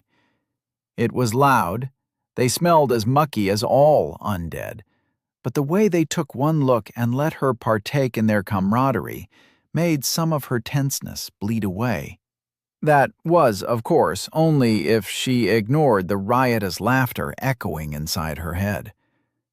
What a time to remind her that she was odd, that she was different, and would likely never fit in anywhere again. Ever. "Stop laughing, Elia," she hissed. I promised not to interfere when you were fighting, so the least you can do is show some respect and not distract me while trying to mingle. But his name is Sextus! Sextus! Ah, what a child. You said you were planning a siege? She asked. More of an infiltration, actually. The rotund one, who cultivated more of an air of command than the brute and the mute, said. Glenrock Castle blocks the way to Lofton, headed by some lord or knight or what other, with mages, warhounds, and a horde of guards.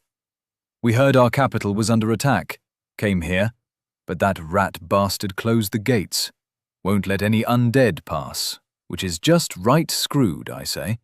Who cares if we died before? We can still give a life or three for our home when duty calls. Isn't that right, boys? The boys nodded, and Sextus broke out into an impromptu marching song. Rye thought it might have been a fine tune if someone with a sense for rhythm and volume had sung it, and the rather raunchy lyrics turned her head into a beat by the end of it. You can see the castle if you take a step out along the Temple Pass, Sextus said as he finished the last refrain. Right next to the damned swamp. Can't miss it. It's one of a few ways in, but we haven't heard about the others but in rumour. Haven't heard? Rye asked. Not a word. The grim expression littering his battle-scarred face said it all. A small mercy in face of his rather rustic enunciation. Oh. Right, she was talking to them for a reason. Well, this is all very interesting, but I need to go home. Do you know how to get from here to Arvale? Actually, where even is here? Edge of the Great Maze. Tertius gestured on the faded map they had built their model on. Past the mountains, there lies Lofton, city of the gods.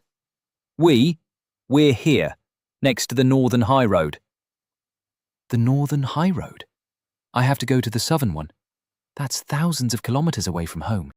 Rye rummaged through her memory, trying to remember all the geography she once had to learn long ago. The Great Maze didn't pop up anywhere on it, but the quickest way was not around the mountain range cradling the Empire's and God's capital, but straight through regardless. With a sigh, she buried her head in her hands and despaired. This was the worst day of her life. How did she even get here? Even if she was found to have the mark of undeath, she should have been buried near her hometown, which was south of Lofton by a good bit. Getting this far up north wouldn't have been easy, even on the most direct route. Elia couldn't have walked thousands of miles through a deadly maze. It was just impossible. For the time, she set her mind on idle questions to stave off the encroaching apathy. Don't you need more people for a siege? The three looked between each other, as if they hadn't considered it. The mute Alexander made a gesture, and at that, a grin spread on their faces. Sextus put two meaty hands on her shoulder. Aye, glad you volunteered yourself. We were missing a scout, and you look weaselly enough. Reckon most of the drags'll just look right over you, eh? Together, we'll forge the way forward and retake our capital yet. Rye blinked in disbelief as Elia's cackle renewed in the background. These people only appeared sane, but in truth, they were as kooky as the rest. Better to politely excuse herself and not talk with them again than take part in something as suicidal as a three-man assault on a whole hecking castle.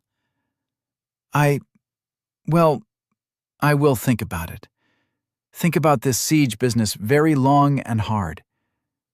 Now, if you'll excuse me, I must prepare my scouty things. Quibbles croaked from the side, and, together, they excused themselves from the group of lucid lunatics. Holy shit, I'm dying. These people are delusional and hilarious. Can we keep them? We are not taking part in a siege, Elia. Sieges are an unproductive use of our time. They involve little talk and a lot of unsolicited killing. Sure. And Rome was built on the back of handshakes and mutually beneficial business deals. Rai somehow got the impression of someone wiping a tear from their eye. Hey, at least we're making friends, right? That set Elia off on another bout of laughter as Rai grumbled on her way to the next person. They couldn't all be terminally insane. There had to be at least a single reasonable person among them. The bedsheet dress was just not doing it for Rai. It was dirty, it constantly slipped down her shoulders, and worst of all, it didn't technically belong to her and was borrowed without permission. The belt with 2 pouches containing shards and about 30 pebbles. Who needed so many of them, and why? In one, and a now sufficiently moisturized toad, thanks to her care, in the other, was the last line of defense in the fight for her decency. A sorry state for any true civilized citizen of the Empire. The torn mail and padding was gone, and she almost felt regret. Instead, she let Elia convince herself to at least peruse the merchant's assorted wares. He had everything, from weapons and armors to jars of bugs, salt, and ground herbs. Lavender, black poppy, spikeweed, crib's rest. She made a mental note to find out how much an undead differed from a live human. They could still bleed, but, as an example, could they catch a fever? Could they heal wounds without the miracle water? Could they get pregnant? She poked the merchant. Sadly, he was fast asleep, and no amount of hellos and polite prodding shook him awake. Oh well, guess we're not trading our common shards for some uncommon ones. I really wanted to feel the disappointment of rolling a useless uncommon boon for a change, too. Shush you! We have no money, and we are not buying anything with souls. That would not be ethical or moral. Also, it would be breaking the cycle of souls, the turn of life to death to life. A great taboo, the kind that would find quite a few people asking quite a few uncomfortable questions in uncomfortable ways. She wanted no part in that, not for all the massages and apple lemon juice in the world. She knew how to get back home, though her knowledge didn't reach beyond follow the high road south. For a journey that far, she would need funds, and, lacking the will to do something drastic, she decided on trying to see if anyone was willing to help her, or would pay for her help. She was willing to do near anything, as long as it didn't involve murdering people or whoring herself out. Hello? Can you understand me? Rai tried to enunciate every word as slow and clear as empirically possible. This pygmy woman could talk, which truly came as a surprise, but like so many others, spoke in some barbarous tongue. She excused herself, mind empty with exhaustion born in part from frustration and in part from the constant fever-like existence of an undead. All right, I'm starting to get bored. Let's go and find some food. As tempting as the idea was, Rai didn't let that keep her from trying. One last person. Hello? Excuse me, miss. The tall woman finally reacted, looking up from where she had been staring at a puddle. Her hair fell in a long stream down her shoulders, and every part of it was white, from the head to the brows and whimpers, though 2 pale blue eyes floated beneath like reflections on the water's surface. Her deathly pale face made for a frightening first impression were she not oozing a steady stream of melancholy. 2 arms cradled a used spear, and a third the smooth stone mask, round and pockmarked like the moon. It looked more impractical than anything, especially given the lack of any eye slits. 2 left hands? Yeah, Rai whispered. She's a pasty. They have 3 arms. Whoa, hold it right there. Is that a slur? It's what my mum called them. And perhaps that meant a lot, or it meant nothing. She could not remember, and at the moment she had rather more important things to concentrate on. Now shush, you're making me look weird again. Oh, apologies. I did not see you arrive, the woman said, in a morose yet perfect Empyrean. Though I'd say that today is a poor day indeed for celebrating newcomers. My companion has left me. Without him, I find myself unable to carry on. I suppose I will sit here and wallow in my misery if the world allows it. Great. She's all doom, gloom, and goth in spirit. Oh no. You poor! Is there something, anything, I can do to help? Draw a mustache on her mask. I'm sure it'll cheer one of us up. The woman stared longingly at her stone-carved mask. Perhaps. Could you sing something for me? Rye shook her head. Pity. I haven't heard a song in ages. But I can dance. Rye tried to lower her hips and shift her balance on the balls of her feet. She nearly fell over from the attempt and tried not to show her shock that she both lacked the strength and had somehow forgotten how to dance altogether. I cannot dance. With a sigh, she sat next to the woman and brooded. And brooded. And brooded. The woman looked like she could use a hug, but she couldn't hug a person she had just met. Mum would never approve, no matter how much the hug might be necessary for either party. What could she even say to take the edge off of a bit of the tragedy of losing a loved one? By the end, it felt like steam was coming out of her ears. She shot back up and turned to face the woman. I'm sorry, but maybe you will find a new companion and another way. Life goes on, goes the saying. Who knows? Maybe the gods will reincarnate him or her as an animal nearby to watch over you in their second life. The woman seemed lost in thought, as she didn't even bother to turn her head. When Rye was standing there long enough to have made it awkward 3 times over, the woman finally spoke up. Perhaps, knowing that he has passed on, I may return on my path. 'Tis true. However, I find myself clinging to strings of the past. He asked to smell the roses one last time. He is still there, I fear, in the garden out back, gone in all ways that matter. Please, put an end to his sorry existence. I don't have the heart to do it myself. Ha! This place has side quests. What next? A door that says you need to be level 30 to enter. An in-game shop for cosmetics and funny little pets. Microtransactions. Rye touched her throat, finding it dry. He is gone. But he is still here. He is undead, but not like us. He is a dreg, I suppose you'd call him. A mindless, shambling undead without purpose or place, yet still a danger to people like us. I suppose it is the fate of all undead to lose their minds. Like you. Like me. A cold shiver dripped down her spine. If this was true, then Rye herself was already well on her way to the end. The dull sickness, loss of memory, and the way she was shriveled and wrinkled like a knotted oak could be explained by a decay of her body, now little more than a vessel for an errant soul. Or 2 souls.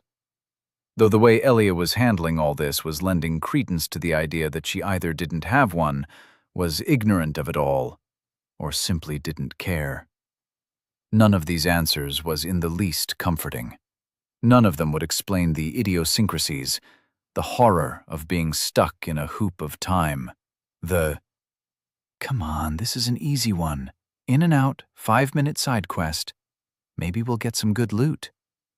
The lack of fear for inflicting death and dying herself. Even if it was an undead, Rye could not do the deed. She started crying every time they had to butcher a chicken. How could anyone expect her to grant the final mercy to a person? I'm sorry, Rye said, and got up to leave. Don't be, the woman said. Not all of us are set to complete our journey. It appears I was simply not enough. I need a moment to myself. She half flew up the stairs, stumbling over a curled-up undead muttering nonsense in a disjointed prayer as she gasped for fresh air. Vertigo played a drumbeat inside her skull. They were out of the maze, but the nightmare wasn't over. The outside greeted her with a fresh breeze. A terrace spread around the back of the temple, and a once great tree stood hanging off the infinite drop.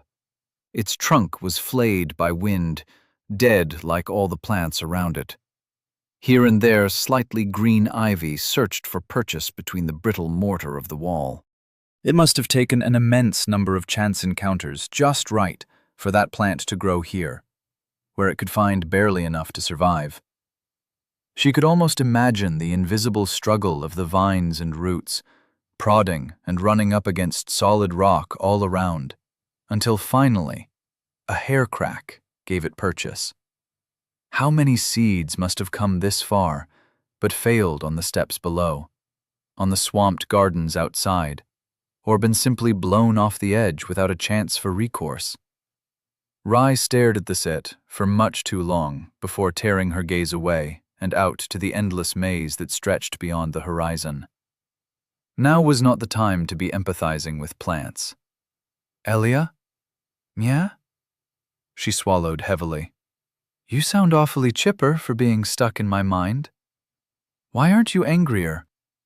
"Oh, I wasn't expecting your inevitable betrayal this soon, but I did get to sleep in a bed, so that's worth it.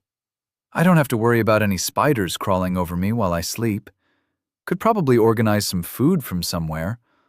All in all, I've achieved the dream. I'm quite happy as things are." There was a pause, interrupted only by a gust of wind and an awkward cough. "Also, I might be in need of a major vacation. A break from all the everything. The undead, the life or death struggles, the concept of birds. Real nice of you not to threaten to get rid of all my hard-earned souls and shards. If living inside your head every now and then is the price to pay for this life, then I sure as hell am not gonna skimp out. Not being inside that god-awful maze is the life. Everything else is dressing." Rye's guilt for trapping Elia didn't fade. Not much. Who knew? Maybe she'd be insane too if their roles had been reversed. Still, no matter how much she wanted to believe her, there was always a nagging feeling that Elia was lying, or at least withholding a part of the story. It just seemed like so little to desire.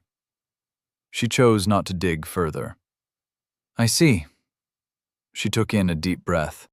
"Are you responsible for possessing my body? I'm not the one who's responsible for landing me inside you, that maze, or this depressing medieval zombie apocalypse shit. That dirt's on God's hands, or whatever bitter architect decided it would be fun to make an escape room the size of Texas and fill it with every hostile intention the world could cook up. This isn't the afterlife I was dragged to church for." The answer was delivered with a familiar bitterness that spoke of honesty, Rye hoped. "You aren't, then. I didn't want this either, and you just want revenge." She hemmed and hawed, head tilting back and forth. "You're not a bad person, just unlucky. Grown up under bad circumstances." Rye. "No, you listen to me. Let me help you. Get you your own body, fix your bad attitude, your murderiness, and all those weird words you keep on using. I don't know how I'll help you do it, but I promise I will." Rye left. "Education, that's all you need. The pen cuts as deep as any sword, and violence is a last resort. Take me as a good example to follow. I'm happy to exhaust every other option before I even think about taking up arms. Don't you worry, I'll make a good, civilized person out of you yet. And then you can help me get home, and everyone will be happy." Rye. "Dodge!" Rye jumped in place, which was not an effective measure for dodging the spear thrust coming from her left. She fell to the ground, clutching the oddly wet side of her stomach. Her hand came back nearly black with blood. Then the pain hit, and she screamed. Her right arm moved on its own, scrabbling for a rock to throw at her assailant, but the blinding pain caused her to convulse, the stone to miss, and her assailant to gain an easy kill. A second stab grated along the vertebra of her neck as darkness crept in, until it was all she could see, feel, or hear. You have died. You have lost. Soul times 11,176. You have lost. Bone shard, common, times 9. You have lost. Bone shard, uncommon, times 6. Chapter 12. Constitution spells friendship. You're ruining my vacation here. Rye was curled into a ball on the floor, filthy and back in her ragged bits of armor once again. Opening her eyes entailed accepting reality, and reality was decidedly unfun. Next time, listen to me when I say dodge. Or is letting yourself get stabbed also a part of your so-called civilized behavior? Time until lost items and souls dissipate. 15 minutes. The ethereal smoke didn't care about her feelings, wafting in front of her face even through her eyelids. Neither did her barbarian companion. Get up. But she didn't want to. You can sulk later, Rye. But she was feeling horrible right now, and later would come later. You lost a lot of souls just when we found out what they are used for, and bone shards. I owe you a boon, but you can't cash in on it when you let us both go broke. That was fair. True. A good appeal to logic. Rye was not feeling logical, not right now. Dying hurt too much. Undead? A silky voice asked. Does thou require aid? Rye opened her eyes a crack. The attendant stood over her, hands clasped, and with a tinge of worry on her face. She couldn't just keep lying here, not when someone was watching. Time until lost items and souls dissipate. 13 minutes. Finally. Now go get that bread. I'll get up under one condition. Her throat felt dry again. I need a hug. Certainly. A pair of lightly jingling arms enveloped Rye. The attendant's embrace was warm and caring, washing away the mental fog and worries. She leaned into the embrace. Perhaps she enjoyed it a little too long. The attendant smelled wonderful. Time until lost items and souls dissipate. 8 minutes. They separated with a sniffle, leaving a Rye-shaped imprint of blood on the attendant's clothing. Sorry. Don't be. Mail is surprisingly simple to clean. That was a lie, and they both knew it. I'll make up for it, somehow. She couldn't meet the woman's eyes, and settled on watching the slight upturn of her everlasting smile. Does thou possess the breath of Menses? Menses? Rye asked. Perhaps you know it under another name? The Grey Order, the Blessing of Uovis, Hansarp's discerning vapor. Close enough. Rye nodded. Don't remember who I learned it from, but I have it. Very well. If thou art willing to listen, I ask thee to peer within the depths inside me. Is that a euphemism? Sorry, is that a euphemism? Rye asked at the same time. They looked at each other for an awkward moment. The attendant lifted her up, but only insofar until Rye settled into a kneel by herself. Offer thy hand, and let me search wherein thy path shall flow. She did, and the world turned dim, as if she had just rolled a bone dice for a boon, until the focus was only on the attendant and herself. A gentle, warm glow radiated from where they held hands. Now breathe, and see what you are, what you were, what you may yet become. Rye did, and the fog arrayed itself into a completely unfamiliar set of lines. Name, Rye. Age, 23. Soul count.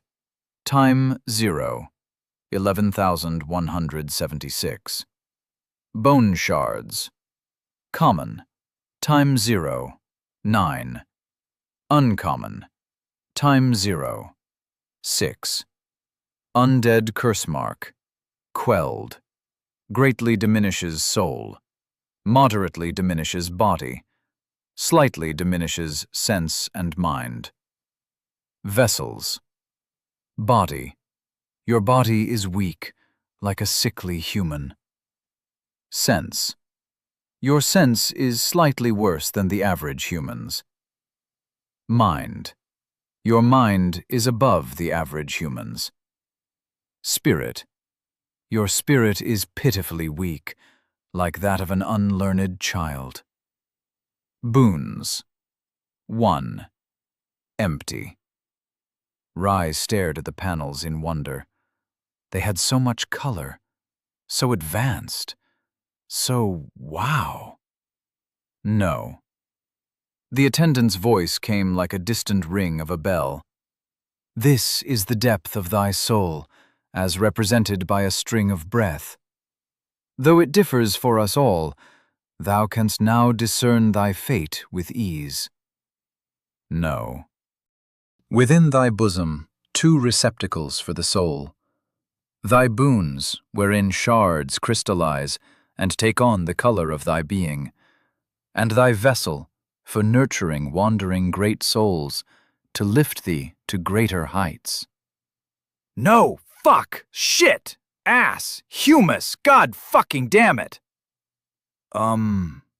Rai ummed with increasing nervousness as Ilya exploded into an avalanche of expletives in the background.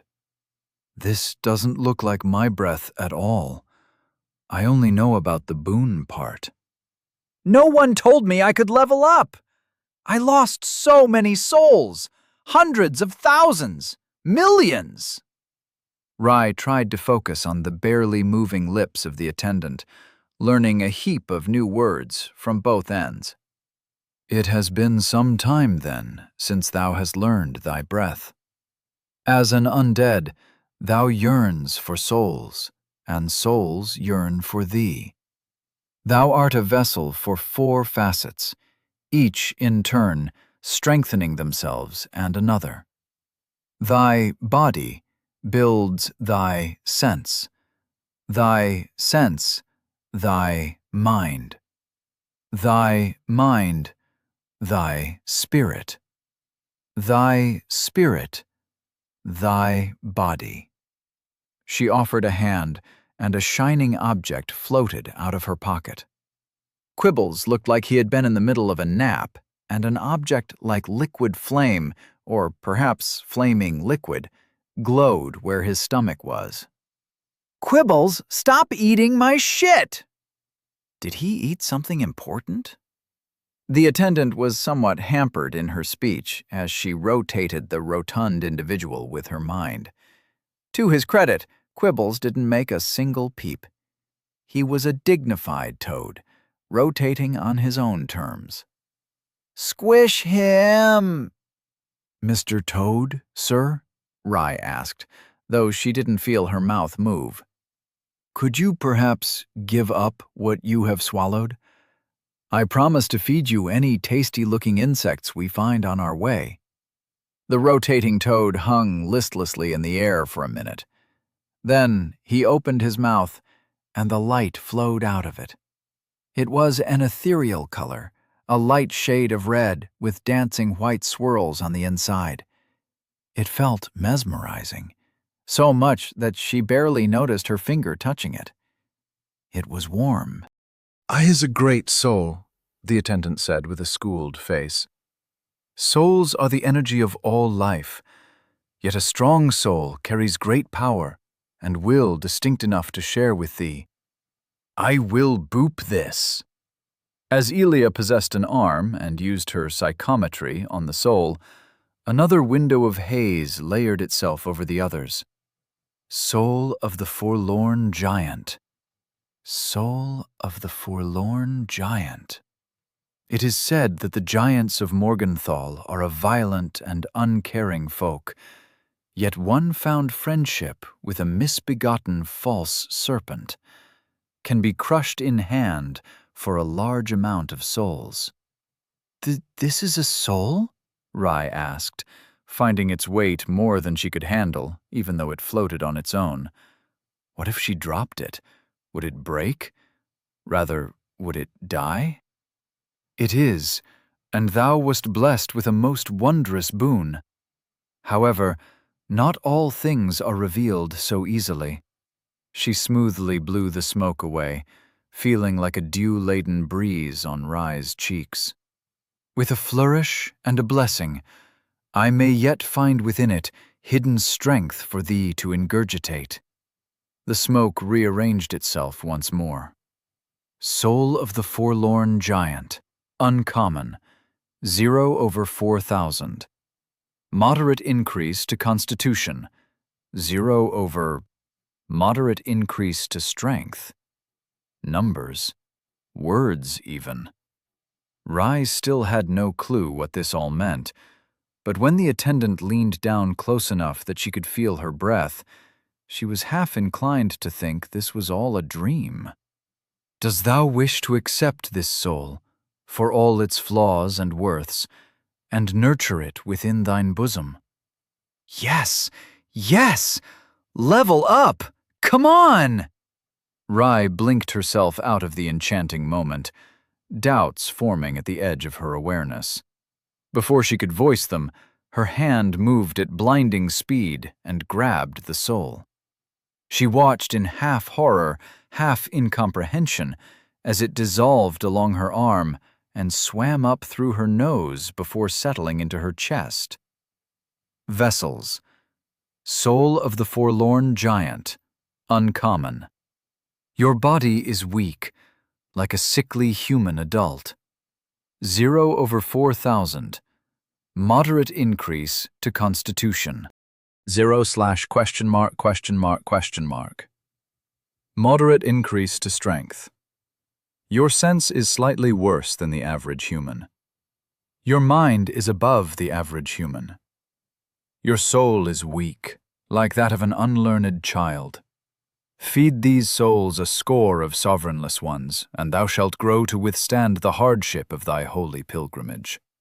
For thou art undead, and a vessel to hold within thyself those forlorn souls which cannot find their way to Lofton. More souls? We need more souls. Rai, ditch this frivolous hug dispenser and get our souls. Shh, quiet you. I am? They can't? But that's horrible. If they can't return to our gods, then that means no cycle of life and death and rebirth. Her mouth was going 1,000,000 kilometers an hour, even as she stood staring at the ground. It was the only part of her world that wasn't spinning. Would that explain all the undead? It would, wouldn't it? But... The attendant put a single finger on Rai's lips, causing unsung panic to rise as a rosy tint on her face. In truth, the cycle of souls has already ground to a halt. The age of gods wanes, a cup leaking through cracks drop by sorrowful drop. No longer do souls return to our gods and the grail of ages upon death. No longer have they the strength to protect all humankind from the dark forest, encroaching upon our lands by the day. Time until lost items and souls dissipate. 3 minutes. All right, screw this. I'm getting those souls myself. As it turns out, having 2 minds tearing one body in different directions didn't end well for either side. Elia possessed a leg and found a surprise challenge in just trying to stand. She fell forward with a surprised squeak into the waiting arms of the attendant. Get up! Come on! You can snuggle or do whatever you want with the pretty woman later. Will you stop? She's saying some important... Hey, that tickles! Ah! Rai whispered as he extricated herself from her compromising position. Elia yanking on a different limb every second to get her to move. To outsiders, it must have looked like a particularly poor puppeteer was pulling her off stage after a performance gone awry. Thank you for your help. I'll come back, I swear. Thou art undead, and thou must seek Lofton. All paths must end in Lofton, the attendant called after her. Pray, be careful on thy journey. They reached the stairs, mostly because Rye preferred walking in tune with her invasive companion to repeating the romance of head meets ground again. The moment she had a wall to lean on and her legs set an involuntary foot on the first step, she pulled back, leaving it to scrabble and stomp in annoyance. Come on, you need to go. Go, go, go, go! No!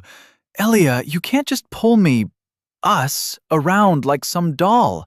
It feels horrible, and I'm not ready yet. Tough luck. How could any one person be so lacking in empathy? She barely died 10 minutes ago, and this time, death actually hurt. Just the thought of it twisted her stomach into knots. Aren't you supposed to be on vacation? Aren't you supposed to be happy that you can fix your woefully inadequate body? Or that you have it back at all? She was not woeful or inadequate. I would if you'd stop pulling my legs and arms apart, says the girl who tried to stab me, multiple times, after I saved our collective lives. I apologized, something you still haven't done. Eee! Elia tickled her. Unfair, she couldn't even tickle her back, and within minutes, Rye relented. Under protests and complete silence from Elia's side, she reached the top of the stairs with trembling legs and a heart pumping at 100 kilometers an hour. The balcony where she died showed no sign of violence, as if the world had invalidated her suffering with a snip of its fingers. There, see that glowing orb thing?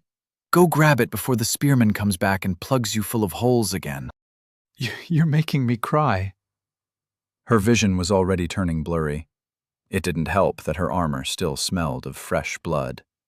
At that, her possessed leg calmed down, and she was left to eye the short stairway leading down the terrace into the garden. Flashes of the wide-open cliffside and the struggling plants filled her mind. Then it ended with 2 sharp, painful thrusts. Time until lost items and souls dissipate. 1 minute. She wiped her eyes and choked down a sniffle, painfully aware of how pathetic she was. Elia fought a giant and countless other undead in the same weak body as she had now to get her simple wish of a bed and food, and she couldn't take a single step forward if it meant saving 11,000 souls. 11,000 lives. The pressure lessened. Her legs stopped shivering. If it was for someone else, then the choice was easier. The souls are right there. Nothing can go wrong, right? If only you knew how much bad luck you just summoned down upon us. She took a cautious step forward, keeping her shoulder against the wall. A raspy moan caused her to freeze up, lips pressed together, and eyes bulging until she looked as stiff as Quibbles had moments ago. The murderer, the fiend, was right around the corner. Right there, she whispered, reaching a hand from behind the old statue she was pressed against.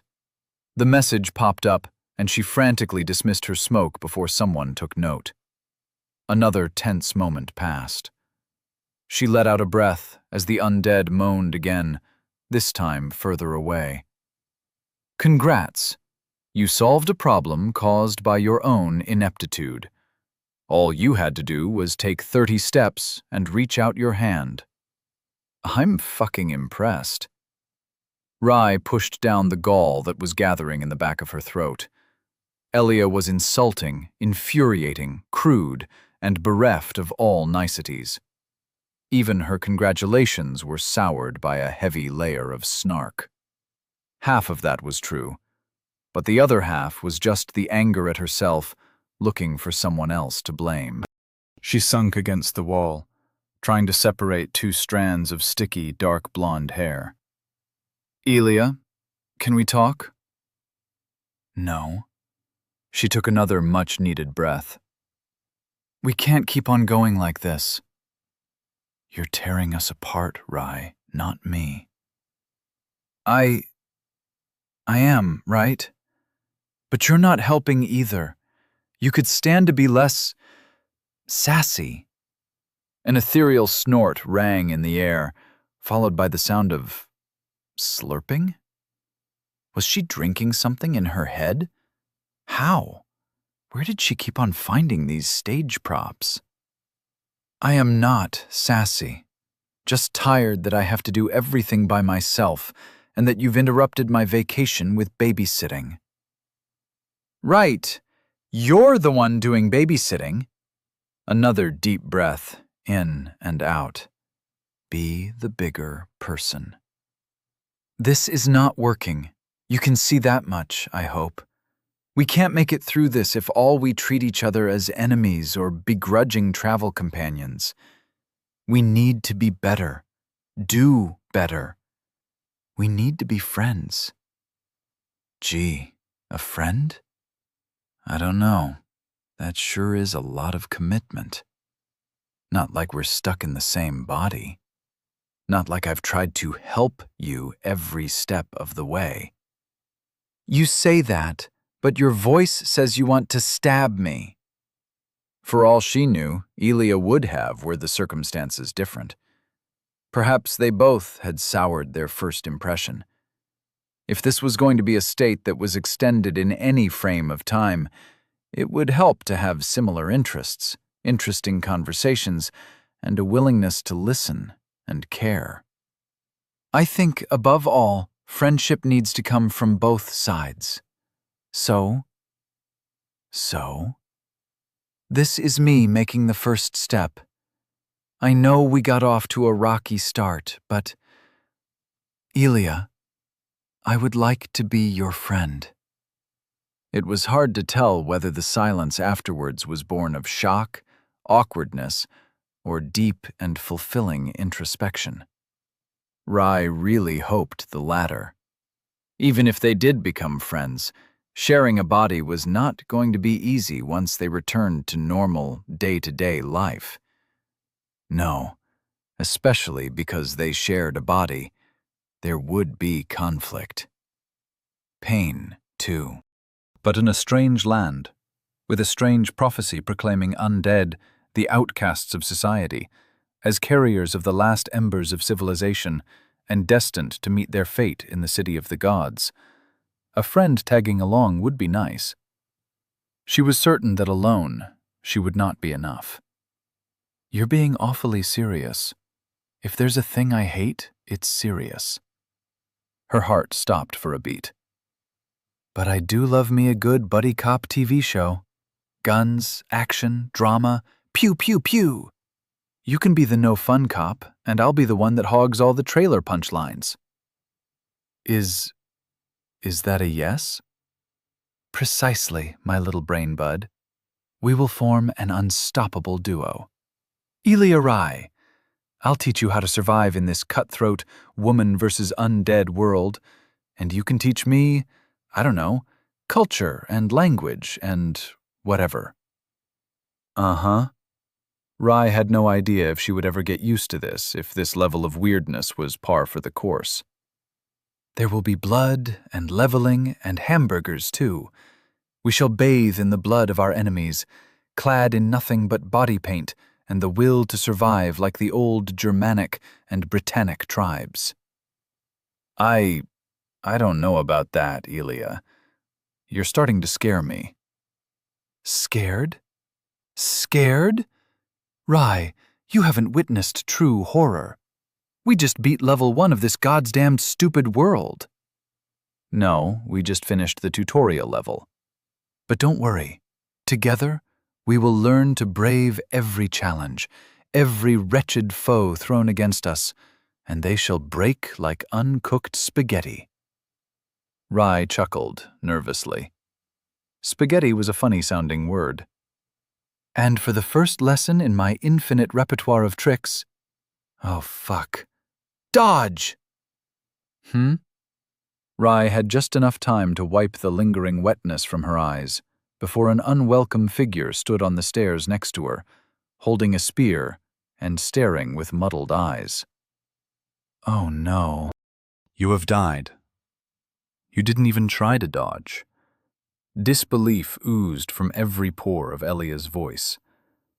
When in threat of dying, Rye had a remarkably easy time of freezing up and letting death take her. This didn't speak well to her continued survival, and when the attendant came around, worried about the undead curled up in fetal position, she lunged for a hug. Really, I'm amazed. I thought I died easily, but wow. Just wow. Quiet. She nuzzled her face deeper into the fine chainmail, soft like a baby's bottom. It was easier to hide her tears this way, and her anger.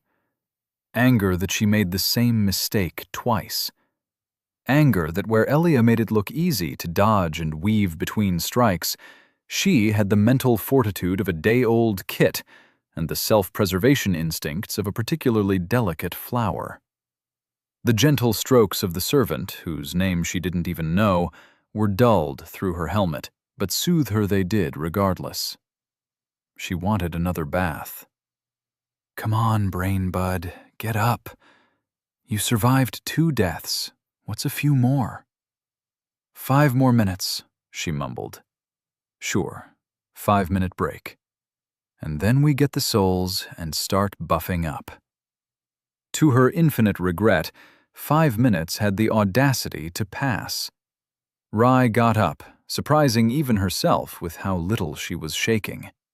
One look at the attendant's inviting smile was all it took for her thoughts to be tugged away from fear and back towards embarrassment. Sorry for getting you all dirty again, and thank you for the hug, miss. I am the attendant, a humble servant of the cerulean waters, and bound to them as I am bound to thee. I have no need for a name. I welcome thee to the crossroad temple undead. I only hope thou hast found comfort within mine embrace. Rye stood still for a moment, brows furrowed. Didn't she already say something like this before? She did, Rye was sure. She took a step back. Elia? Do people really not remember us when we die? There was a heavy silence, followed by a sigh. Go get our souls back, Rye. Oh, okay. Rye turned to the staircase and nervously made her way up. But we have to talk about this later. Friends tell each other everything, right? Right. The souls in Sundry were almost laughably easy to find and easier to retrieve. They were a few feet closer to the entrance this time, and she scooped them up, turned on her heel, and bolted back indoors before the undead could even get within hearing distance. You have regained... She cut off the smoke, heart pounding as she reached the bottom of the stairs again. Only then did she breathe out, a fine film of sweat covering her brow. Undead could still sweat, apparently. They weren't so different from humans after all. Geez, you can run, girl. Isn't so bad if you're quick about it, eh? Now, go touch the level-up lady. Stilling her breath, she tried to look as presentable as she could be before talking to the attendant. Her ratty wraps and torn armor probably stunk to the heavens. Kneeling like before was a good way to hide her shame. Offer thy hand, and let me search wherein thy path shall flow. Soul count, 11,176. Body. Soul of the forlorn giant, uncommon. Your body is weak, like a sickly human. 0/4,000. Moderate increase to constitution. 0/?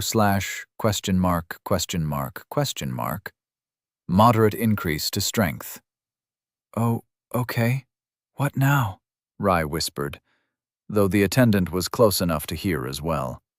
Let thy seeded soul fill with the strength of the lesser. Allow them a path, and thou shalt unravel strength hidden within. There are choices to be made. Feed thy physical strength, feed thy constitution, feed both or none.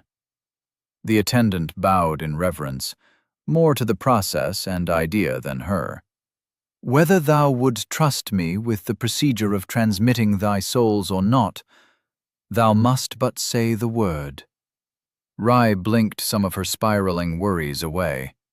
It wasn't difficult, the attendant could handle it, and souls didn't disappear. They were just converted. Yeah, this wasn't so bad. It couldn't be. She was planning on passing Lofton and dropping them off anyways. Having them work to make the travel feasible was only fair.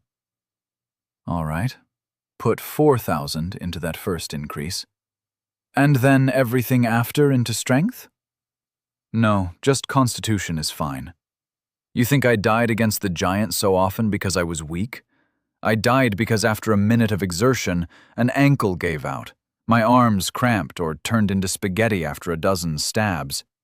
We're fighting undead, too. But we have to win every fight where only one of them has to succeed to force a reset. You're gonna thank me later, believe me. Constitution is worth it, especially if you want to wear armor, which we will also have to buy, because nobody we fight has anything fitting for your height. Tell me about it, Rai whispered, then turned to the attendant. 4,000 souls into my constitution, please. A flow of wispy light exchanged between their hands as a notable change grew throughout her body. Her breath came deep, clear, and without a rasp. The humming fatigue in her joints melted away, and some of the feverishness disappeared as if it had never been. Soul count, 7,176. Body. Soul of the forlorn giant, uncommon. Your body is weak, like a sickly human. You have the constitution of an athletic adult human. 4,000 over 4,000. Moderate increase to constitution. 0 over dot. Moderate increase to strength. She took a deep breath, feeling it go, and go, and go on. Rai tugged at her tattered clothes, staring at the muscles underneath. All doubts and insecurities were washed away once she laid her eyes on the change. Her muscles didn't bulge, but in tandem with her other tissues, they appeared much less malnourished and diseased. My skin! Look, Elia, my skin! A few specks of healthy bronze were shining through, and bone showed only where bone ought to show. Congrats. Still convinced souls are holy and shouldn't be used for anything? Rai tensed, a tinge of guilt worming its way through the curtain of joy. It was nice, yes, but if the conversion rate of souls was 1-to-1, then it took 4,000 lives to elevate her just this little bit. She would have to offer a sacrifice for all of them as thanks. Well, they are technically still inside me. I can still take them to the gods and hope they will, I don't know, reincarnate them? Elia let out a derisive snort. Is there anything you'd like to say, friend? Just that you've fallen for the oldest trick in Hollywood history. Trick? The oldest trick. Quests, prophecies, weird level-up magic. Wake up, Rai. They're grooming you to be their dedicated errand girl. You'll see. Soon you're going to stumble upon a quirky mentor who'll teach you the secrets of the world, only to mysteriously disappear or get tragically murked because old men toting wands and wisdom attracts murderous master plans like cheese does the lactose intolerant. Rai smiled, finding pleasure in the simple act of breathing. That was a very long sentence, and I understood not one bit. Now come on, let us trade in some soul. Bone shards. Bone shards. You didn't forget that the next one is mine, have you? Of course not, my silly little friend. It's time to buy you some real equipment. Might even sell the broken sword and shield. Where'd you put them? Rai thought back her own first death. I forgot them in our room. Does that mean they're gone now? Yep. Lost in the cracks of time. Shame about the shield. Oh well. It was high time to get you a new weapon anyways. And we'd trade with what? Souls? Rai crossed her arms in protest. No, not with me. Damn it, Rai. Money doesn't just disappear when you spend it, it stays in the economy. And the economy is a cycle. She stood in silent, awkward contemplation. Okay, just this once, I will close an eye or two, even if I feel like you're trying to manipulate me. That's what friends do. Looking out for you, Rai. Now we can finally get a new sword, shield, armor, and stuff. Oh, and new clothes. Food. Boots. Chapter 13. The man formerly known as Harris. This time the merchant was awake, owing most likely to the fact that Rai did not sleep after returning from death. Physical exhaustion was a trivial concern. A single sip of the water from the checkpoint bowl made sure of that. And in hindsight, it did seem silly for an undead to require any sleep at all. Or maybe it wasn't that unusual, given how mental fatigue could build up even without heavy exertion. However, Rai never once saw the sky grow dim, and they had been out for more than a day before reaching the temple, too. Their inner sundials possibly gave a rhythm to those undead who did sleep. Rai walked up to the scattered merchant's stall, feigning disinterest. Oh, she would buy something for sure, but the undead merchant didn't need to know. Every trick in the book was valid when confronting his ilk. Merchants had no souls, as was commonly known. She channeled her best haughty princess, then toned it down to merely snobbish merchant nobility. She wouldn't want to kill the man with her performance. He might have a heart attack. It happened before. It was not her fault, Da said, but better to be safe and tone down her charm a notch. Sir, are you in the business of trading shards of boons? The scraggly man looked up. He had a round hat neatly fitted to a skull unusually replete with hair. That I am, a trader in souls and goods. I am the man formerly known as Harris. Rai pretended to look over his wares. Formerly known? He nodded solemnly. Best you don't pry further, unless it's to inquire about my wares. I can only hope you find something among my modest selection. Modest? His stall was anything but. He himself sat comfortably amidst a pile of old pillows and upholstery, some holding wares, while others supported his own atrophied body. They looked comfy and, above all, expensive.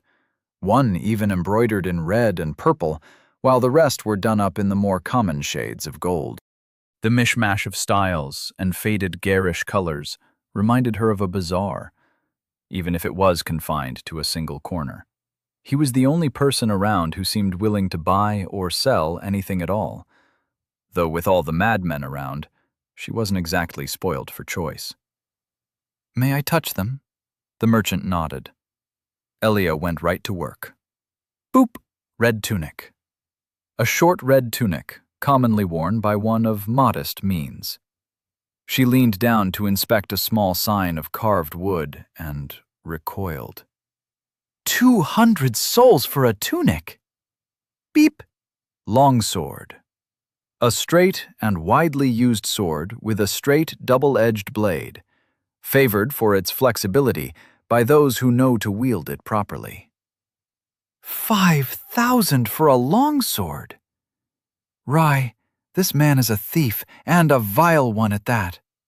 Look at all the souls he is holding hostage. I bet they're all children. We must secure them. Stab him in the face! Shh, quiet.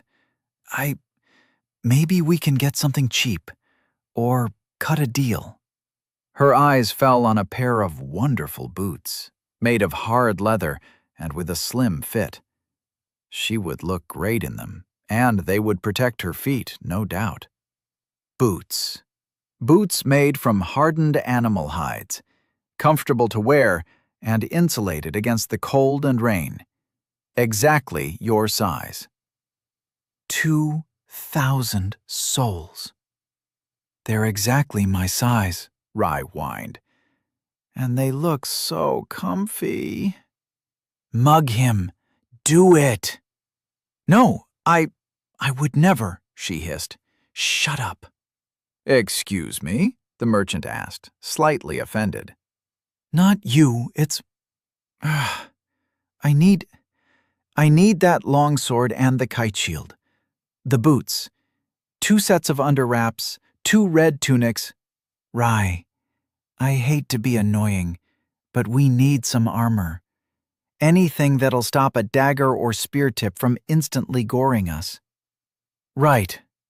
Her eyes caught 6 sets of armor leaned against the wall on display, from chainmail hauberks to scale and half-plate with matching helmets and all. One look at the prices, and she considered searching for the nearest authority and reporting him for racketeering. After some perusing, and as the realization of the scale of this soul-sucking economy dawned on her, she happened upon one of the cheaper armors. This armor, right here. She pointed to a discolored yet fine chainmail hauberk, padded with pelts that someone almost certainly had died in. It protected her torso, upper legs and arms, as well as her neck. At 5,000 souls, she could probably haggle the total down by a bit. Are those dried fruits? Food! Get his fruits, now! And a bag of fruits. Rye had to admit, she was in a breakfasting mood as well, feeling somewhat peckish after dining on nothing but flavoured water. She was feeling many things.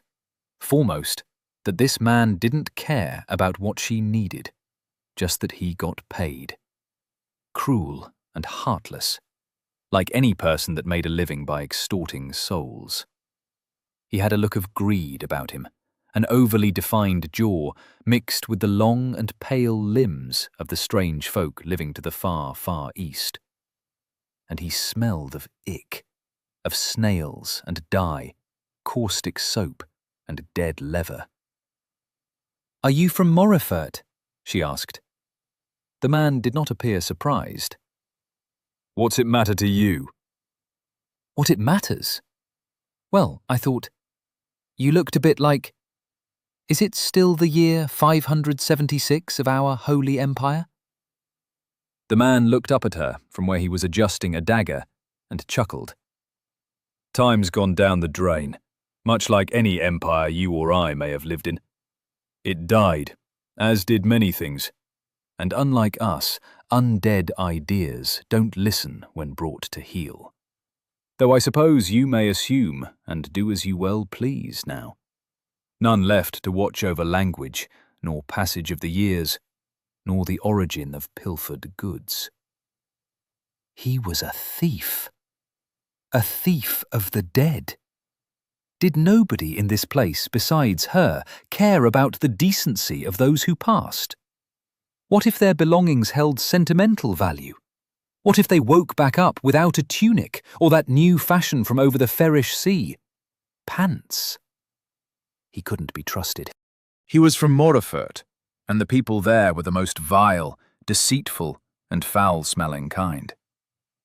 Because of the swamp and the dyes and their tendency to lie, and not at all because of some rivalry with Arvail about a stolen goat that went back 25 generations. It was an important goat. It laid golden eggs and foretold the weather. At least, that was how Dar had told it, in between teaching her how to haggle on the local markets. Armor, sword, shield, tunic, boots, underwear, fruits. The merchant counted. That makes a total of 14,000 souls. 14? 10 plus 4, times 1,000. They do educate common folk on addition and multiplication outside of Morefurt, do they? Yes, Rye cut herself off, biting her tongue before she said something she couldn't take back. It was twice her remaining souls, and though she thought herself a good haggler, it would require a miracle to reduce the price by half. "Are these bone shards worth any souls?" She pointed at a small bowl adorning the top of a pillow, a dozen shards lying in a heap of grey and green. Bone shard, uncommon. The shard of a divine soul, undefined and undeveloped. The strength of a shard is directly correlated to its rarity, for only the rarest moments crystallize to mark a person's soul indelibly. Combine 10 for a bone die of appropriate rarity. Ooh, rarer shards require less shards for a boon. Sure hope that trend continues. Trade only for other bone shards. 3 common to an uncommon, 4 uncommon to a rare. Souls for everything else. Your budget? Soul count, 7,176. "We have 7,000, she said, and immediately bit her lip. She screwed up. Rule number 1 of barter: never reveal your cards. She blamed it on her headache and the lingering fever. Without a frame of reference, she didn't even know by how many levels of magnitude he was overpricing his equipment. The merchant looked pensive, scratching that pointed chin of his. "I'll cut you a deal. Instead of the sword, take this hatchet here, plus this soldier's armor." He offered her another one of the cheaper armors. The cheapest armor, to be precise. "I can comfortably sell you those two for 6,000 together. The fruits are another 1,000, as is the other pair of used boots, and if you want a shield, it's 2,000 for this here buckler, instead of 4 for the kite shield." Rai didn't trust this man, and she searched for the price tags in the hopes of catching his treacherous designs in motion. Conscript set. A set of cheaply made armor from a faraway land that may protect a life, but not much else. The lamellar plates are brittle, and the mail roughly joined, yet the people of the East often marched to war with even less. 3,800 for the armor. Hatchet. Commonly used to chop wood, a hatchet can become a deadly tool in the right hands. Due to its top-heavy nature, care must be taken not to overextend after swings. 2,200 for the hatchet. All was in order, except for her purse. Spending all her money, her souls at once, was not a smart choice, but it was one she had to make.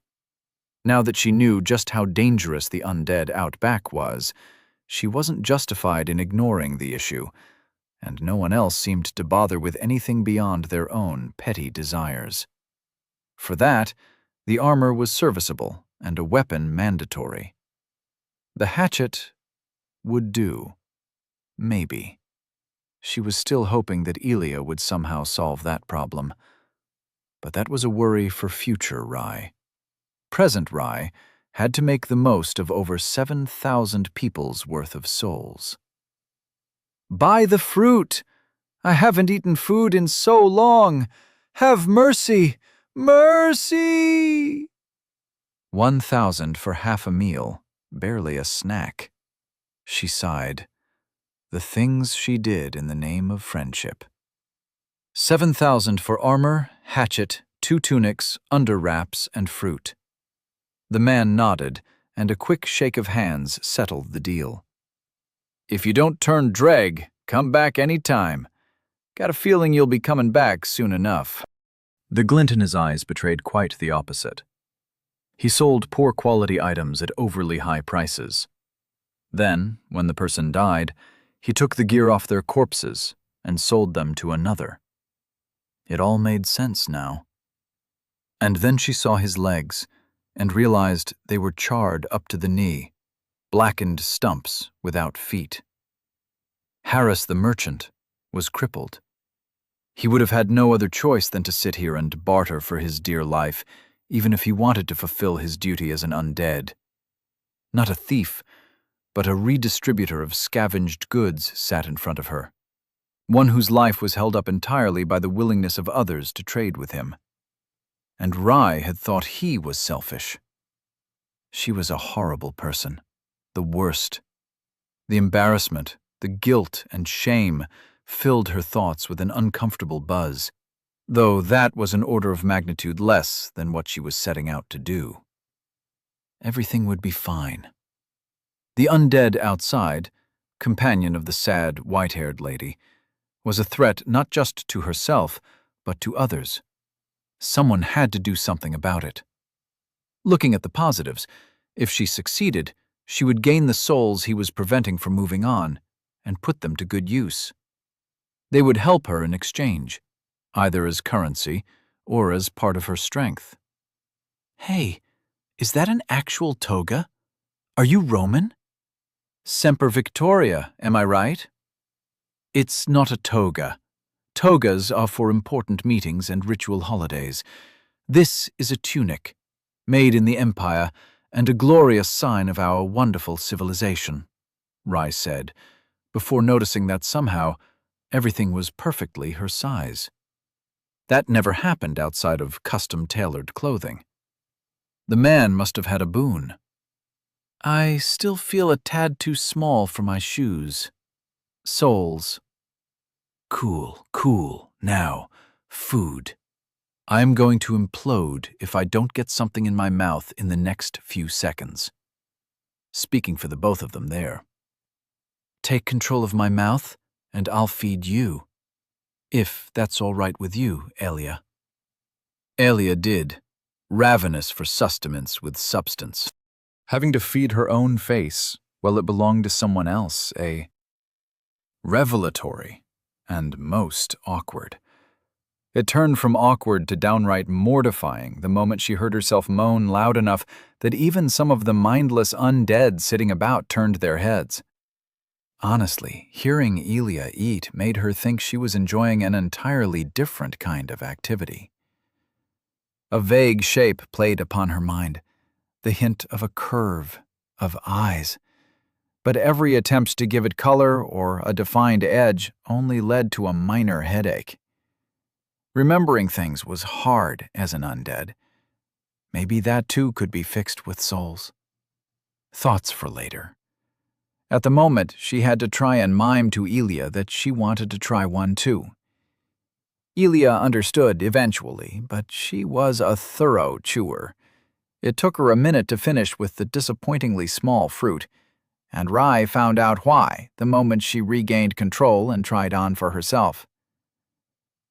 Oh, this tastes pretty good. This is the stuff. This shit tastes better than sex, on which I am a qualified expert. You could sell these for a kidney and a half in a back alley and still get your door run in by ravenous customers. Wonder what's inside. Oh, wait, I don't have to guess. I have a thing. Sugared apricots.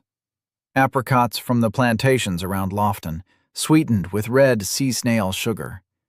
The sugar is used in many transmutations and, combined with the sour fruit, offers minor rejuvenatory benefits. Slightly heals wounds over time. Oh, red sugar's a luxury. Explains the price, even if I still think we got overcharged. Rai swallowed, but found her arm paralyzed as she reached for a second helping. We can't eat these like popcorn, Elia said, her voice shaky. This is good. Too important to waste. We might need it later, like the Beatles. Don't want to get stuck like in the maze. A fair point. At the moment, the all-healing water was within walking distance. It wouldn't always be that way. All right, I'm going to take a bath first. And then I'll teach you the art of re-deadening the undead. Yeah, that... Do not fret, my dear little procurer of fruit and ambrosia. I shall impart upon you wisdom hardened over 1,000 lifetimes. By the end of our training, you shall be forged into the likeness of a great warrior, a master of puns, and preemptive self-defense. Look forward to it. The twisting knots in her stomach cried to object, but she knew she had to do it. She'd have to live with murdering a murderer, and maybe more after. Dirty work always made its way into her hands. Someone had to do it, and she wasn't quite willing to let Elia take full control just yet. Besides, he was holding souls hostage. Freeing them couldn't be so bad, right? The temple was quiet, but for the clamor of the 3 soldiers above. Rai sat on a stair, listening intently to her hand, which Elia had possessed, miming a talking sock puppet. Rai gave her best to settle into the mindset of a good student, which meant to trust the teacher, listen to everything said, and make notes. Lacking paper, she just hoped the lesson wouldn't drag on for longer than she could memorize. Okay, first lesson of the day, initiative is king. Initiative is king? Yes. Assume this. You find a soldier walking down a corridor. You step into a shadow, wait for them to pass, and take a stab at their neck. Best case, your enemy dies. Next best case, they are wounded, crippled even, and you're right in range for a follow-up strike. Hit 'em with the ol' 1-2. Hit 'em with the ol' 1-2, Rai muttered, tracing imaginary notes in the palm of her hand. And the worst case?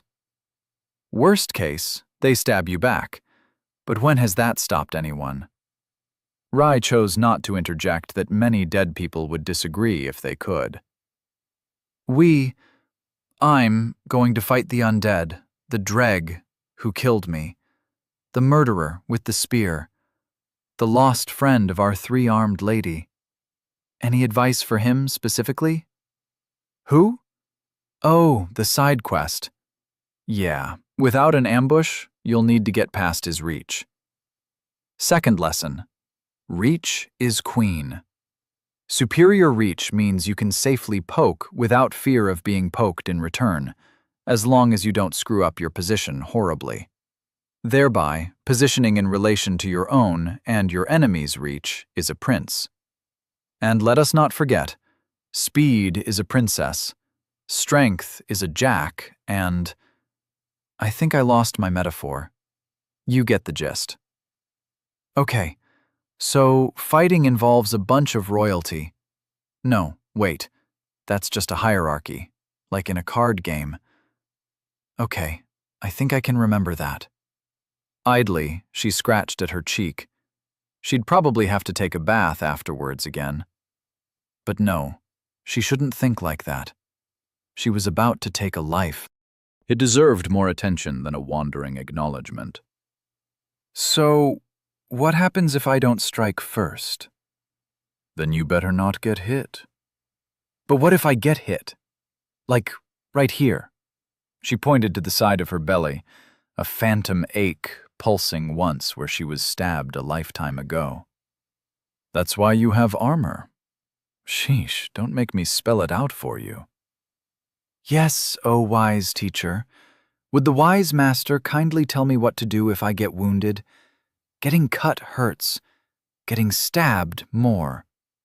I know. Startled, Rai waited for Elia to recollect her mind.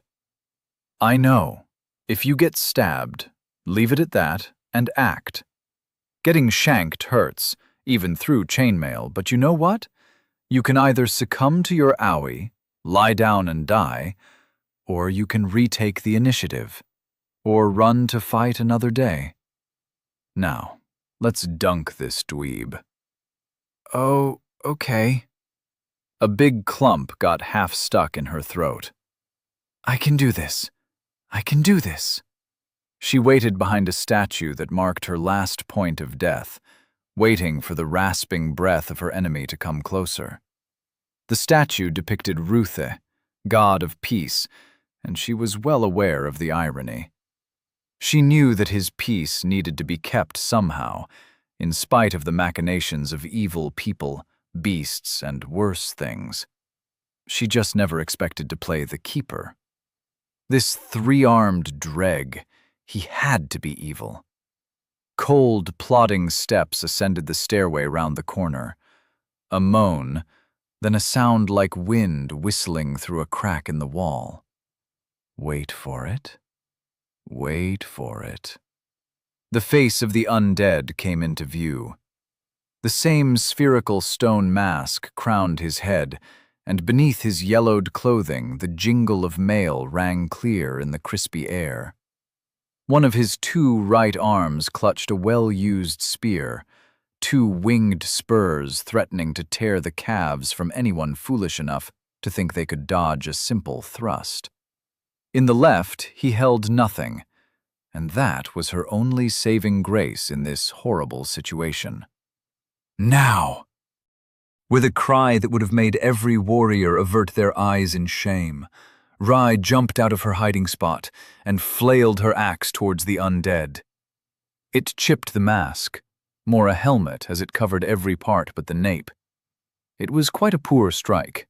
The undead turned, and Rai had moments to notice that with the twisting motion, the spear was already well on its way. Closing her eyes was a very poor choice of defense, and the kind of reflex that got her killed the previous 2 times. This time, she stared bravely as the incoming spear punched through her face. "Why didn't you dodge?" You have died. You have lost.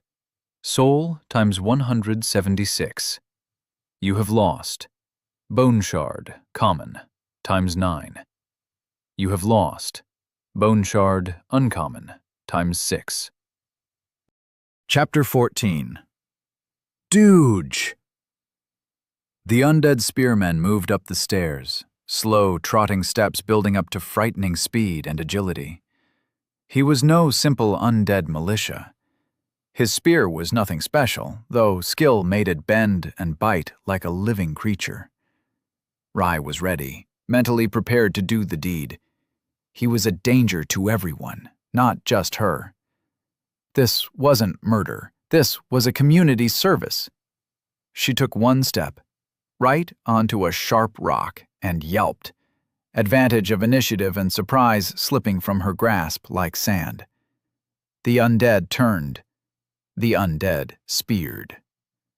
Rai moved, but not enough, and in the wrong direction. You have died. You have lost. Soul times 176. You have lost. Bone shard, common, times 9. Uncommon, times 6. At least she picked up the bone shards beforehand. I'm starting to believe that your capacity for violence is negative. Ack! Rai spun out of the way of a wild swipe at her legs, only to stumble into a thrust to her chest. The spear tip plunged into her stomach, and she reeled back in shock. The metal platelets and mail saved her life. She was still in the fight. If only it didn't all hurt so much. Help! Sure. Her arm flexed unnaturally, and she took another stab to her mail. This time, the spear didn't retract, as Elia grabbed it right behind the barbs. Now, initiative. Without a word, Elia relinquished control, and Rai held onto the spear, using it to pull herself forward, right into the waiting backup dagger of the spearman, who plunged it through her neck and out the back. That feeling, metal on bone. It would haunt her dreams, and some waking moments, too. A second dagger pierced her heart, as even in degraded undeath, none of his 3 arms ever remained idle. You have died. Dodge! Nice! Again! Her breath was coming short, but this was it. This was the one. The spearman hit her in the chin with the butt of his spear, knocking her head all the way back, leading her in a stumble towards the edge of the terrace. She staggered against a stone pillar and gripped for dear life, the endless fall onto mountaintops like snow-peaked pebbles just visible in the corner of her eye. An imperceptible weight drew her down, a blur forming at the edges of her eyes. Don't fall. Whatever you do, don't. get stabbed before that because we will not be able to recover our bone shards." Rye didn't, but only because she scrambled away and towards a number of successive spear strikes, which she only evaded in part. 2 hit an arm and leg, 1 pricked her in the abdomen again, but not enough to knock the breath out of her. Her vision only grew more blurry, her hands only more unsteady. A touch to her neck came back dark red. The smallest nick in the wrong place could fell mountains, and Rye felt barely larger than a pebble. She stumbled and accepted that it was her fate to die again. It was almost preferable to watch the spear get her in the neck again instead of the reverse. Almost. "You have died." Get up. Rye remained where she was, nuzzled deep into the embrace of the attendant. She had no intention of getting up. Time until lost items and souls dissipate. 10 minutes. 5 more minutes. Get up, now. The sooner you learn to fend for yourself, the sooner we can get going. Or, switch with me. I'll avenge your deaths faster than you can say pen, pineapple, apple pie. Doing things my way means taking breaks.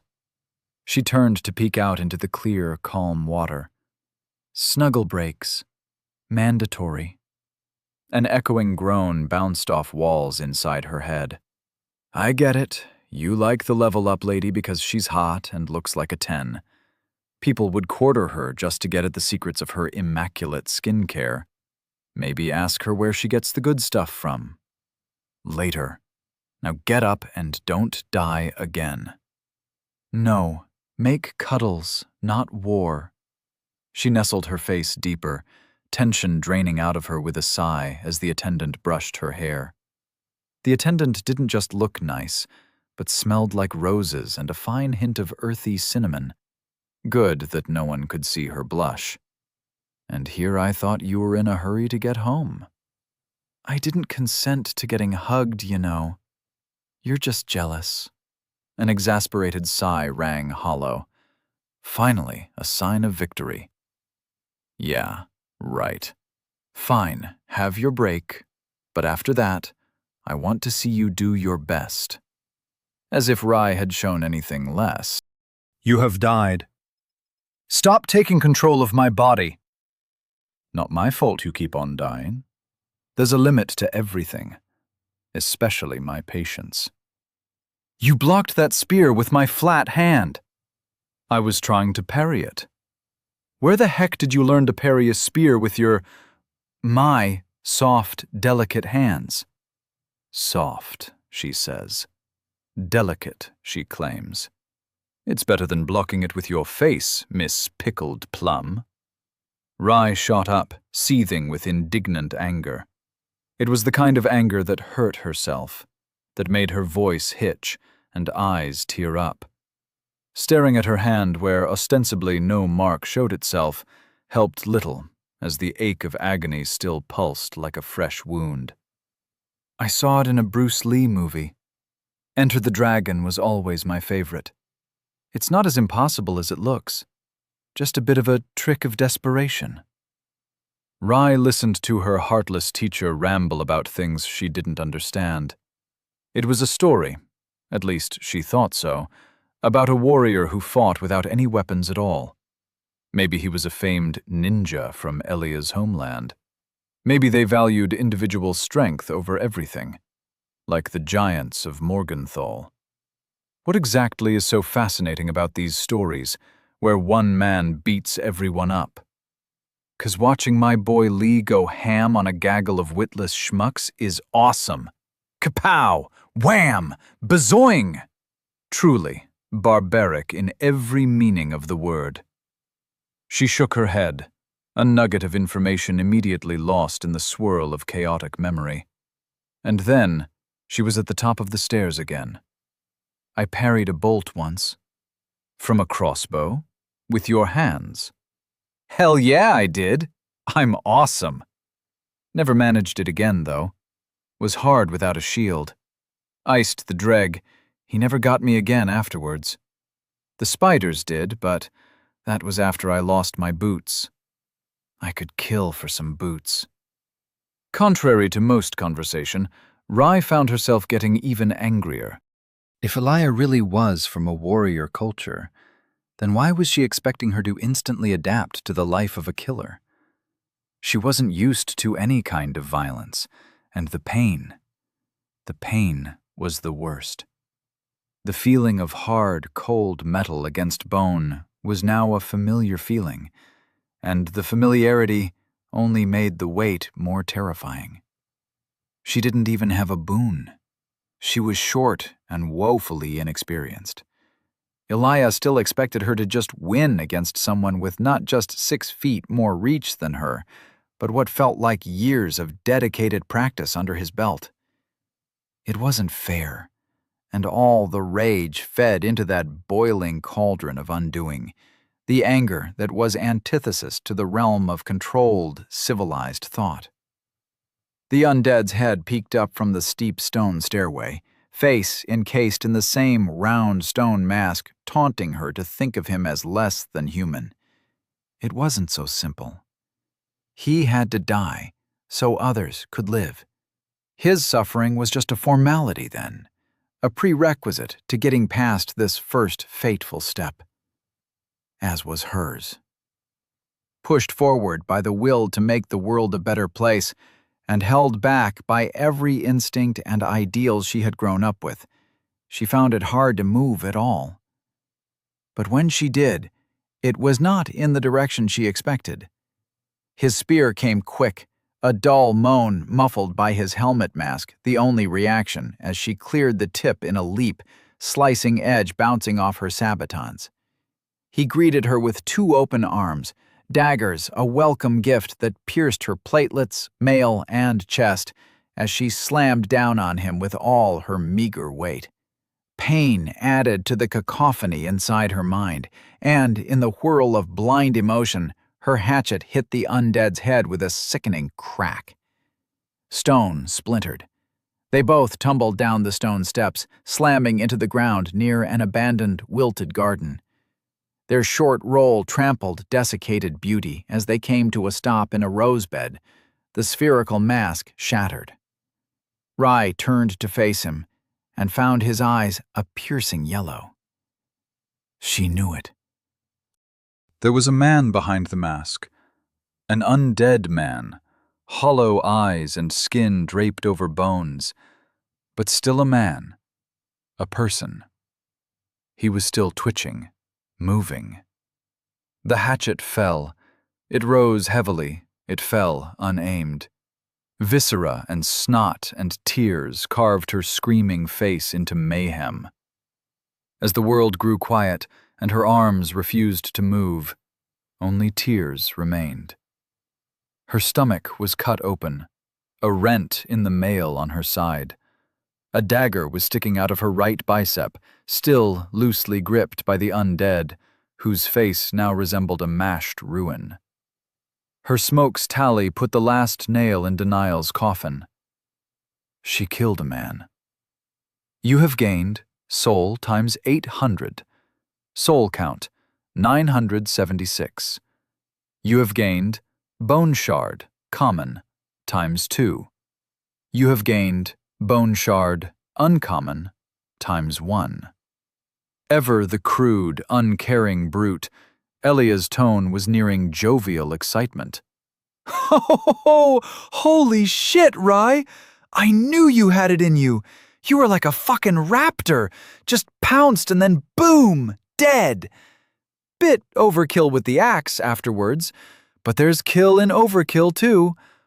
Now, let's get back and heal up again. You hear me? Rai? Rai? I'm sorry, Rai muttered, tears streaking her face. The act of killing made way for an altogether different pain than being on the receiving end, and it was no less horrible. The first one in the maze didn't feel real, as if she had still been in an ugly dream. No matter the justification, or how much she tried to delude herself into calling anyone evil, they were still human, even in undeath.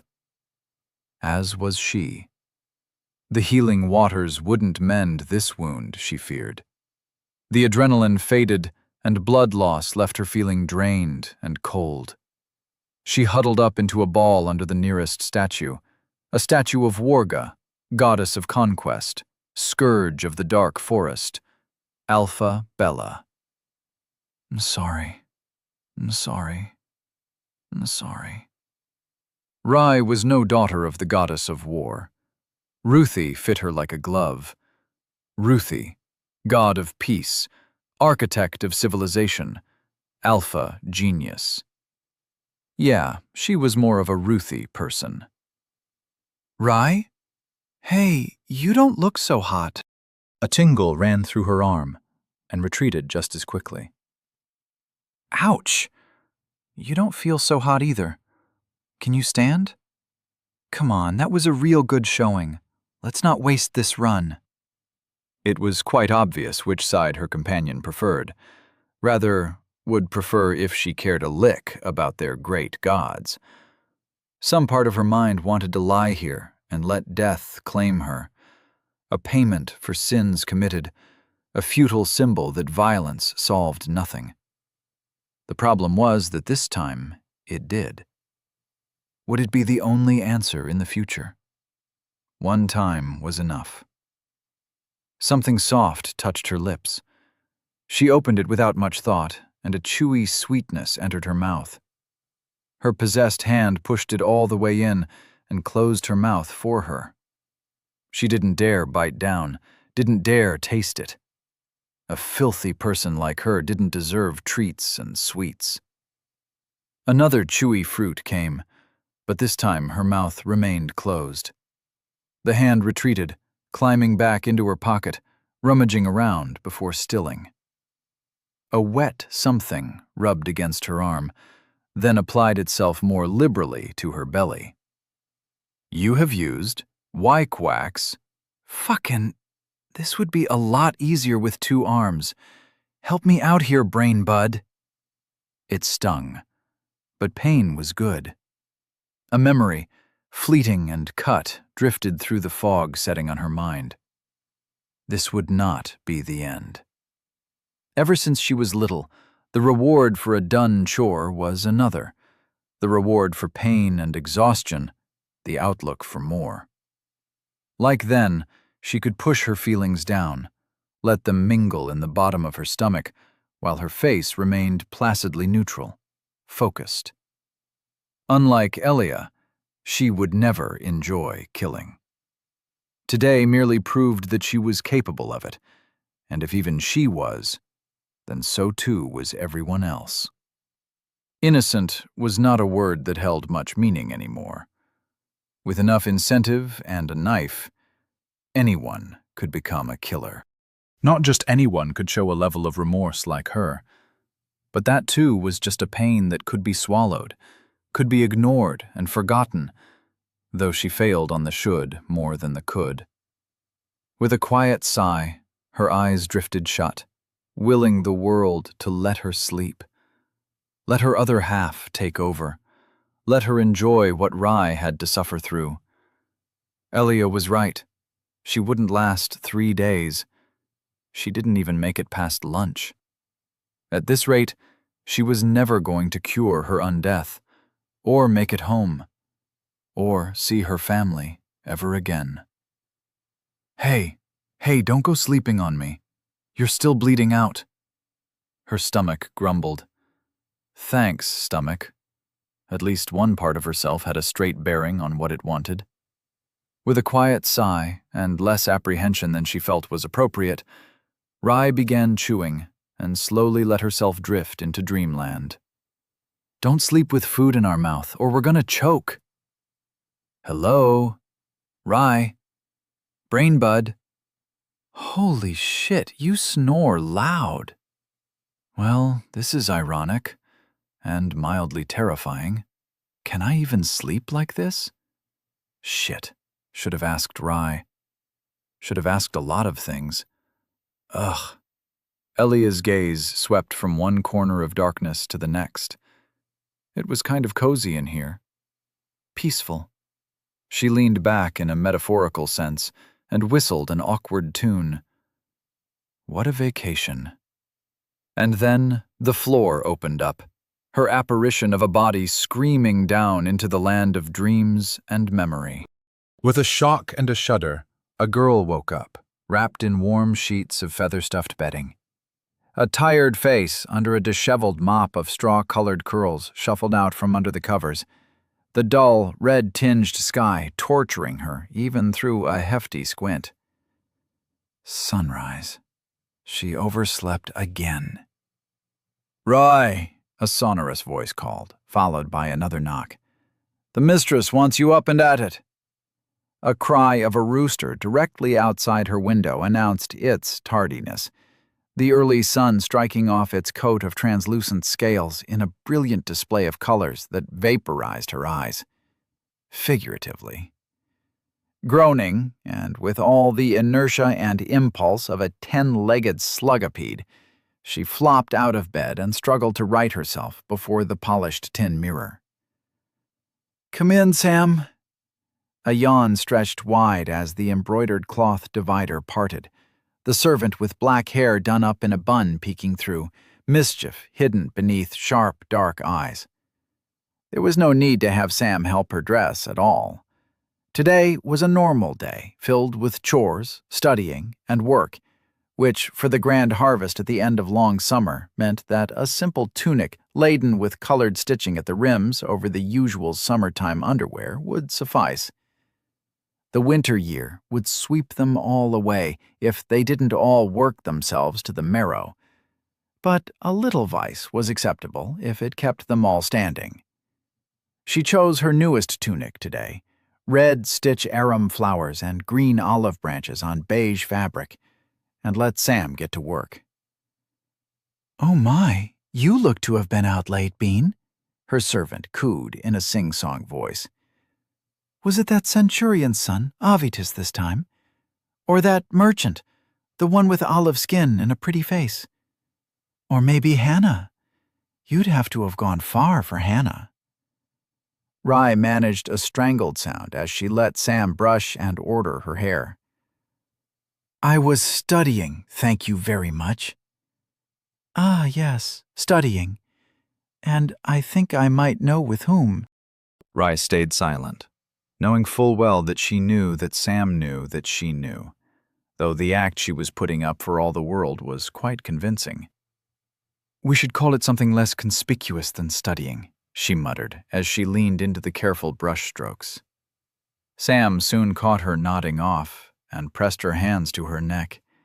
They were icy, eliciting a squawk and a friendly bat as Rye stood up to let herself be dressed. "Is the princess ready to stay awake now?" "Maybe. I'm already ripe for midweek." 5 days of work lay ahead of 1 day of rest, and without Sam's affectionate ministrations, she honestly didn't see how she would make it through. "You've already been up for long?"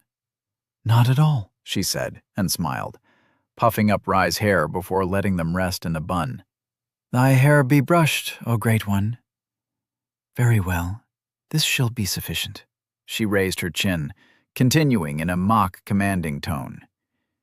"You may take your leave, O loyal knight of the horsehair brush." Sam rolled her eyes, bowing with an overly elaborate flourish of her hands. A small antic before each had to see to their respective duties. Her best friend wasn't technically a servant as much as she was technically not part of the family, because Mom and Da for some reason decided that 18 was a good number of children to have, not one more. Even with that much help, everyone, from her brothers and sisters to the servants and harvest hands to Mum and Da, was running on fumes. Only a couple weeks until the first signs of fall, so the oracles claimed.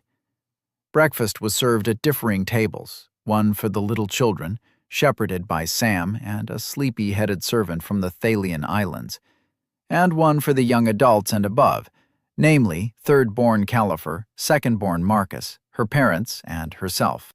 The farm estate was more of a small village, and during harvest season it truly came alive, as it housed the full family of 20, 6 servants, and the seasonal helpers by the dozens in a barracks off to the side. As the oldest one, she was the first to help set the table, and the last to sit down after all else was cared for. Porridge was on the menu, thick with oats and milk, yellow and orange bristleberries sprinkled in between spoonfuls of jam. She made absolutely sure everyone else had their portions before filling her bowl a modest amount. She couldn't summon much of an appetite after yesterday's impromptu feast, but failing to eat now would lead to regret later in the fields. Mother could have been less generous with the honey. Her mother sat down with her, taking one last dismissive look at the servants wrangling a noisy Liara and cranky Fia fighting over a spoon before taking to the meal herself. Rai didn't look her in the eye because her face was an owl, rings around her eyes barely hidden by a mask of orderliness. "Mum, is Da not joining us?" Rai asked after swallowing cleanly and not pointing out in front of everyone how Mum's hair was looking more frazzled today. Wouldn't want to get accused of behavior unbecoming of her, the firstborn. Not first thing in the morning. "He left in the morn, inspecting the harvest of our client farmers.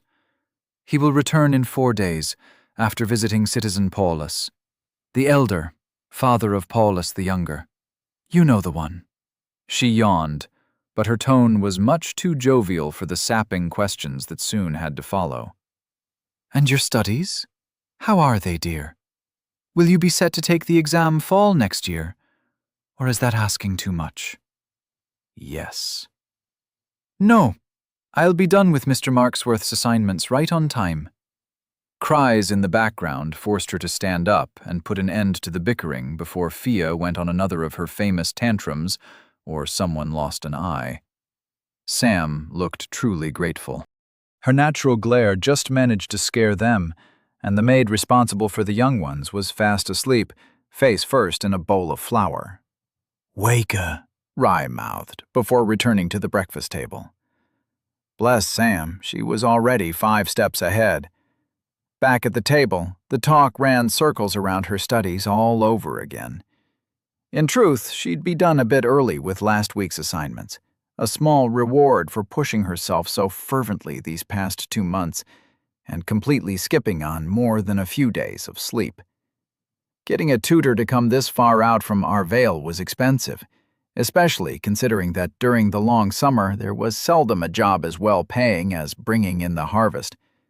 Everyone pitched in, from the landowners themselves to city folks swarming out in the hopes of getting good donors for their muscle and a head start on their own stores for the winter year. For herself, she could only laud herself in silence that a teacher of philosophy, arts, and sciences had deigned his time worth spending on her rather than wrenching tubers from the earth. The way she practically consumed each reading assignment, each scroll and book, was the only reason Mr. Marksworth had even accepted, and Da would not have been moved to pay for him without her promising initial results and the good deal he managed to haggle. There was definitely something more going on there with the amount of attention Marksworth deigned to give her. Either way, she was getting results that set her up to either fail catastrophically down the line or, as luck had a twisted sense of humor, condemned her to rise above them year after year. The prospect of falling behind, of wasting all the good grace given, gave enough anxiety and impetus for extended studying even after a day standing bent over in the fields or politely yelling at the workers and her siblings to pick up the pace. In exchange, she felt just about ready to collapse. Next to the steep pile of trigonometry, algebra, history, religion, the 7 dialects and philosophy, the farm work formed a pile that never seemed to shrink, only stay the same or increase. The exam that would determine her degree of competence wasn't for another year and a bit. She'd have it in record time, yes, but only if sleep deprivation didn't kill her outright. Could she make time for an evening at the long summer festival? Likely not.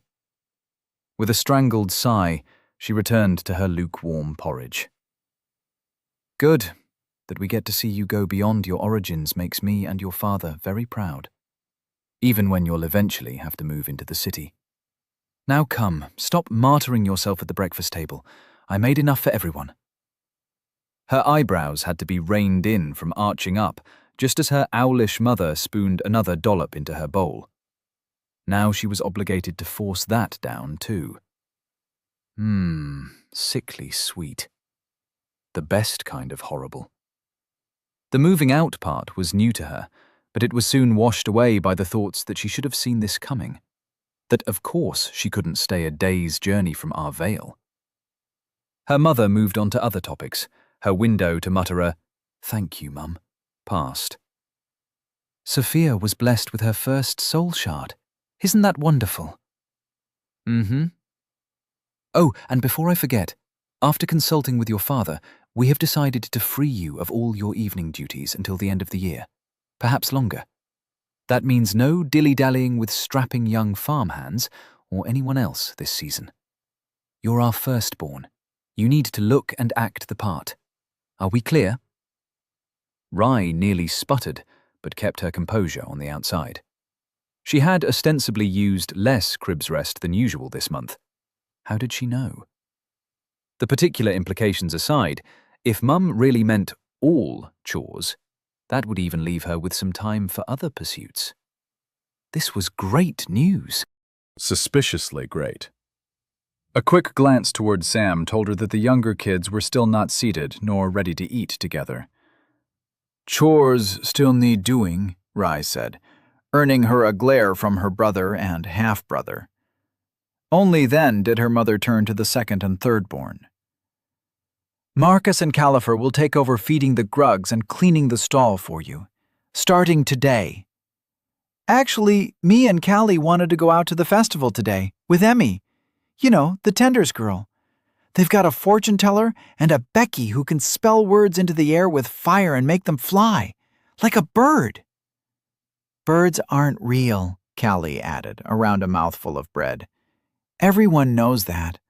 Only things that fly are rocks, dragons, and those serpent things. Yeah, sure. Except I saw one yesterday with my own eyes, real high up. Heat stroke, Callie shrugged ineffectually. An onset of lunacy. Marcus's response was choked in his throat with his bread as he saw Mum's penetrating glare. Talking back to Mum. Yikes. The lecture that followed was one that Rye toned out all too readily. She finished her porridge, excused herself from the table, and headed on out, ready for a day of drudgery. The sun burnt down on sweating brows and well-worn sandals.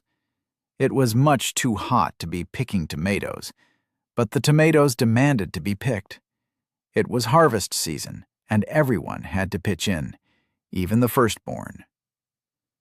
"I'm ripe! I'm ripe!" one of them squealed. "Quiet, you!" They were a needy vegetable, or maybe a fruit, possibly a berry if one was generous. Rye only cared that they were quiet once plucked from their life-giving stems. It was all in her mind, that she knew. Why the gods gave this lineage of tomatoes telepathy was a mystery, but she'd rather they hadn't bothered. It ruined a lot of meals for her, eating something that had talked back the day before. "Pick me! Pick me!" Rye rubbed at something in her eye, but sweat and dust only made the touch sting harder. She didn't notice Kelly and Marcus sneaking away. Not until they were well outside of the range of her sling. "The heck?" she yelled at them, watching as they turned their heads. "Marcus, I can understand, but Callie? Et tu?" In his defense, Califer's face did betray some guilt. "Mark says they caught a witch, a real one. Seen Becky plenty, but not a half-human, half-beast. They're going to parade her around as a trophy, then sell her off as a slave or release her into the wild if no one bothers to take her." "And you're just going to leave your sister here, alone?" The question was rhetorical, though Rye would have never left them to go see some stupid heretic. Who's going to keep watch? There always had to be someone to keep watch. The dark forest was far away, yet sometimes things from it escaped, managed to swim across the ferric ocean, and then proceeded to wreak havoc in the Empire heartland. Just last year, 2 poor washerwomen were pulled into a stream, leaving nothing but blood, unwholesome fluids, and unwashed laundry in their wake. It made her fear for Sam, enough that she had bought her a rather large knife, even though non-citizens were not allowed to carry one. Marcus gestured somewhere up the tomato vineyard. Antonius and Claudius got our crossbows. That only got her to gape in exasperation. The seasonal helper with the crooked eyes and the 12-year-old? Yep. Don't be such a pansy. Nothing's gonna happen, and they'll have the harvest done on time. We've enough helpers this season. Won't miss us for a day. Marcus yelled as Califer mouthed an apologetic, "I owe you." A single favor was not enough to make up for an entire afternoon, but they were already off, disappearing in between long lines of tomatoes, clamoring loudly in a contest of who was the ripest fruit in town. Vegetable. Ugh, it didn't matter. The blame would fall on her head as the firstborn, and the one overseeing this section of the harvest. Always her. No one worked as hard besides Mum and Da. Maybe that was to be expected. Maybe she deserved it, for lying to them about what she really got up to nowadays, instead of chasing boys. She sent a quick prayer to Rue, the kind man, to give her the strength not to rat on them later. They wouldn't be coming home in time to do their evening chores either, which meant she'd have to clean the grug stools as well. As always. She got back to work, ripping every second tomato off its stalks with a muttered curse. The wooden table was not a good place for a nap. Rye blinked blearily, wiping a dripple of drool from her mouth as she looked outside. The window was open, a stuffy night's breeze wafting through. It was still dark out. Her candle had burned mostly down. An open book offered vague recollections of the latest assignment on trigonometry. The assignment was done, but her fingers ached. Her arms burned and shook as she relit the candle. Enough. For today. With limbs dragging her downward the entire way, she stumbled from study to bedroom. Too hot, too humid. Didn't open the windows, of course. She fiddled with the latches, breathing in the cool air as it swept the room, before laying down on the hay-stuffed mattress. Bed. Soft. Wonderful. She was feeling dizzy and cramped in 7 different places. Its embrace was welcome, like the hug of a gentle mother. Maybe a few hours to sunrise. A few hours would have to do. But sleep would not take her. Writhing, twisting, she failed to find comfort. Sweat clung to every part of her body, even though she had bathed before. What was that smell? Iron? An eye cracked open, fearful of what she would see. She dabbed her nose. It came back wet, but she couldn't care any longer. The ceiling was spiraling, twisting, turning in a freefall, dread drizzling down in a torrent that drowned her muttered groans. Why was she working so hard? For what? For whom? Herself? No, not herself. Always others first, Rye last. Rye was a winter grain, after all. Why was she here? Where was this? Home, where tomatoes talked at night and rainbow chicken scale gleamed bright, where family hemmed her in from every side, but she was left all alone. Home. She sent a prayer to Ruthie. Her mouth didn't move. Jaws settled in around her bed, a yawning hole scraping at the footposts, grinding, chewing. Danger. Danger. Home wasn't safe. Nowhere was safe. Safe as a concept didn't exist, not without... A weight settled next to her, the scent familiar, comforting, a blanket on her mind. A hand brushed along her hair, a voice whispering sweet nothings into her ear. The twisting stopped. The ceiling went back to a stable, geometric construction. The struggle was over, for today. Would tomorrow ever come? Best not think about eventualities. For now, it was just herself. Just them.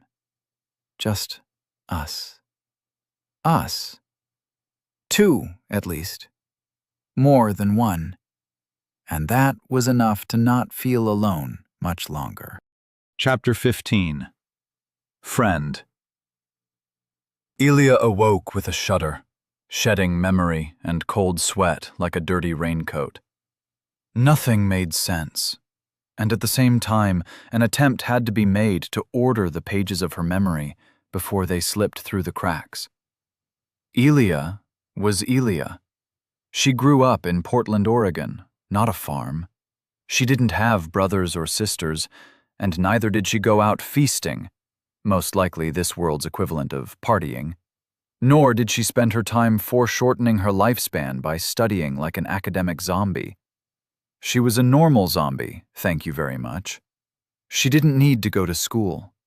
The dream belonged to Rye. It wasn't hers, and neither was her body or her voice.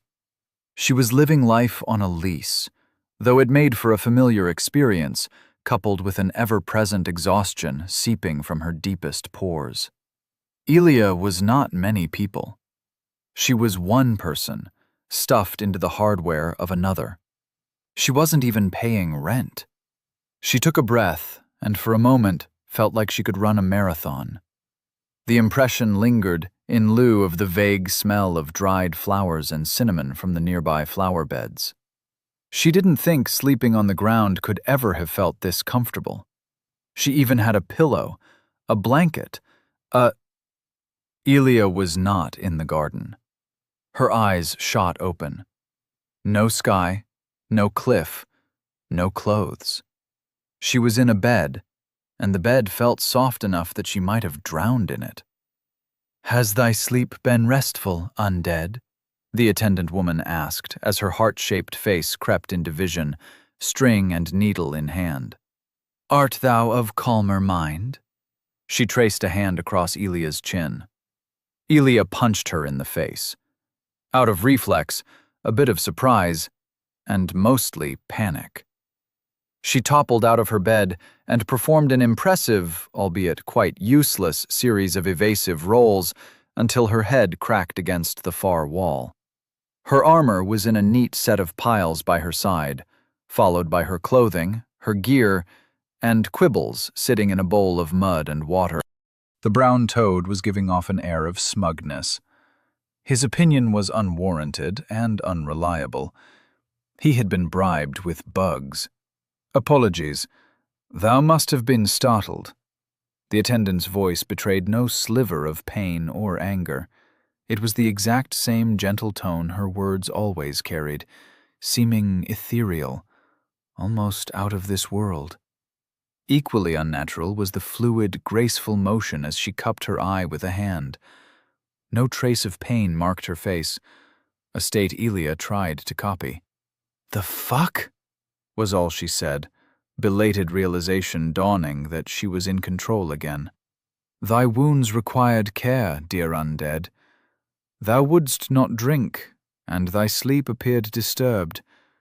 Thy thoughts ringing of discomfort, thy body cold from lack of life." She lowered her hand, revealing a faint blue bruise growing around her left eye. "I only sought to bring thee peace." "Don't fucking touch me," Elia said, adrenaline still pumping as her eyes flicked to the bandages around her arm and stomach.